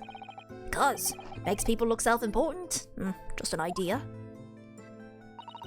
It would seem that rulers in the East and the West had very similar ideas over the years. There have been other unusual taxes in our history, even in our current Meiji period. There have? For example, though it was before either of us were born, there was a rabbit tax. For keeping or eating rabbits? There was a tax on those adorable fluffy creatures, like the ones who make mochi sweets on the moon? Yes, and it was an extremely large tax, too. The government demanded extraordinary sums of money. Anti-Confucian thing? Oh, I don't know. I know that, like, was it Confucian beliefs where you can't, like, cut your hair? I don't know if it's anything about beards, but, like, hair you can't cut because it's, like, a thing given to you from your parents or something. I don't know. But I don't remember if beards were counted in it. Pro-Confusion, basically. Yes, and it was an extremely large tax, too. The government demanded extraordinary sums of money. It just gets stranger and stranger. What was the reason for that bizarre tax, then? Well, after Japan opened its doors to the world, there was an unprecedented rabbit boom in the Meiji capital. A boom? Yes, keeping rabbits became hugely popular, and new species were traded at exorbitant prices. People were even swindled out of all of their money for exotically colored rabbits. Like, colored chicks, I suppose. Hard to imagine, though. Rabbits are so timid and quiet. Oh no, rabbits are kind of mean. They're like little toddlers, angy toddlers. Wouldn't have thought one could bankrupt you. So, in response to this worrying social vogue, the government imposed a rabbit tax. I suppose they couldn't just ignore the problem. And it worked because the rabbit boom came to an abrupt end. 6 years later, the tax was abolished. He's eating fries with a cone. He's eating fish and chips. It's a never-ending cone of fish and chips. Listen, if a cone of newspaper gave me infinite fish and chips, I'd eat it through the cone too. Well, I hate to say it about my own country, but Japan is strange. But there's more. After the rabbit tax was abolished then, of course, society reacted by launching straight into a second rabbit boom. Oh dear, the government didn't think that one through, did they? Your ideas about the world are very much altered by the position you hold in society. If you are responsible for the running of the country, you will feel the need to raise revenue keenly. Without a stable taxation system, the whole country would go down to the drain. Well, yes, I suppose so, but some of these taxes... That's precisely why ministers of state use their wiles to invent new and novel ways of taxing the public. Novel ways? Tell me, Mr. Naruhodo, if you were one of my country's statesmen... Me? A British statesman? Yes. What novel tax would you impose? Pray give us something truly original. Inside 5 seconds. What? Oh, suits of armor. Shoot. Okay. Wait, why am I being evil? Think of something that everyone uses, Mr. Naruhodo, and really squeeze every penny out of the population. Well, in that case, you just do something like water or something, you know? That's quite the intense stare. I'm very glad Sasato-san isn't in charge.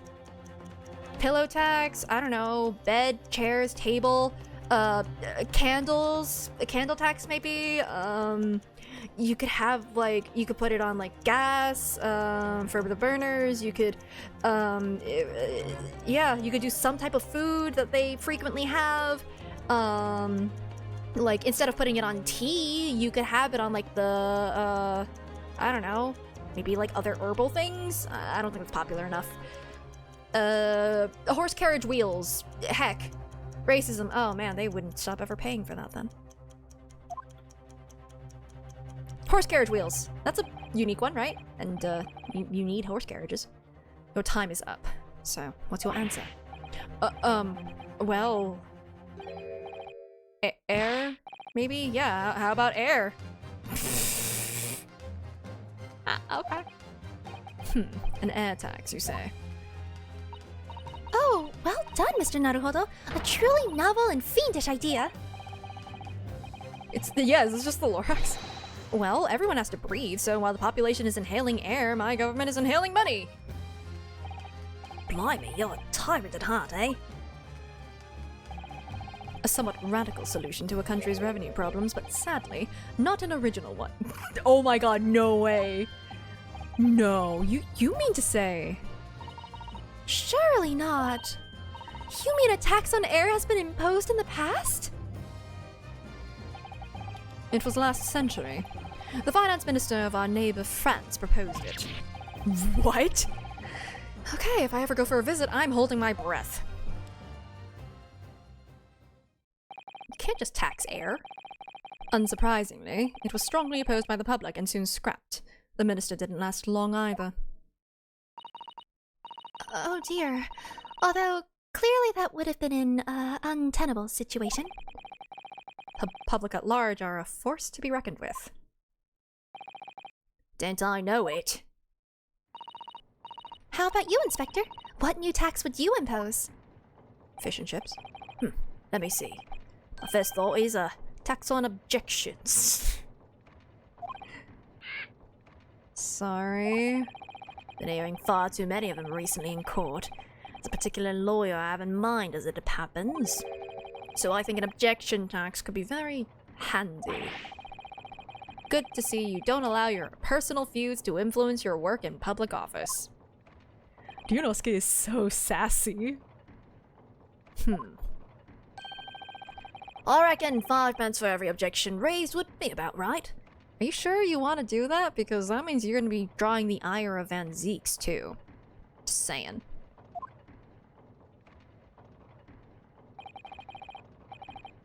You know, I would stop for the ad break, but also I think that everyone has a sub, so I think it's safe for me to continue. A most amusing proposal, Gregson. A most unamusing proposal, my lord.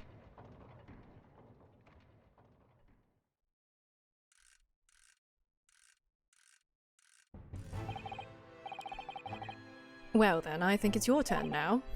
Sorry, my turn for what? Wanted to stretch and get a drink? I already kind of did that like a couple minutes ago, so... Why, what else? To locate my missing copy of The Lion's Pride. Look for it yourself! Oh. It's on one of the shelves in this room, of that I am certain. Now I shall give you 10 minutes. Oh hey, we get 10! That's nice. We got double the time. And let's take your student stipend on it, huh? Fail to find the book and you forfeit next month's payment. Stop threatening people's paychecks! Objection? Your time starts now. Oh, and one more thing. I believe you just said the word objection.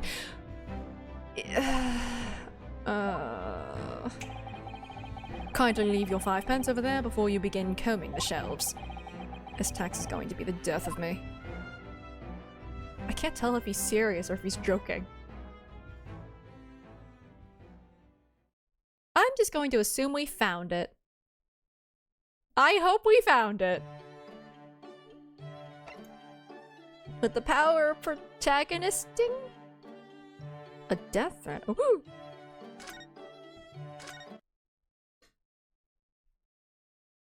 These are fun.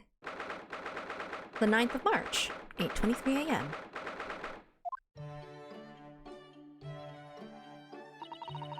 Good morning, Iris. Good morning, Mr. Sholmes. Oh, morning, Susie. I'll get breakfast on the table for us all. Mr. Sholmes, is he moping again? No, he's not. Come now, why the long face? Oh, I'm sorry. The thing is... I just had a rather strange envelope posted under my door this morning. With some rather strange things inside. What strange things? Oh, what was it, Bruno? Do I catch the scent of a mystery in the air? Nothing so exciting, I'm afraid, Iris. It was just 5 orange pips. Pip, cheerio. Can't imagine what it could possibly... What? Orange pips, Mr. Naruhodo? And 5 of them? What's the matter with you? That's a bit of an overreaction, isn't it? An overreaction? Mr. Naruhodo, you don't understand. It's a warning.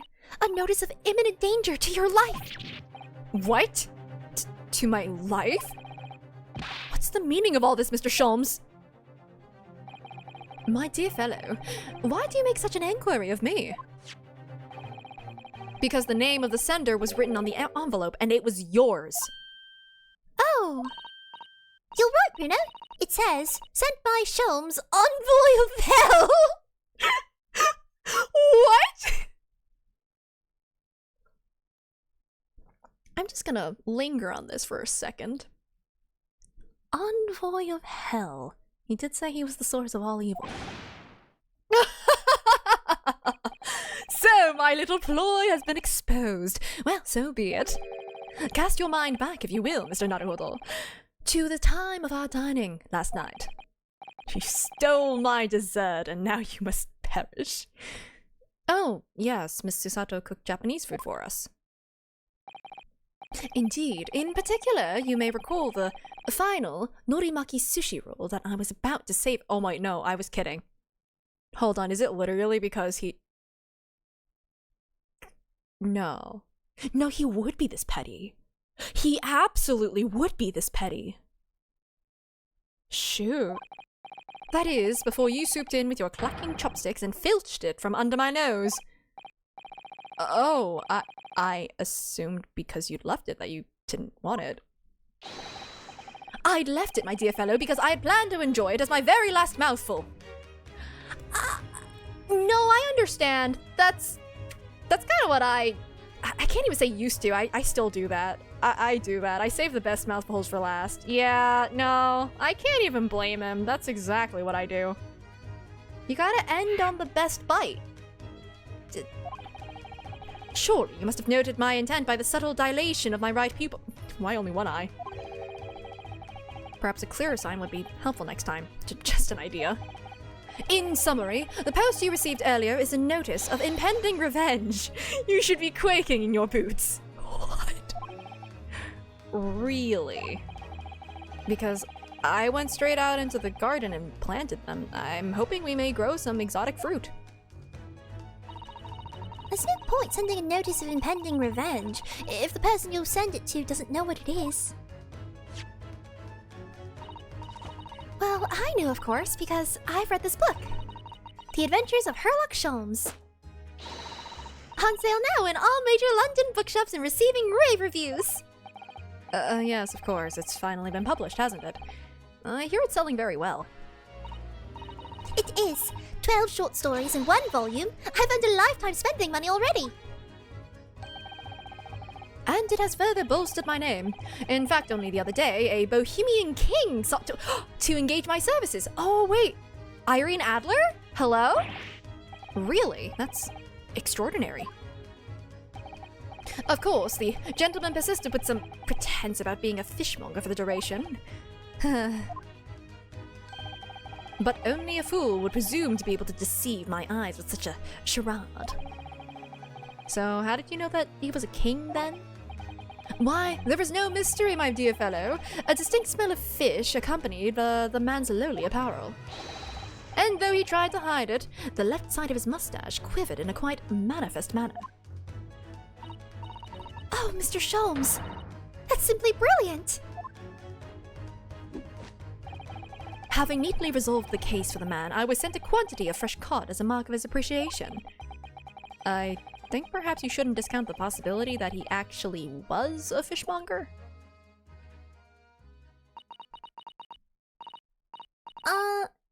Is that... Can anyone else smell burning?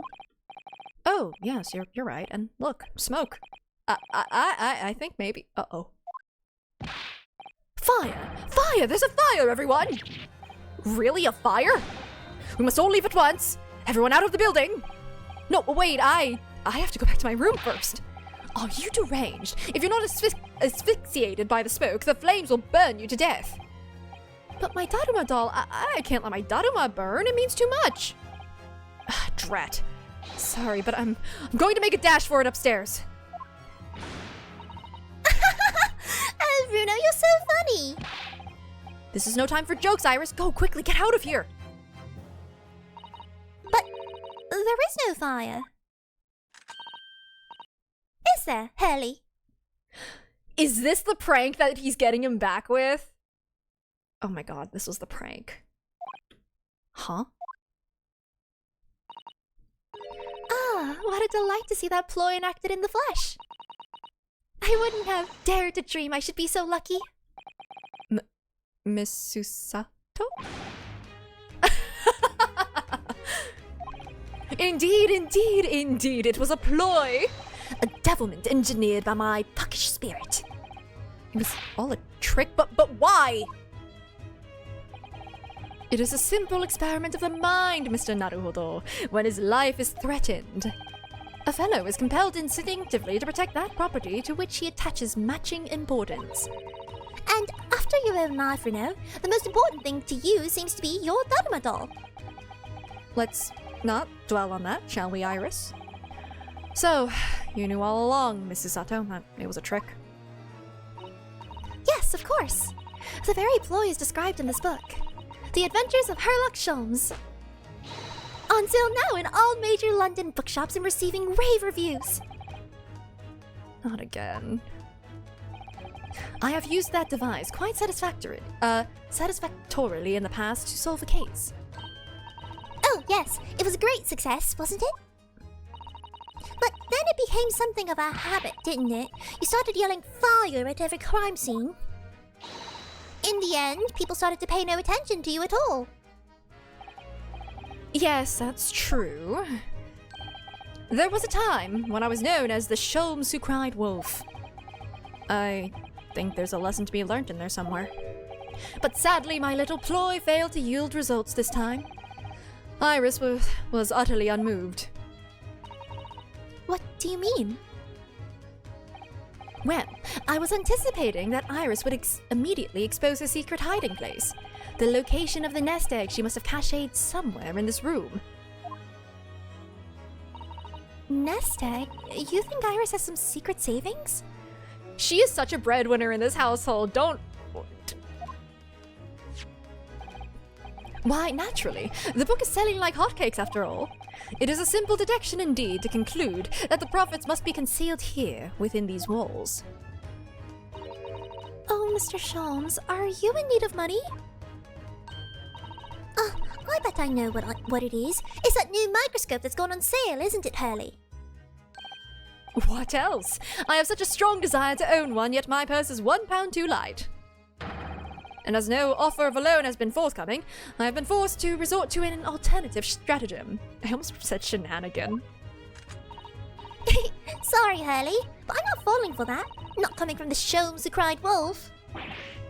Ugh, how vexing. You really shouldn't be trying to steal a 10-year-old's savings, you know. My book is full of little tricks like that, you see. The armory of the great detective. Except that, in this case, both the orange pips and the fake fire fell a little flat, didn't they? Oh, I have plenty more tricks up my sleeve. Take, for example, the case of the Boscombe Valley Mystery. I'm already filled with dread just from the title. It is a tale of extraordinary skill on the part of the great detective, the skill of tracking. When I arrived at the scene of the crime in the eponymous valley, there were footprints everywhere. But my eye was immediately drawn to one set in particular. Oh, Mr. Sholmes, your detective instincts are truly remarkable. As you know, my dear madam, no detail, no matter how small, escapes the scrutiny of these eyes. So, I tracked my quarry, following the trail of his footprints all the way to the man's place of residence. It led you directly to the culprit's house? What a triumph! You misunderstand. It led me directly to my own house, my dear fellow. Huh? For the footprints were, in the final analysis, those made by my own shoes. Hurley had left here for Boscombe Valley as soon as he received the telegram about the case, you see. And then he followed his own trail straight back here to Baker Street. Now, Iris, please. You make it sound almost humdrum, but I assure you it is no easy feat. Nah. You just follow the footprints. Tracking of this nature is a skill possessed only by the great Sherlock Holmes. Alright, really is, extraordinary. Quite so. Extraordinary is the word. And let it be the last on the subject.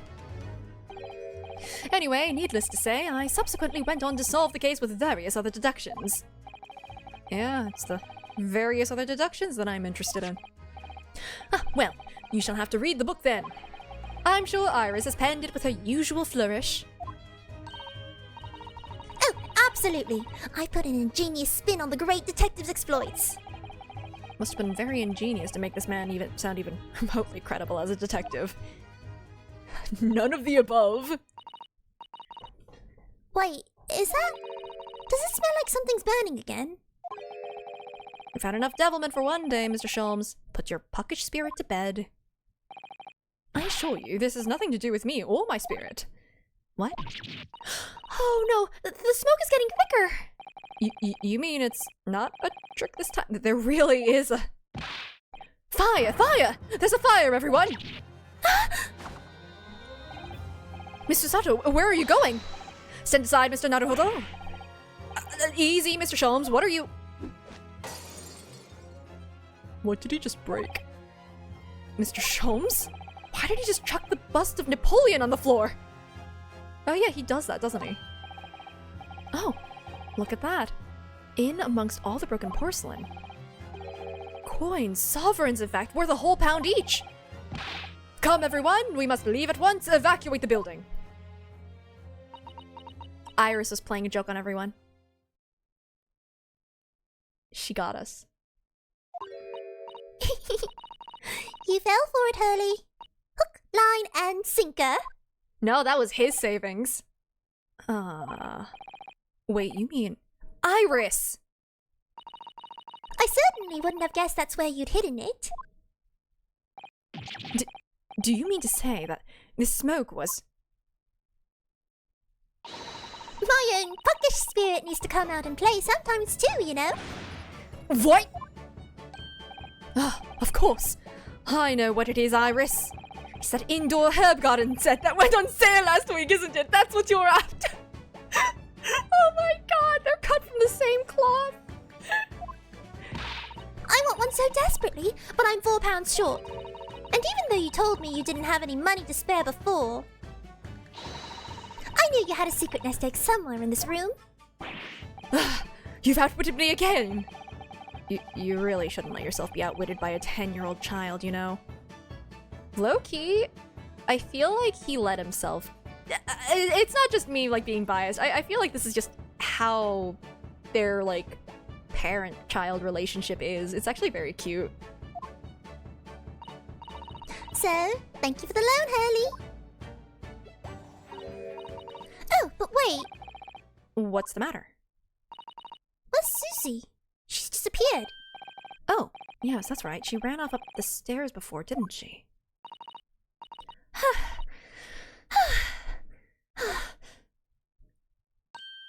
Oh, what are you all still doing in here? We have to evacuate. It won't be long before the fire is... We got duped. Got japed. Juked.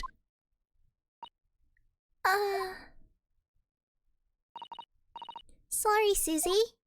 Children will get up to mischief once in a while, you know? But it's all perfectly harmless. Harmless, maybe, but oh so devious. What did Susato bring down? Oh, we don't know. Oh, wait, do we? Oh well, at least nobody was hurt. Just some friendly pranking. Apart from Napoleon and my secret hoard. Now, tell us, Mrs. Sato, what is it that you went so fleet-footedly to fetch? Sorry? Oh, no, nothing. This is just... no, this is nothing. Susie, that's your notebook detailing all of Runo's trials, isn't it? It's bulging at the seams. What? Oh. Ah, a testament to the various people you've helped over the past months. Mrs. Sato, Well, I am your judicial assistant after all. I would do anything to ensure the safety of these records. Even risk my life if necessary. I mean, it's very important to me. It's like a diary of everything we've achieved together. Oh. I'm getting all teary-eyed now. Yes, in stark contrast to a certain someone who would have fetched his Daruma doll, I must say. Ugh. That's cute. There is not a dull day in that household, huh?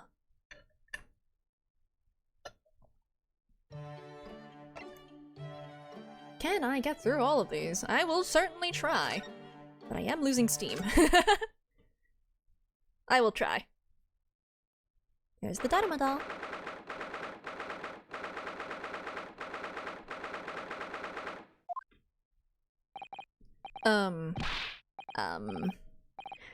I'm back.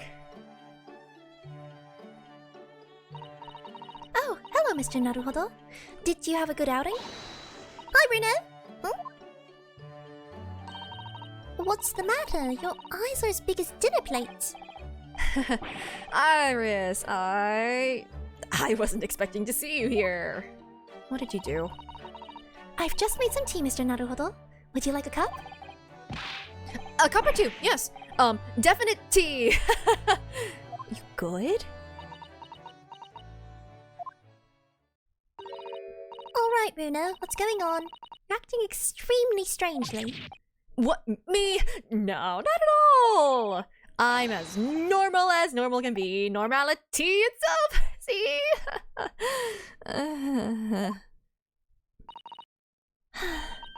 Not again, Mr. Naruhodo. Sorry, not what again? What do you mean, Susie? Whenever he goes out on his own lately, he always seems to come back with a peculiar new purchase. Peculiar. What's peculiar about the things I've bought? You seem to think that anything British is a curio you simply must have. Oh. So he is a reverse weeb. Guess that's why he's an English major. He was an English major. Oh, thank you for the follow. You keep buying items of bric-a-brac even though you don't know what they are. Well, there are rather a lot of bric-a-brac shops and pawnbrokeries and the like around here. It's when I've been to Lord Strongheart's to give my weekly report. I'm always so nervous beforehand. On the way home, I just find myself in those shops and... Yes, alright, I can't deny it. I bought something. Oh, he stress shops. You're right, you can't deny it, because your eyes are wider than ever. You really ought to put up a warning sign about them. They're bigger than some potholes around here. It's hard to resist things in the bric-a-brac shop. It's also cheap. Mr. Sholmes is giving me lots of useful advice about how to pick out the real bargains. You must remember, Runo, that Hurley likes to have fun with you. Take his advice with a big pinch of salt. Wow. Iris is so aware. I don't know if he's ever realized. Well, that's true. That thing he told me was a pot stand wasn't a pot stand at all. But I'd never guessed it was a collapsible top hat. No, and I'd never have guessed that you could fill up this once empty room so quickly. Honestly, it's overflowing with things we don't need now. I mean, look at those scales. Not once have you weighed something on them. I know, but ever since I first stood at the defense's bench in court, I don't know why, but I've just really wanted my own little set of scales. Oh god, I feel that. This is why I stop myself from buying things. Let's see it then, Mr. Naruhodo. What have you come home with today? Oh, well, it's, one of these. What is it? It looks all dry and shriveled up in a bowl. Really, Mr. Naruhodo, what is it? It's a sea anemone. Anemone. An anemone? Yeah, I mean, I know it doesn't look like it at the moment, it's all shriveled up like you said. Aren't sea anemones living creatures? The ones that dance about on the seabed? Yes, exactly. The ones that dance about on the seabed. Oh, they sell sea anemones in bric-a-brac shops here in Britain. Cosmo would not be able to say that word. He would simply perish. Oh, wait, no, I'm just made myself sad again. Oh. I don't know whether they normally do or not, but I do know that I bought one today. But why, Bruno?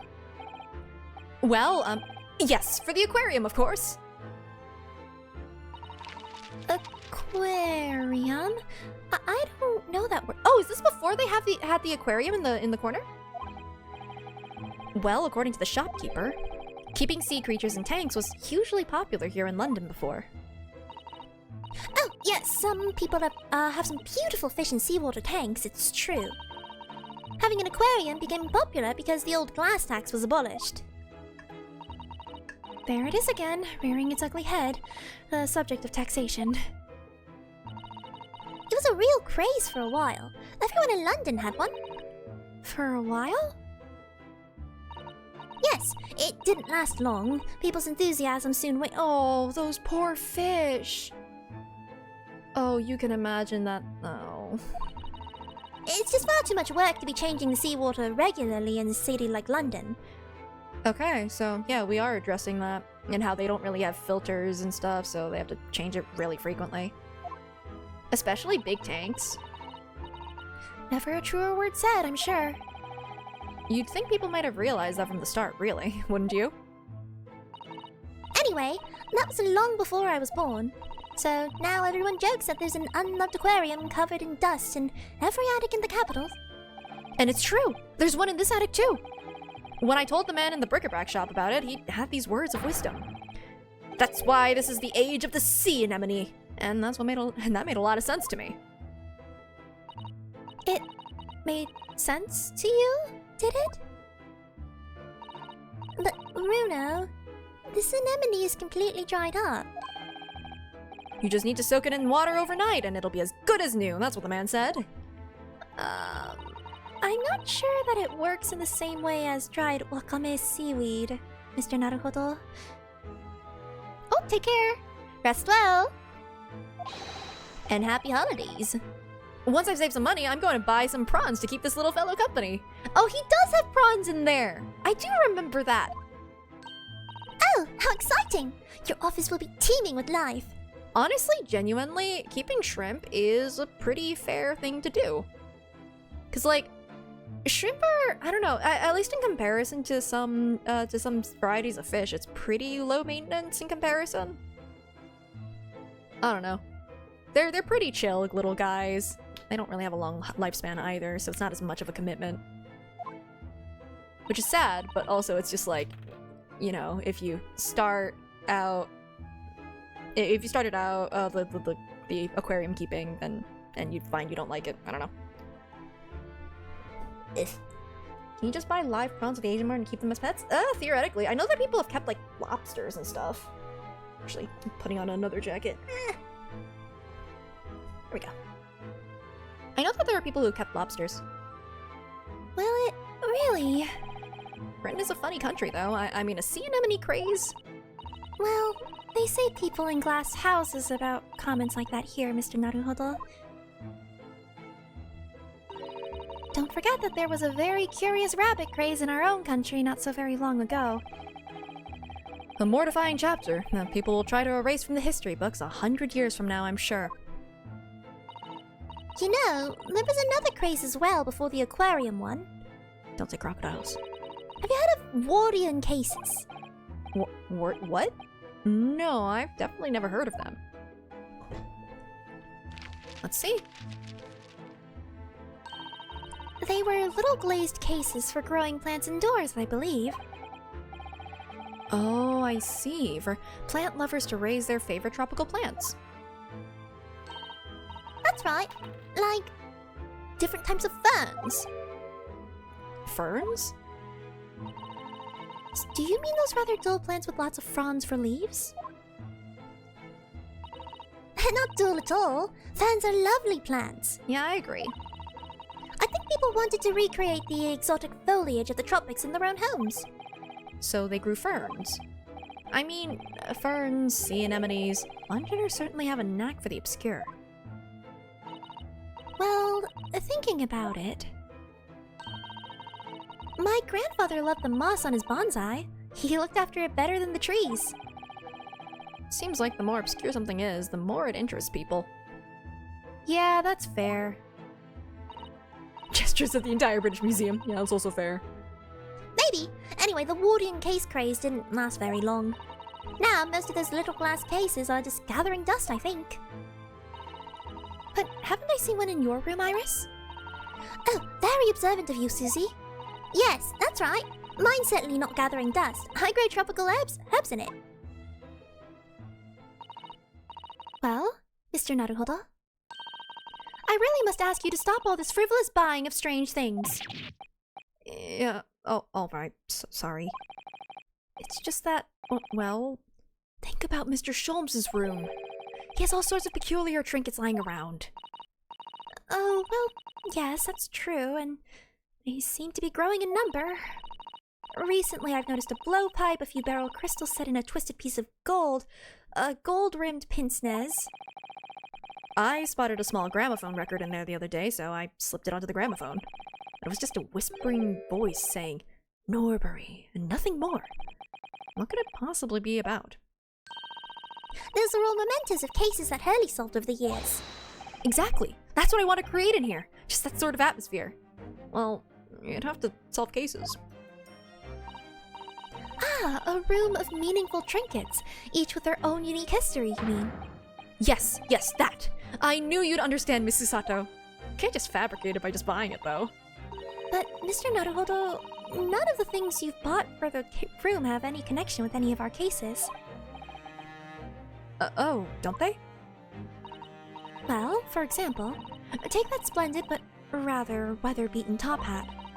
That wasn't used as evidence in any of the cases we've worked on, was it? We're not allowed to keep evidence, though, right? I'd imagine we can't. Oh, so you have two top hats if you count the collapsible one as well. No, the collapsible one is a pot stand. As far as I'm concerned, anyway. But the other day, when we were in court, they were everywhere, weren't they? Top hats, I mean. Well, here in Britain, of course, they're the mark of a true gentleman, so that's hardly surprising. Hosanaga's allowed to keep evidence? Why can't we? He's not allowed to keep evidence! He definitely did a crime! But he was so excited, and I think that they just let him do it. If a man isn't wearing a top hat when he ventures out of doors, he'll be looked down upon.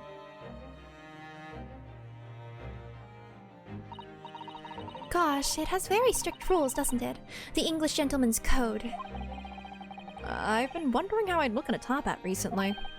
After all, my university uniform is black as well, so I think it would be very in keeping.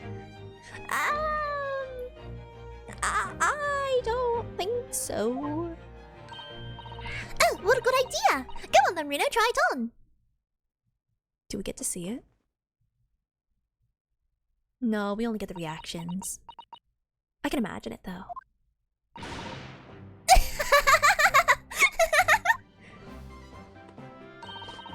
The lesson here, I suppose, is that the juxtaposition of student and gentleman is just so strange and wrong. Well, I'd rather it didn't suit me anyway. I mean, these hats are ridiculous. I'd be willing to bet every foreigner who sees one of these for the first time thinks exactly the same thing. Why is that man wearing a chimney on his head? People in glass houses, remember, Bruno. What do you mean? Well, what about Japanese, chonmage top knots? Those hairstyles are the height of ridiculousness. True. At least you can take a hat off. Once you have a chonmage, it's chon your head for good. Chon. I guess you wouldn't say Chan. I'd be willing to bet every foreigner who sees a chonmage for the first time thinks exactly the same thing. Why is that man wearing a cannon on his head?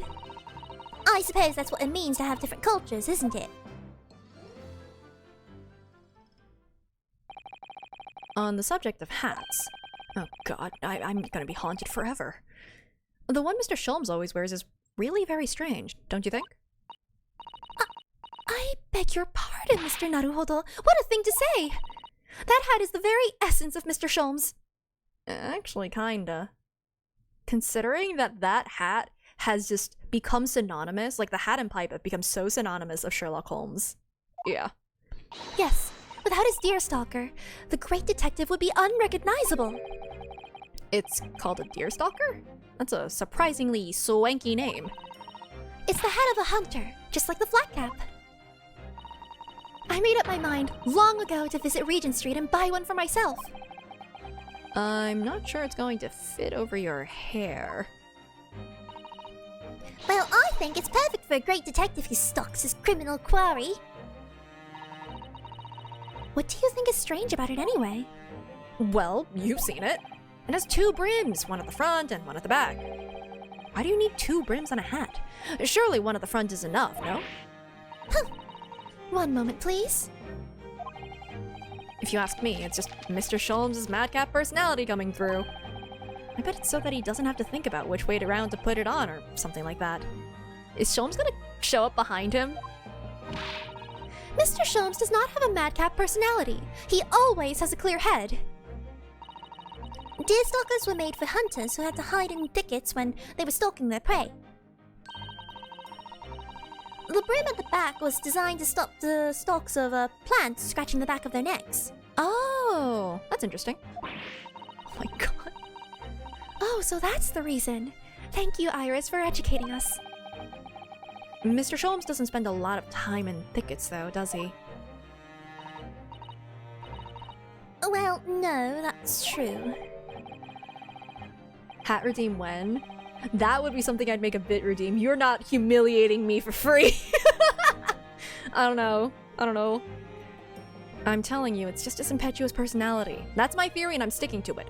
Firmly. Ah. Here you all are. Oh, good afternoon, Mr. Sholmes. I've not long since made some tea, Mr. Sholmes. Would you like a cup? I see I've come at a good time, Mrs. Sato. Thank you. Now, I have something I should like you all to see. I've designed myself a brand new Great Detective's hat. What the? There's a brim. At the front and at the back, and at both sides. 4 brims in total!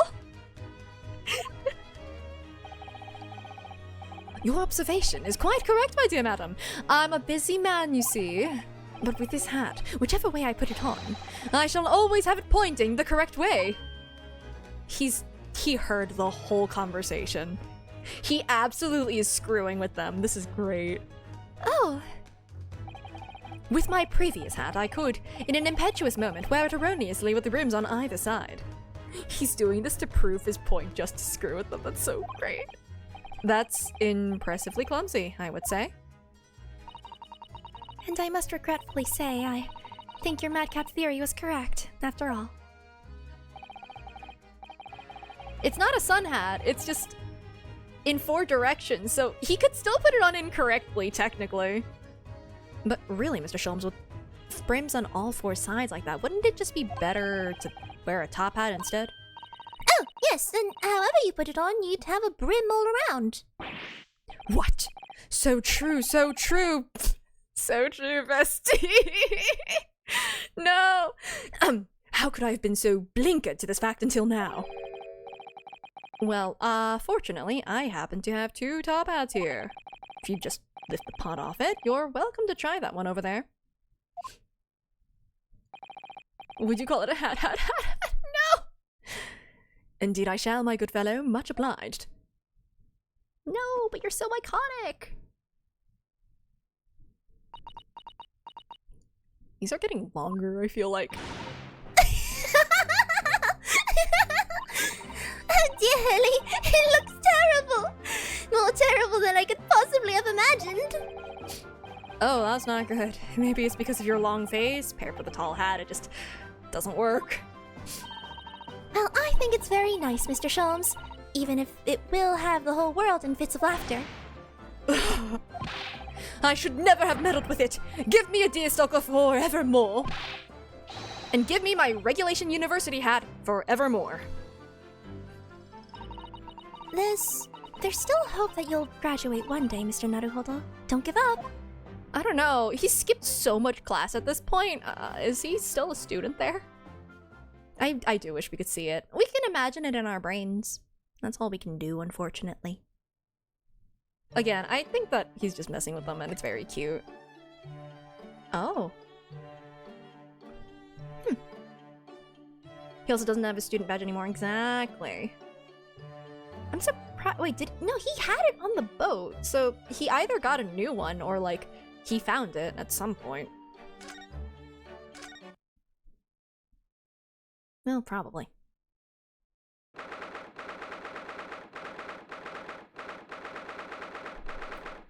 So, is this gonna be, like, right around the time that he's just reading in the corner? So, Mr. Natsume, are you really returning home to Japan? Oh! Okay, this is after the trial. I'm glad we see him off instead of just, you know, assume he gets out alright, given the whole curse situation. Yes, indeed I am. Everything is arranged already. We'll be sad to see you go. And after Runo worked so hard to prove your innocence as well. What a shame. Feels like it was all a wasted effort. Don't say that! I know what you're suggesting. Now, calm down, Mr. Natsume. It's all fine, really. You are in good company here, sir. If you fear the Reaper, you needn't hide the fact. I am a proud citizen of the Empire of Japan. I'm not a scaredy cat! Talking of cats, Mr. Sholmes just casually threw one among the pigeons there. What? He threw a cat? Oh, it's probably an expression I don't know. A man like me belongs in Japan, not here. That's what I've come to realize.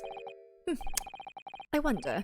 A mustache such as yours is eminently suited to London, I would say.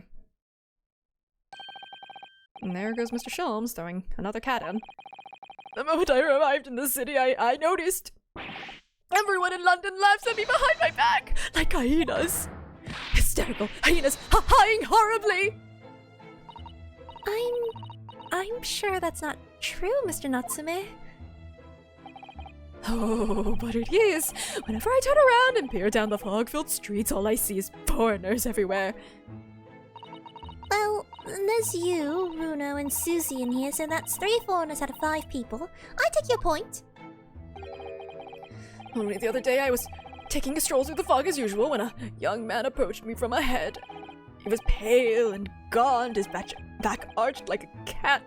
Observing his wretchedness moved me so deeply. I thought to myself, I'm not the only one suffering in this hell. But do you know what? Can you imagine? It was just my own reflection in a shop window. A stunning, stinging, stupefying surprise! Don't forget slap in the face. Everyone started laughing at me. Gentlemen thereabouts, ladies passing by. Even the man in the shop went. So yourself? Oh, he's back. Ah, yes, and a certain great detective would like to be included among the mirthful. Oh! Mr. Sholmes is really going for Soulseki-san today. Going for the throat, why don't you? Well, I for one think you're a very handsome man, Mr. Natsume. There, did you hear that? This 10-year-old girl thinks you're handsome. Isn't that wonderful? Nunosuke, you don't have to attack him too! Man, they're just tearing this poor man to pieces. That makes me feel suspiciously warm inside. He looks genuinely delighted. The point is, we Japanese are humble and modest.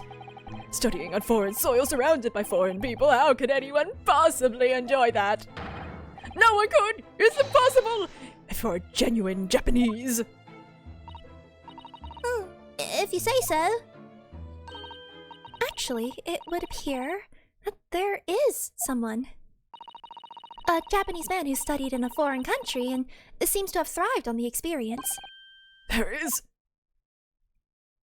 Us? Actually, it's probably her dad. Oh, never mind. What do you all got? Oh, wait, we're talking real people then. Okay.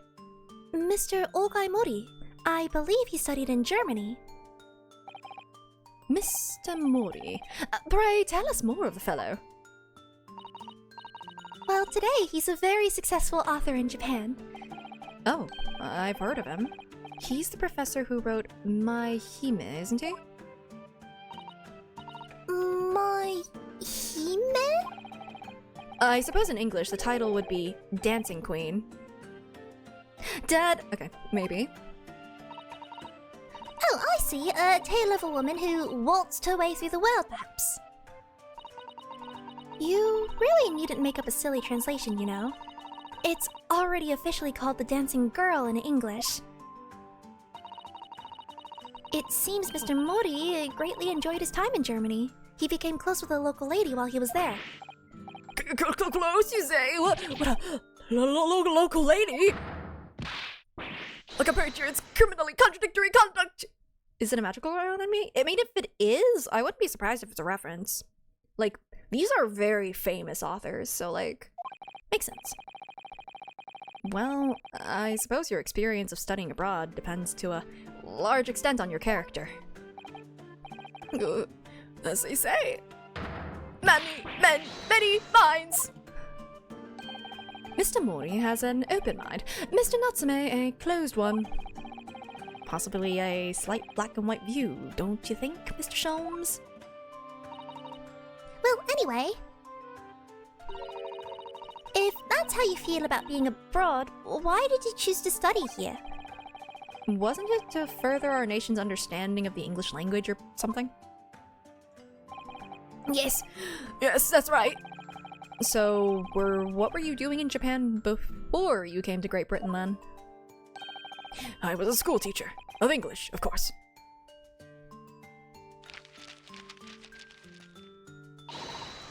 A bit cursory, perhaps, but I've managed to discover some information about Wow, what doesn't your book have?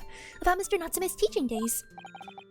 That's just a little outside of the field of law, isn't it, Miss Sato? Well, let me pose you a question, Mr. Naruhodo. If you had to translate the English phrase, I love you into Japanese, what would it become? Ooh, are we talking about the moon looks bright tonight? Well, that's easy. Aishiteru, or suki desu. Wrong!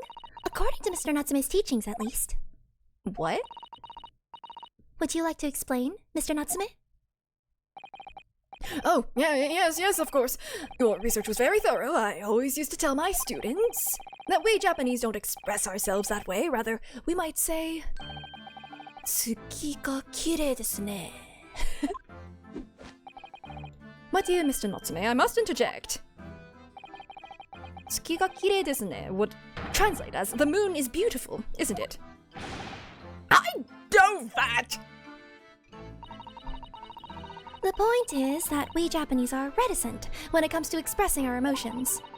We prefer to show our feelings of adoration, our suki, by appreciating the beauty of the moon, the suki.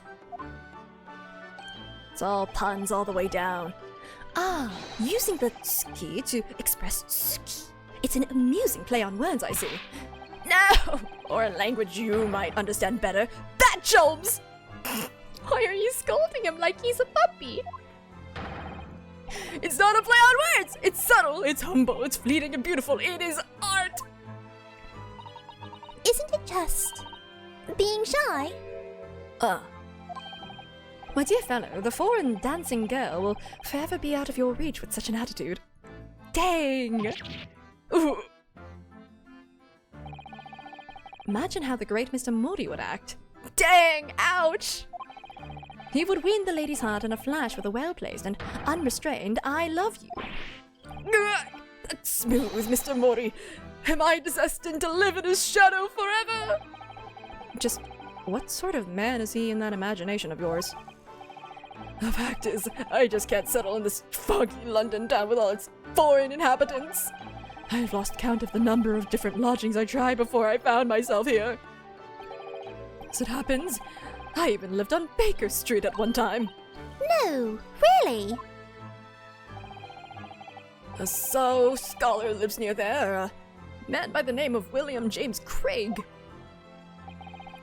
His knowledge of So is unsurpassed. He's been a great inspiration to me over the Forgive the interruption, but am I supposed to be familiar with this SAO of which you speak? It's Shakespeare, of course, Shakespeare, but in Japanese we would write it as a sa and o. It's a phonetic representation using kanji characters, so England is Igirisu and America is America. Come to think of it, we use the same character as ri in one word and risu in another. Talk about confusing. So Shakespeare is sao in Japanese. Presumably the sa is a brutal attempt at the first sha. In which case, where is the spear? I never thought of that. We only have the o left. Which could, even in the most charitable interpretation, only be a brutal attempt at old man.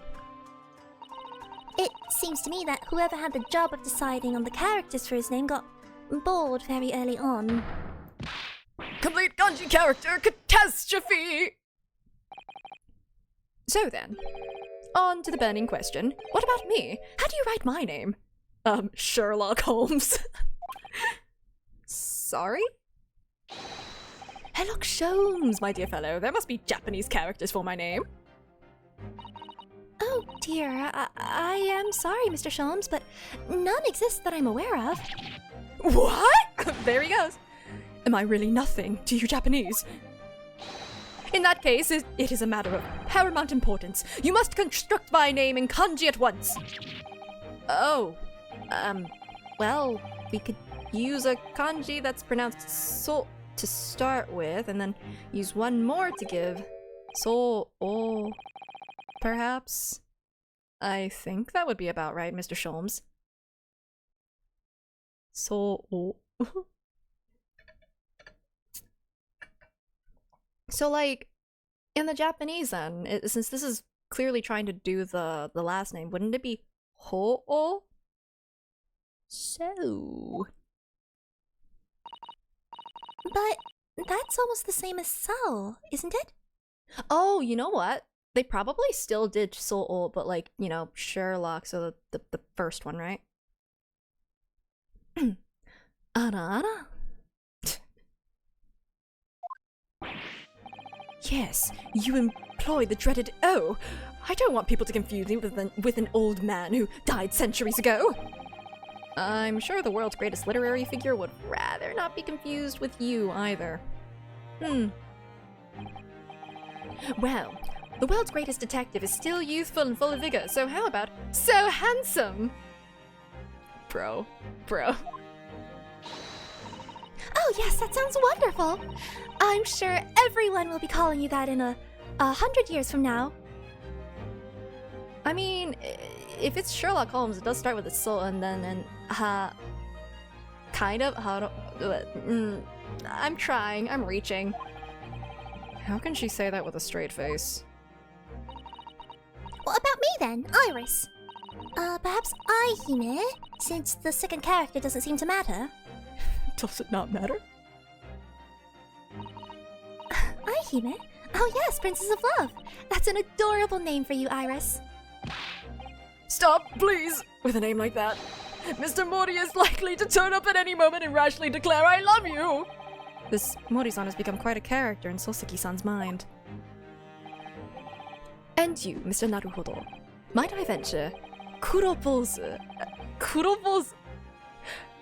Oh, okay. As a fitting name for you, as in the Dark Monk. Oh, that's very good. It describes you perfectly, Rudo. So you think I'll be wearing this black varsity uniform for the rest of my days, do you? He doesn't, because I have the optional outfit and he wears blue. But Mr. Naruhodo already has a Japanese name. I don't believe he needs another. Well, anyway. We were talking about your life here in London, weren't we, Mr. Natsume? You should just get out and have fun. Just go and touch grass. Or snow, I guess. The landlady has said as much to me too. Mrs. Garadeb? But it wasn't fun at all. It was frightful. Whatever do you mean? A cycle incident! An incident on a bicycle? Oh, yes, come to think of it. Oh! There's an old bicycle parked just outside, isn't there? It's in a sorry state, though. I tried to say no to her, but she insisted I took it for a ride. Perhaps my pronunciation was wrong. Yeah. It sounds like yes. So I took my life in my hands and attempted to ride the steel spiderweb stallion to a nearby park. I really don't think there's anything wrong with your pronunciation, Mr. Natsume. Joan Gerda just isn't the kind of woman to take no for an answer. Ah. Yeah, it helps because Iris's name would probably just be the Japanese translation for an iris. If you're going to die, you might as well die in beautiful surroundings, so the park was my first thought. After a whole day of dicing with death, I emerged with only relatively minor bruises. So you got the knack of it? Don't be silly. Dying isn't something you can learn to do.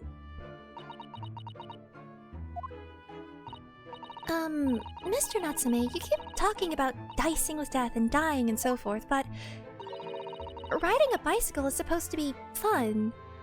I mean, I don't really ride bikes, so... I don't know. Not my thing. Oh no, that's just what people tell you. But it's an old wives' tale. Okay, I don't believe this, though.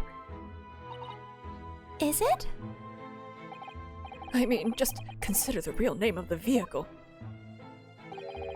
It's not called a dicycle for nothing.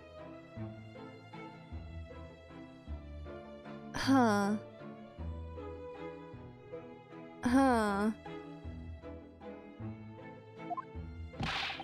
Oh, anyone expects to use such an aptly named vehicle to move forward is beyond me! Pedal power promises pain! I didn't think it was possible to get worse with practice. I'm lucky to be alive! Although, I must say, after looking death in the eye for a whole week, I did at least manage to mount the steed reliably. And notwithstanding a few wobbles, I found I could make progress in the forward direction. Huh, what a triumph. Deduction is much the same. When first presented with a problem, the mental exertion of trying to solve it leads only to bitter disappointment. But after a week of picking one's way carefully along the path of reasoning and thought, one begins to see results. So, is that why all of your off-the-cuff deductions always seem half-baked? What a wonderful insight into your extraordinary mind, Mr. Sholmes. Unfortunately, after wobbling down the street, I noticed there were little stones everywhere. Death traps! Not that way, I said to myself. But the wild vehicle wouldn't listen. It wobbled me on and on down the street. So of course, I hit one of those deadly stones and the crazy colt threw me. It's just my luck. Bicycles are the epitome of my pitiful life. I wish I could disagree. On the same subject, I'm sure there's a famous American author who's written about it having a similar experience. Oh yes, I read that essay too, Iris. Some of us are better read than others. Well, no more bicycles for me. Oh, Mr. Natsume, at least you have an interesting anecdote to take with you back to Japan, if nothing else. You always manage to put a positive spin on things, don't you, Mrs. Sato? Personally, I haven't mounted a bicycle for some time. No, me neither. That's good. So, how about a jaunt? We shall all ride out together. Ah! That sounds great. I'll perch behind Mrs. Sato. The sun is going down. It will be pitch black before long. We're just making this poor man's anxiety worse. London street lamps are very bright, you know, and the fog isn't too thick today. And my beloved ride is all bent out of shape. My dear fellow, if you are bound to topple the vehicle anyway, it's fitting that it's already bent out of shape. It's settled then. Come along, Mr. Natsume. Shall we go?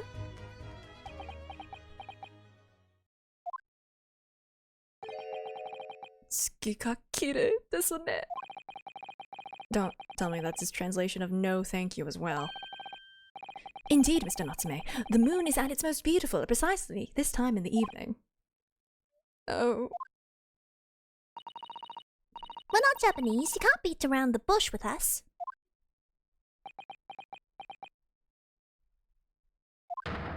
What a weird and wonderful world! Poor guy.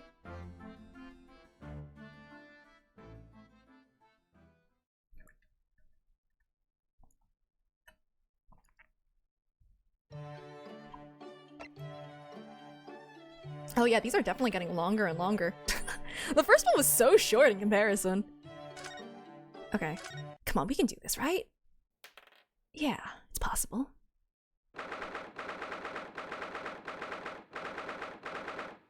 April 30th. Oh, it's them. Hi. Oh my god, she's still choking him. Sir Constable Rolly Beat reporting for duty.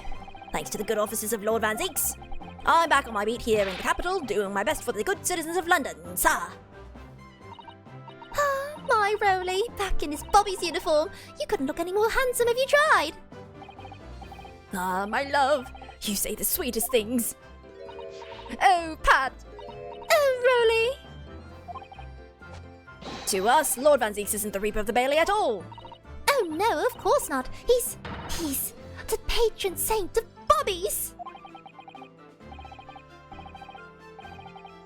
Okay, I think maybe I do take a little bit of a stretch break and then come back. I'll finish this, right? Oh god, I'm really pushing the amount of stream time this is going. So, actually, I will take a little bit of a stretch break.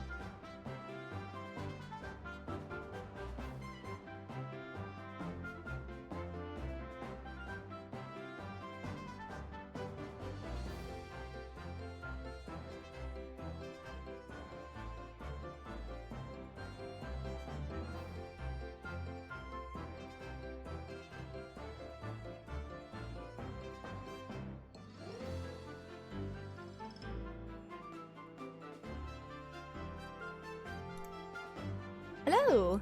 Aw. Thank you. I hope you had fun. Should I go to bed? I mean, me at my own 8-ball. Come on, we've got one more after this. We got this. Patron saint, oh. Yes, Pat, you're so right, my darling. Keeping us in pocket, he is. On my first day back on the job, what did I find in the gutter? A shilling, my love, a whole shilling. Oh, Roly, I always believed in you.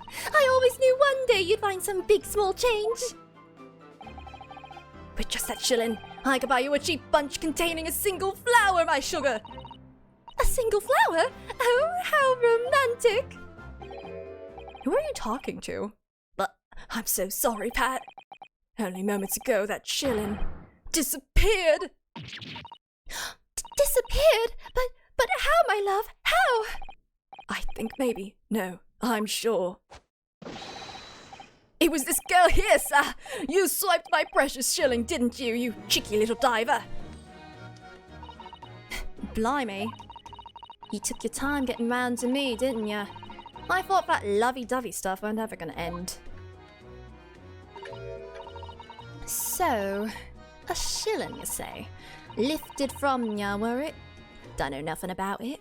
Where's the evidence, eh? Right there! The evidence is dancing around on the back of your hand, young lady! You stole it from me, you lifted it from my pocket just now! You've got a nerve stealing from a bobby! God bless, this coin's mine! How could you know, anyway? How could you know if it was taken just now or not? Dear me, you don't get it, do you? We've hardly got a penny to our name, so that coin felt as heavy to me as a bar of gold. Huh? I'm telling you, the moment it left my pocket, I knew. I felt myself get a good few pounds lighter. Yep, that coin has got my blood, sweat, and tears all over it. Ew. Oh, look at her little pouty face. Wait, is he actually just here? What's the matter with ya, eh, Mr. Narado? Huh? Me? Sorry? When a lady's in trouble, a true gent's supposed to be there to help. Straight away, not an hour later. This isn't my fault. I haven't stolen anything. And what about you, eh, Sholmes? I thought you were supposed to be a great detective. Dear me, Miss Lestrade. Why are we all just standing here? You took your time getting around to me, didn't you? I thought that long dispute was never going to end. God, so funny. You only said, "Give us a minute," when we spotted you over the road and said hello. And that was 10 minutes ago, Ginny. We've just been standing here listening to you quarrel with this Bobby. I do beg your pardon, madam. We shouldn't be troubling the public with police business. But that shilling belongs to us, doesn't it, really? Of course it does, my love. It's just for you and me, my darling. Ugh. This was just supposed to be a nice stroll with Iris and Mr. Sholmes before afternoon tea. Why did we have to run into another fiasco on Briar Road? I don't really see how we could be of any help, Gina. There's no way of knowing who the coin really belongs to if it was just dropped in the gutter. I wouldn't be so sure of that, Bruno. I imagine it would smell terrible. What? I have a feeling I might know the answer to the question of whose coin that is. Ah, my bright young fellow lodger. Let us hear your deduction. Well, there's actually a reason why I suggested a stroll down Bridle Road. Oh? What reason? You see, I was here yesterday and, well, I dropped a little something. So I wanted to come and look for it, while enjoying an afternoon stroll. Wait, you dropped something. You don't mean... It was the pocket money that Hurley gave me. What's this, Iris? You dropped that, did you? I'm sorry. I went to the market on Lime Street yesterday to pick up some herbs, you see. But on the way here, I must have dropped it. The 1 shilling coin you gave me. Oh. A 1 bob bit? Yes, and when I thought back over the route I took, route, I realised I must have dropped it here. Constable, you haven't seen it, have you? It's all my pocket money, and now it's gone. Iris, you are a very successful author. Y'all are rich. You don't need to guilt this couple. Well, I'm afraid I don't know anything about that young lady. What rotten luck, dropping your money like that. Sorry. I dare say the constable and his companion could give you a run for your money with their wide eyes. If it's all the same to you, Mr. Sholmes, I think I'd prefer not to be used as the yardstick for looking guilty. Well, it's tough really, innit, Iris? You dropped it, so it ain't yours no more. Anyway, you know what they say. What goes around comes around, so don't feel bad. Bad luck, Iris. Doesn't look like you're going to get your coin back. Oh, I can't believe I've lost it. And straight after Hurley gave it to me as well. Yes, regrettable indeed. I seem to recall that particular coin was rather significant. What do you mean significant? To be specific, it was especially significant to you, Bruno. Significant to me? You don't mean. It was the coin from last night's wager? The very same, my dear fellow. What did we bet on? What's this then? What wager? It was a game of poker. A duel between Hurley and Runo. Oh no! Runo has Ryunosuke has such a bad poker face. He would get demolished. Poker? What, that tricky card game, you mean? As a lawyer, I have the perfect poker face. You'll never be able to tell what I'm thinking, said he. Oh no, buddy! People can like straight read your mind because of how easy it is to read your face. Oh, honey.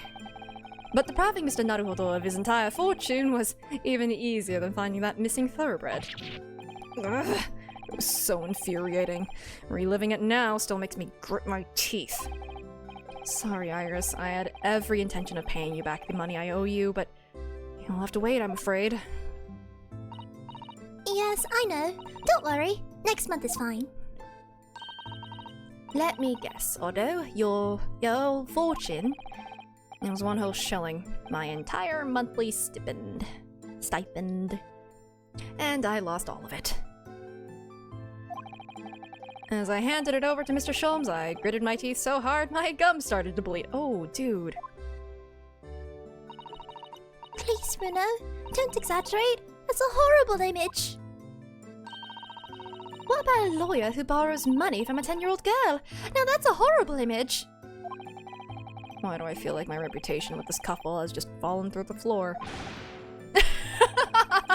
There are a few things more invigorating than taking a man for all he's worth. Dude! My guy. Don't be so pleased with yourself, Hurley. It's not as if Runo ever had a chance of winning. Wait, what? What do you mean by that? Well, using that special ink I developed, anyone could...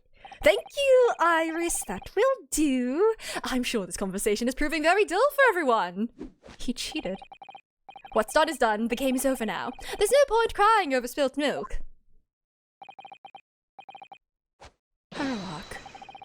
Herlock. You earn so much more money than him, please. He only has a shilling every month.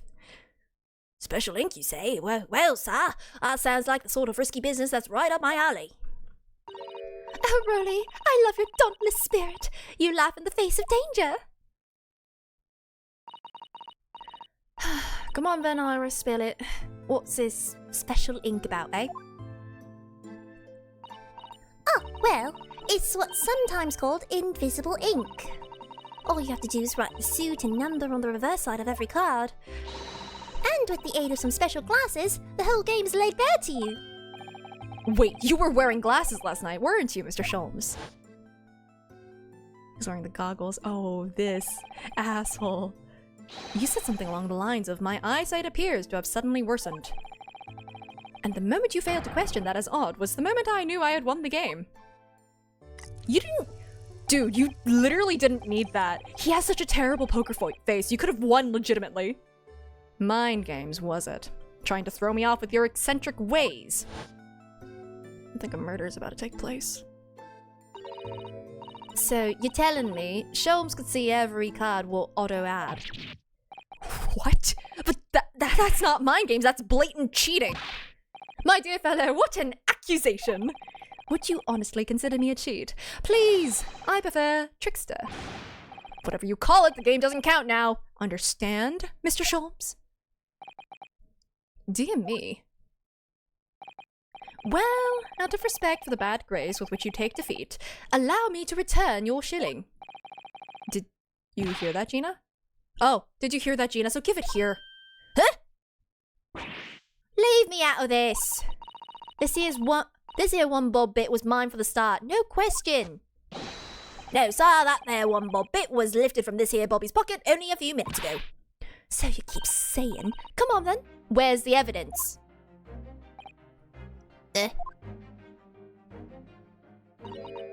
The law, right, is all about evidence. I know my stuff. You see, Mr. Naruhodo, use a tried excuse in court and others will parrot it. Only whenever I do say that in court, it isn't as a trite excuse, you know. Also, that's usually asked of me, not the other way around. As I said, sir, that coin has got my blood, sweat and tears all over it. That's right, it has. Rowley's blood, sweat and tears are the evidence. Blood, you say? Do you mean that? Do you mean that literally or figuratively? In that case, it's time for this. Do you think... Well, if there's any trace of blood on that coin, we'll soon know about it. All right, Ginny. Hold very still. What? Ah!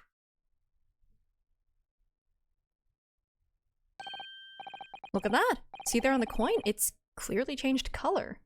Oh. In other words, there is blood on this coin. Once again, as I said, sir, that would be my blood, sweat and tears. Oh, wait. I've seen blood turn that colour before. Yes, I know whose it is. I know whose coin it is. What? The rightful owner of this blood-stained shilling is... Bruno! Huh? Me? And from the appearance of the blood, I would say it is quite fresh. Left within the last 24 hours. Within the Oh! Then in that case...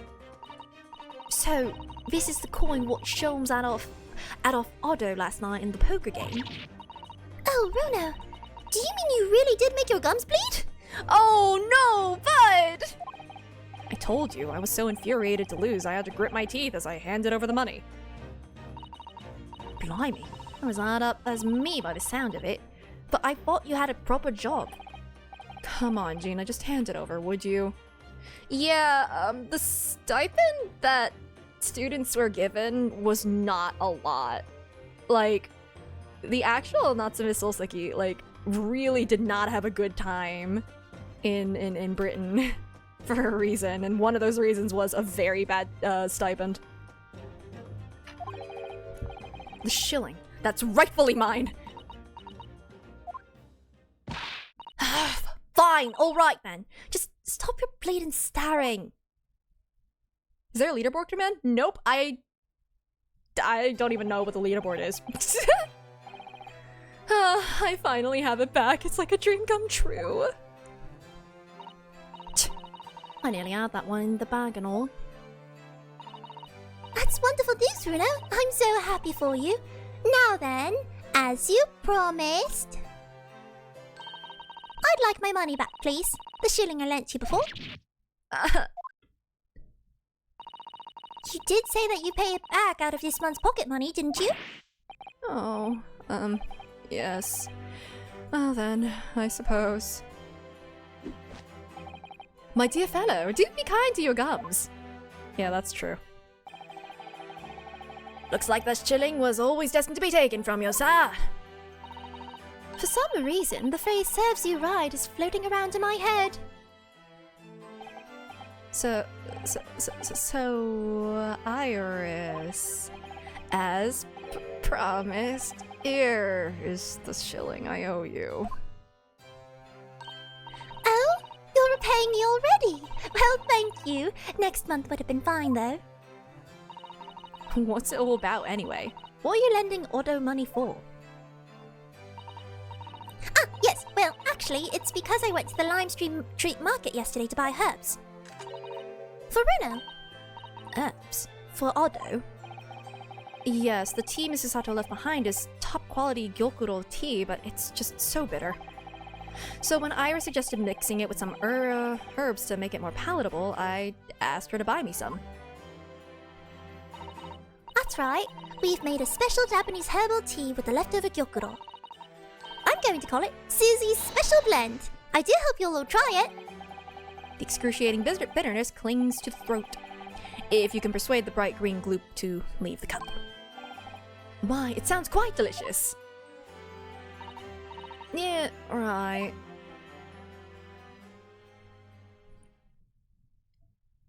I mean, it's not that bitter. Well, it would appear this shilling's brief adventures are now at an end. Adventures? You must agree, my dear fellow, that the coin has made a considerable journey since last night. Let's see. Originally, it was the coin I was supposed to give to Iris to pay her for the herbs. But then, in our poker duel last night, it passed to you, Mr. Sholmes. Who gave it to Iris as spending money. But then I dropped it here sometime yesterday. Then my beloved Roly found it a little while ago and picked it up. Before it was lifted from my pocket by this here diver. I then used my favourite gun to show the blood that was on it. And let slip about Sholmes' little scam in his card game last night. The annulment of which resulted in the coin returning to the ownership of Mr. Naruhodo. Allowing me to pay Iris the money I owed her after all.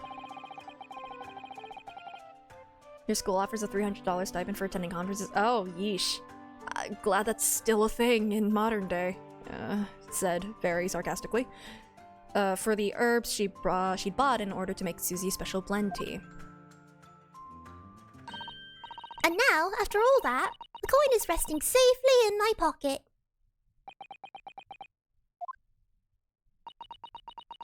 What a series of events, I guess. Yeah, alright. Was an adventure. But what are we supposed to take away from it, huh? That this 1 shilling coin belongs to Iris and Iris alone, I think. I cannot fault your observation, Mr. Naruhodo. Well, you know what they say. What goes around comes around. Why do I get the feeling that Iris knew it was coming around to her from the very beginning? Priceless, as they say. I'm so glad the most wealthy person there is the one who got the money. Yeah, I think Iris might earn the most. It's either her or Sholmes. Well then, my dear fellow, how about this evening we indulge in some bitter tea and a bitter rematch? I'll even allow you to stake the coming month's spendings money in advance. I fold.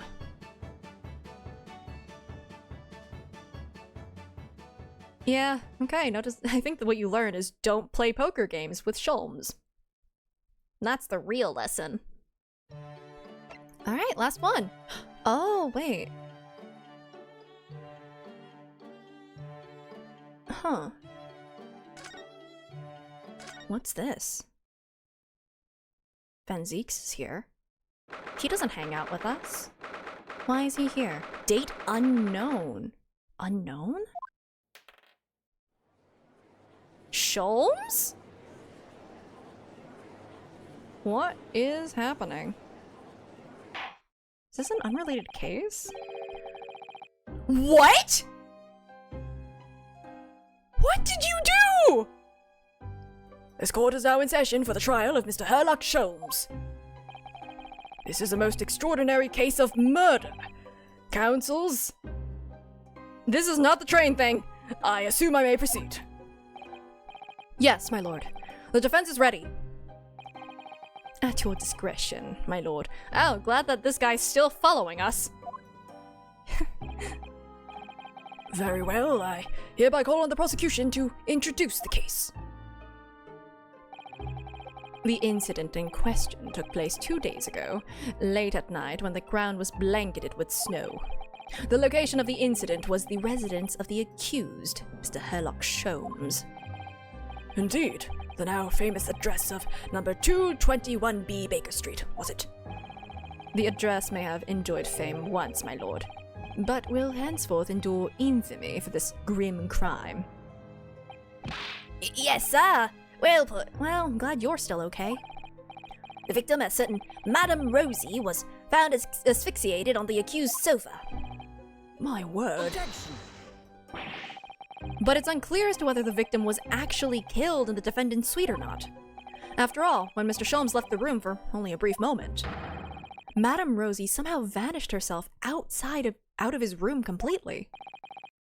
Vanished herself, counsel. The victim. Quite true, my lord. There is but one adjoining door between my drawing room and kitchen. Yet having brewed some tea in the kitchen, I returned to find the room completely empty. There was nobody else present. Ordinarily, my fellow lodger, Iris, would have been at home. However, on the day in question, she had been invited to a meeting of a scientific society in the city. I'm afraid you have a propensity for exaggeration, sir. You claim the victim vanished herself, but really? It seems to me entirely plausible that she chose to leave via the main entrance to your suite. As it happens, my lord, the door to the accused's room was locked at the time from the inside. Sherlock Sholmes would suplex a train. I don't know how. Very true, Inspector. As such, I can say with considerable surety that the victim did not leave via my front door. But what about, Aha! Yes! She could have snuck out through the window! Objection! The windows in the room were not locked, it's true, and the victim had the opportunity. However, there was snow all around the building outside, and not a patch of it had been disturbed. would my learned friend care to explain how the victim could have left without leaving a trail? I don't have to solve anything. So the victim, Madame Rosie, somehow vanished from the scene before she was killed. Naturally, I was alarmed by the sudden disappearance of my guest. So I summoned this gentleman, who resides in the attic room above my own, and we took a cab to Scotland Yard. I can confirm that the defendant called for me, and I saw his suite on my way downstairs. And yes, I'm quite sure it was empty, just as Mr. Sholmes has said. When we reached the yard, this very detective happened to be there. Well, yes, you see, I was just in my office for a while, having got back from some, important business. And then, having explained the situation to the inspector, we traveled back to Baker Street together. At that time, there were no footprints in the snow around the building, other than the ones we'd made. Do I take it then, counsel, that you personally witnessed the scene where the incident took place? Isn't that bias? Are we allowed to defend here? Whatever.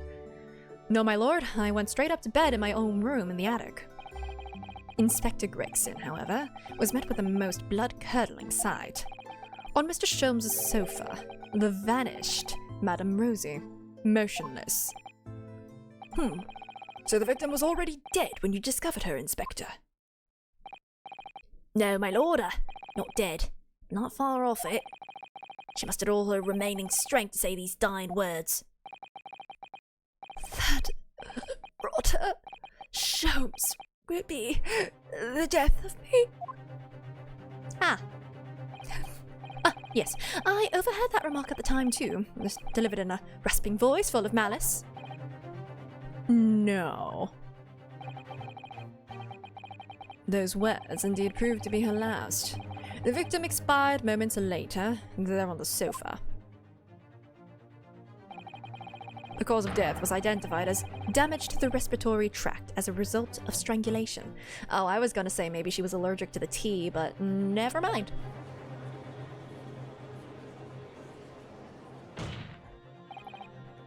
Pray, does the accused dare to contest the inspector's account? Certainly not. In fact, the inspector has done an unusually fine job of summarizing the salient points. Sholmes will be the death of me. Damning departing words indeed. In her final moments, the victim named her killer. I don't know, saying that someone's gonna be the death of you doesn't usually sound like an accusation of murder. That just seems like exasperation. Right? You would word it a different way. I don't know, Rosie.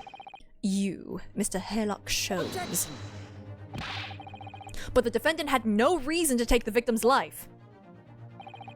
Perhaps you could tell the court, Mr. Sholmes, who exactly this Madame Rosie was. Ah, yes, of course.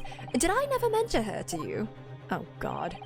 I'd extended an invitation to her that evening, though she is loquacious in the extreme. The most trivial of matters quickly becomes a quarrel.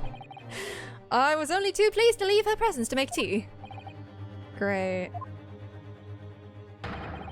It would appear, then, that the accused did, in fact, have a motive for silencing his eristic guest permanently. Objection!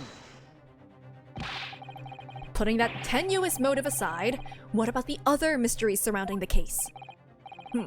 I'm inclined to agree with the defense. There remain a number of inscrutable details.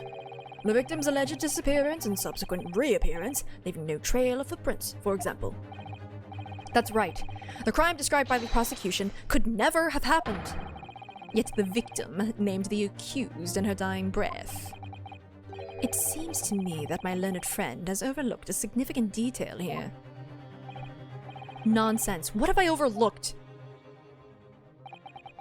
The man in the dock, the so-called great detective, all too frequently makes the following bold claim. There is no crime beyond the realms of possibility, no mystery beyond my powers of reasoning. So, Mr. Sholmes, you will have no difficulty in explaining how the crime thus described could have taken place. Therefore, I propose a toast to the great detective upholding his name. But of course, now the question now is, does he troll Ryunosuke again? Or does he actually clear his name? Were I to put my mind to the matter, the crime would immediately appear to all present to be entirely feasible. Please, Mr. Sholmes, whose side are you on? All you need to say is, no, even I can't think of a way that a crime like that could have been committed. Let the accused's admission be noted by the court. Though the crime may appear impossible to us mortals of inferior mental capacity, this man alone claims to know exactly how it was done. Hold it! Now, hold on, that's a very fragile argument. Thank you, counsels. I believe I've heard more than enough to proceed to my adjudication. The accused great detective did, in some inscrutable manner, willfully murder the victim, Madame Rosie. I therefore find the defendant... Really? Let this man be taken from this courtroom and, in some equally inscrutable manner, be sanctioned for his crimes. Wait, what about the jury? Isn't there supposed to be a jury here? Court is adjourned.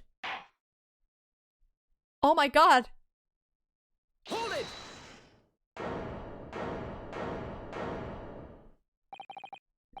My lord. Please.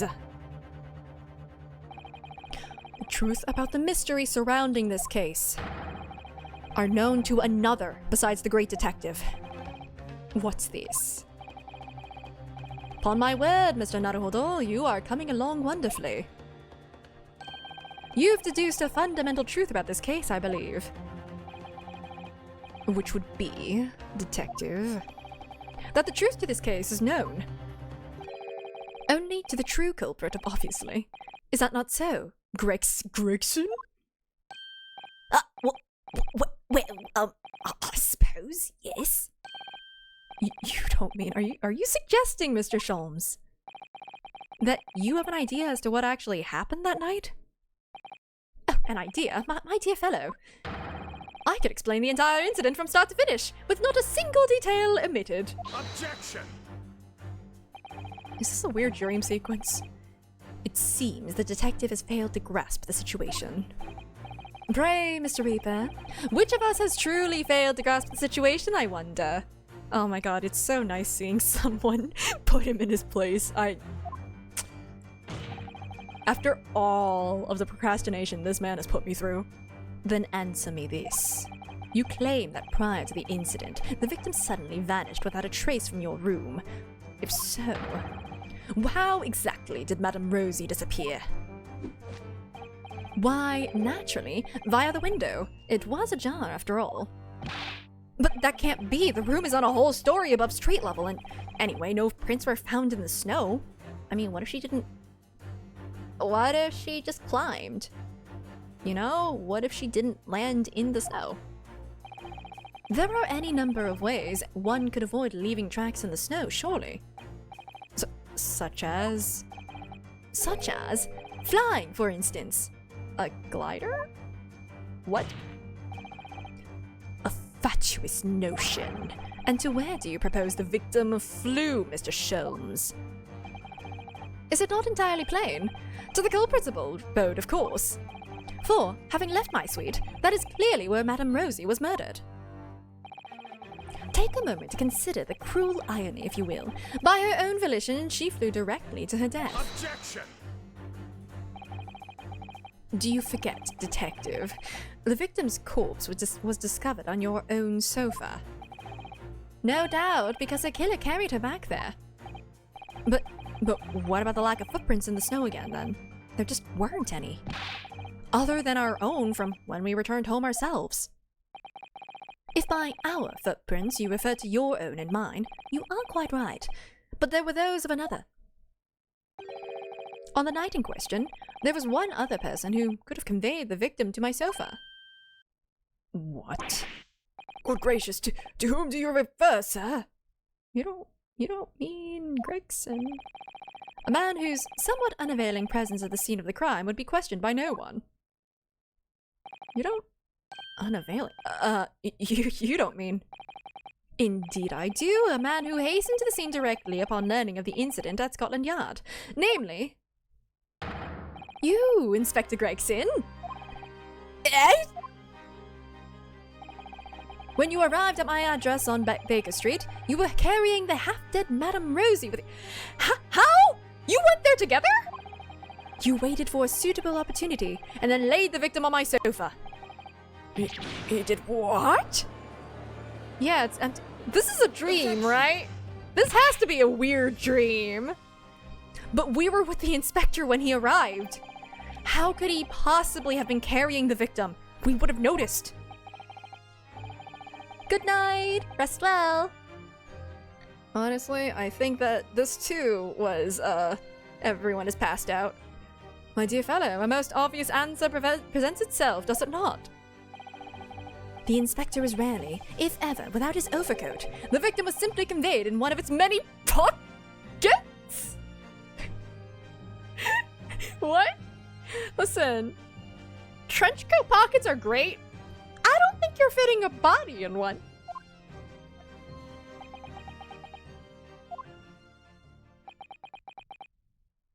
It's Baldur's Gate 3. Shoot, you're right. I fail to see what makes this detective great, but I can say one thing with great certainty. A human body cannot fit into the pocket of an overcoat. Are you about to say it wasn't a human body? I believe you may all have fallen foul of a rather significant misapprehension. Oh god, it wasn't a... Was Madame Rosie not a person? What? Madame Rosie was not a human. She was a ghost! I beg your pardon? Mr. Sholmes? Yes, Mr. Naruhodo. Something troubles you, perhaps? Whatever gives you that idea. Exactly what sort of creature was Madame Rosie? Is it not apparent already? A parakeet, of course. Huh? But then why is he... What? Huh? A most self-conceited specimen, in fact. A parakeet? She was an incessant talker, I must say. Her manner was quite intolerable at times. Want to turn every conversation to a quarrel. I thought to strangle the creature on more than one occasion. You had a quarrel with the parakeet. But of course, why else would she have chosen to fly from my window so uncordially that evening? To the abode of the inspector here beside me, no less. To Inspector Gregson's abode, but why? Because that was the parakeet's home, naturally. What are you? The inspector was called away from town for some days, so it was arranged that I would look after the bird. But it would appear that she was overcome with a sudden yearning for her keeper, thus prompting her flight from my comfortable suite to the inspector's office at Scotland Yard. Well, Gregson, I believe it's high time you explained. Give us your account of what happened that night, sparing no details, of course. Did Gregson frame him for the murder of a human person knowing that has a death penalty because he badly took care of the bird? I mean, I would be pretty devastated if, like, the person I entrusted with the care of my pet would, like, you know, killed it. Like, that would be terrible. I don't know about, like, framing them for murder, though. That's a blatant misuse of power. Inspector Gregson? Also, I'm still sure this is a dream. It was an accident. What is... I got back from being away that evening, you see. Just walked through the door of my office. Never imagined Madame Rosie would be on her way back to the yard as well. Slammed the door shut behind me. No! Just as she was trying to fly through it. So, Madame Rosie... She got sandwiched between the door and the frame and fell to the floor. Never to move again. Because of me. Ben Zeeks is gonna have an aneurysm. Well, I never. I had to do something, just when I was trying to think of a plan. You fellas arrived talking about some incident at Baker Street. I had to hide Madame Rosie in a hurry, so I stuffed her in my coat pocket and got in the cab with the pair of you. Why? What is this? You should go rest, yes. Because this is a fever dream. What could possibly have motivated you to behave in such a manner, Inspector? Good night as well. Lord Strongheart, sir. Oh no, is it his bird? What, Lord Strongheart? Please tell me I didn't hear that right. It was the Lord Chief Justice who asked me to look after the bird in the first place. Oh no. It makes sense. She'd been living with the pigeons at the Supreme Court until then. But apparently the other birds had started to pick on her. So for the past 6 months or so, I've been caring for her in my office at the yard. I see.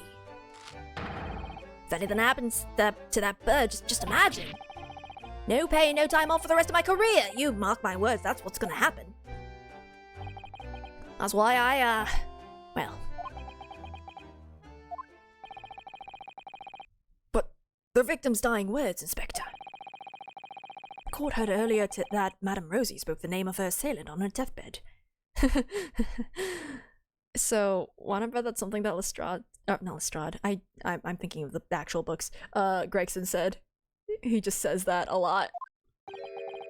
That water, Shelms, will be the death of me. Indeed she did, quite uncalled for, wouldn't you agree? But those words are your true feelings, are they not, Inspector? Ugh. Clearly you speak of me often at your office at the yard, in this disparaging manner. A manner that the merry parakeet took much delight in mimicking. Wait, come on! I mean, have you read this month's edition of Rant's magazine, eh? I'm sorry! This is all absolutely true. Me too. Yeah, so this is a dream, right? This is his dream? Of all the people who was dreaming this. I was not expecting it to be Van Zieks. Huh?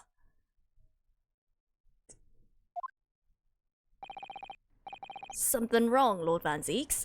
Or was he just imagining it? Oh, no. Nothing. I almost drifted off for a moment there. It's hard not to drift off when you've been kept waiting 3 hours already. Sheesh. I wonder if we'll manage to meet with Lord Strongheart at all today. We may have to deliver the report on the Winterbank case that he asked for on another day. Tell me, Inspector, what became of that bird? No, dude, there was no bird. Dude! Wait! Wait, did that happen? What's happening? Madame Rosie, you mean? She had a narrow escape, but she's still alive. Delivered her back here not long ago, actually. On Lord Strongheart's orders. What? He's opened the pigeons, we'll accept her now. It was something of a shock to hear that she'd been crushed in the doorway of your office. Especially as we were all under the misapprehension that Madame Rosie was a This happened?! What? Sorry about that. It was Lord Strongheart's demand that... Ah, good. You're here. Was this a blatant misuse of power? I apologize for my tardiness. I'm exactly 3 hours, 24 minutes, and 57 seconds late. Oh, no, my lord, no. Please don't trouble yourself. Nothing gives us greater pleasure than standing here doing nothing for hours on end. God, I guess I would've... No, I was about to say make up an entire court case, but no, that happened, apparently! Or, no, maybe the court case didn't happen, but the facts were true in that, like, you know, the precinct was just like, oh god, Madame Rosie's dead, a person, and then it turns out it was a bird. And she's also not dead. Maybe... Was Van Zieks just having a funny daydream? Was he just bored? God, he's more of a mood than I thought. Hardening. So, let's hear it then. Your report! Is there a parrot back there? Is there a parakeet? No, no parakeet. The Winterbank trial is concluded, but this is far from over. It seems that dark, Far Eastern lawyer and I have some shared destiny. You're the one who keeps following him around, though. We will meet again.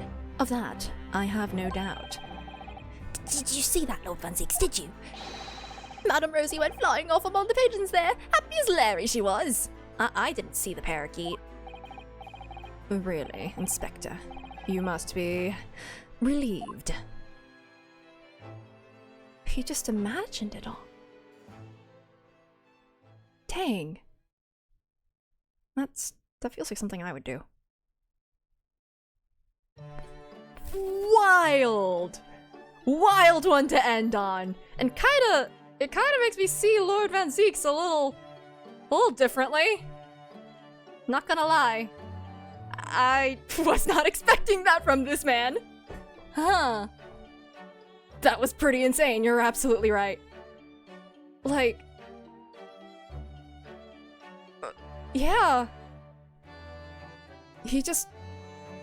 I don't even know if it's like him half dreaming it or if he was just so bored out of his mind that he just imagined up a case where he was going up against his frenemy, Ryunosuke. That is certainly the stream ever. You're right. But we did it after 6 hours.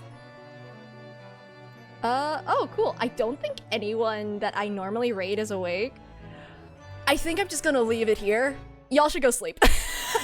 Same with me. What a weird time. Okay, so. I mean, 2 a.m. gang, let's go! Oh yeah. Don't expect 6-hour streams from now on. I just really wanted to finish this before the holidays and, you know, start fresh on the second game once we get back. So, I do appreciate that, though. Maybe in the far future. I don't even know what I'm doing with this situation. So, I will be back next Friday, I believe. Because, like, holidays and, you know, Wednesday's the 1st and all that, so probably Friday. For real this time as well for me, I will be going on break until then. So, yeah, you know what? Do I throw it on the end screen? I can. I'll throw it on the end screen. See you next year! Oh, that's always a fun joke. That never gets old. And, yeah, shoot. Thank you guys so much for sticking around for this 6 hours. And for the end of the first game. We'll be starting the next one next time. Man, I'm looking forward to it. They left on such a cliffhanger. I can't believe they did that to me when I was trying to avoid cliffhangers. And also, oh wow. Thank you guys again so much for like your support and like the generosity in general. Just thank you guys. And shoot, I think that's about it. Happy holidays. Merry Christmas, Hanukkah, Kwanzaa, or whatever else you celebrate. Yeah. I am trying so hard to remember if I forgot anything. I don't think I have. I am just gonna stop here though. There is no raid. Alrighty, take care you guys. And I'll see you next year.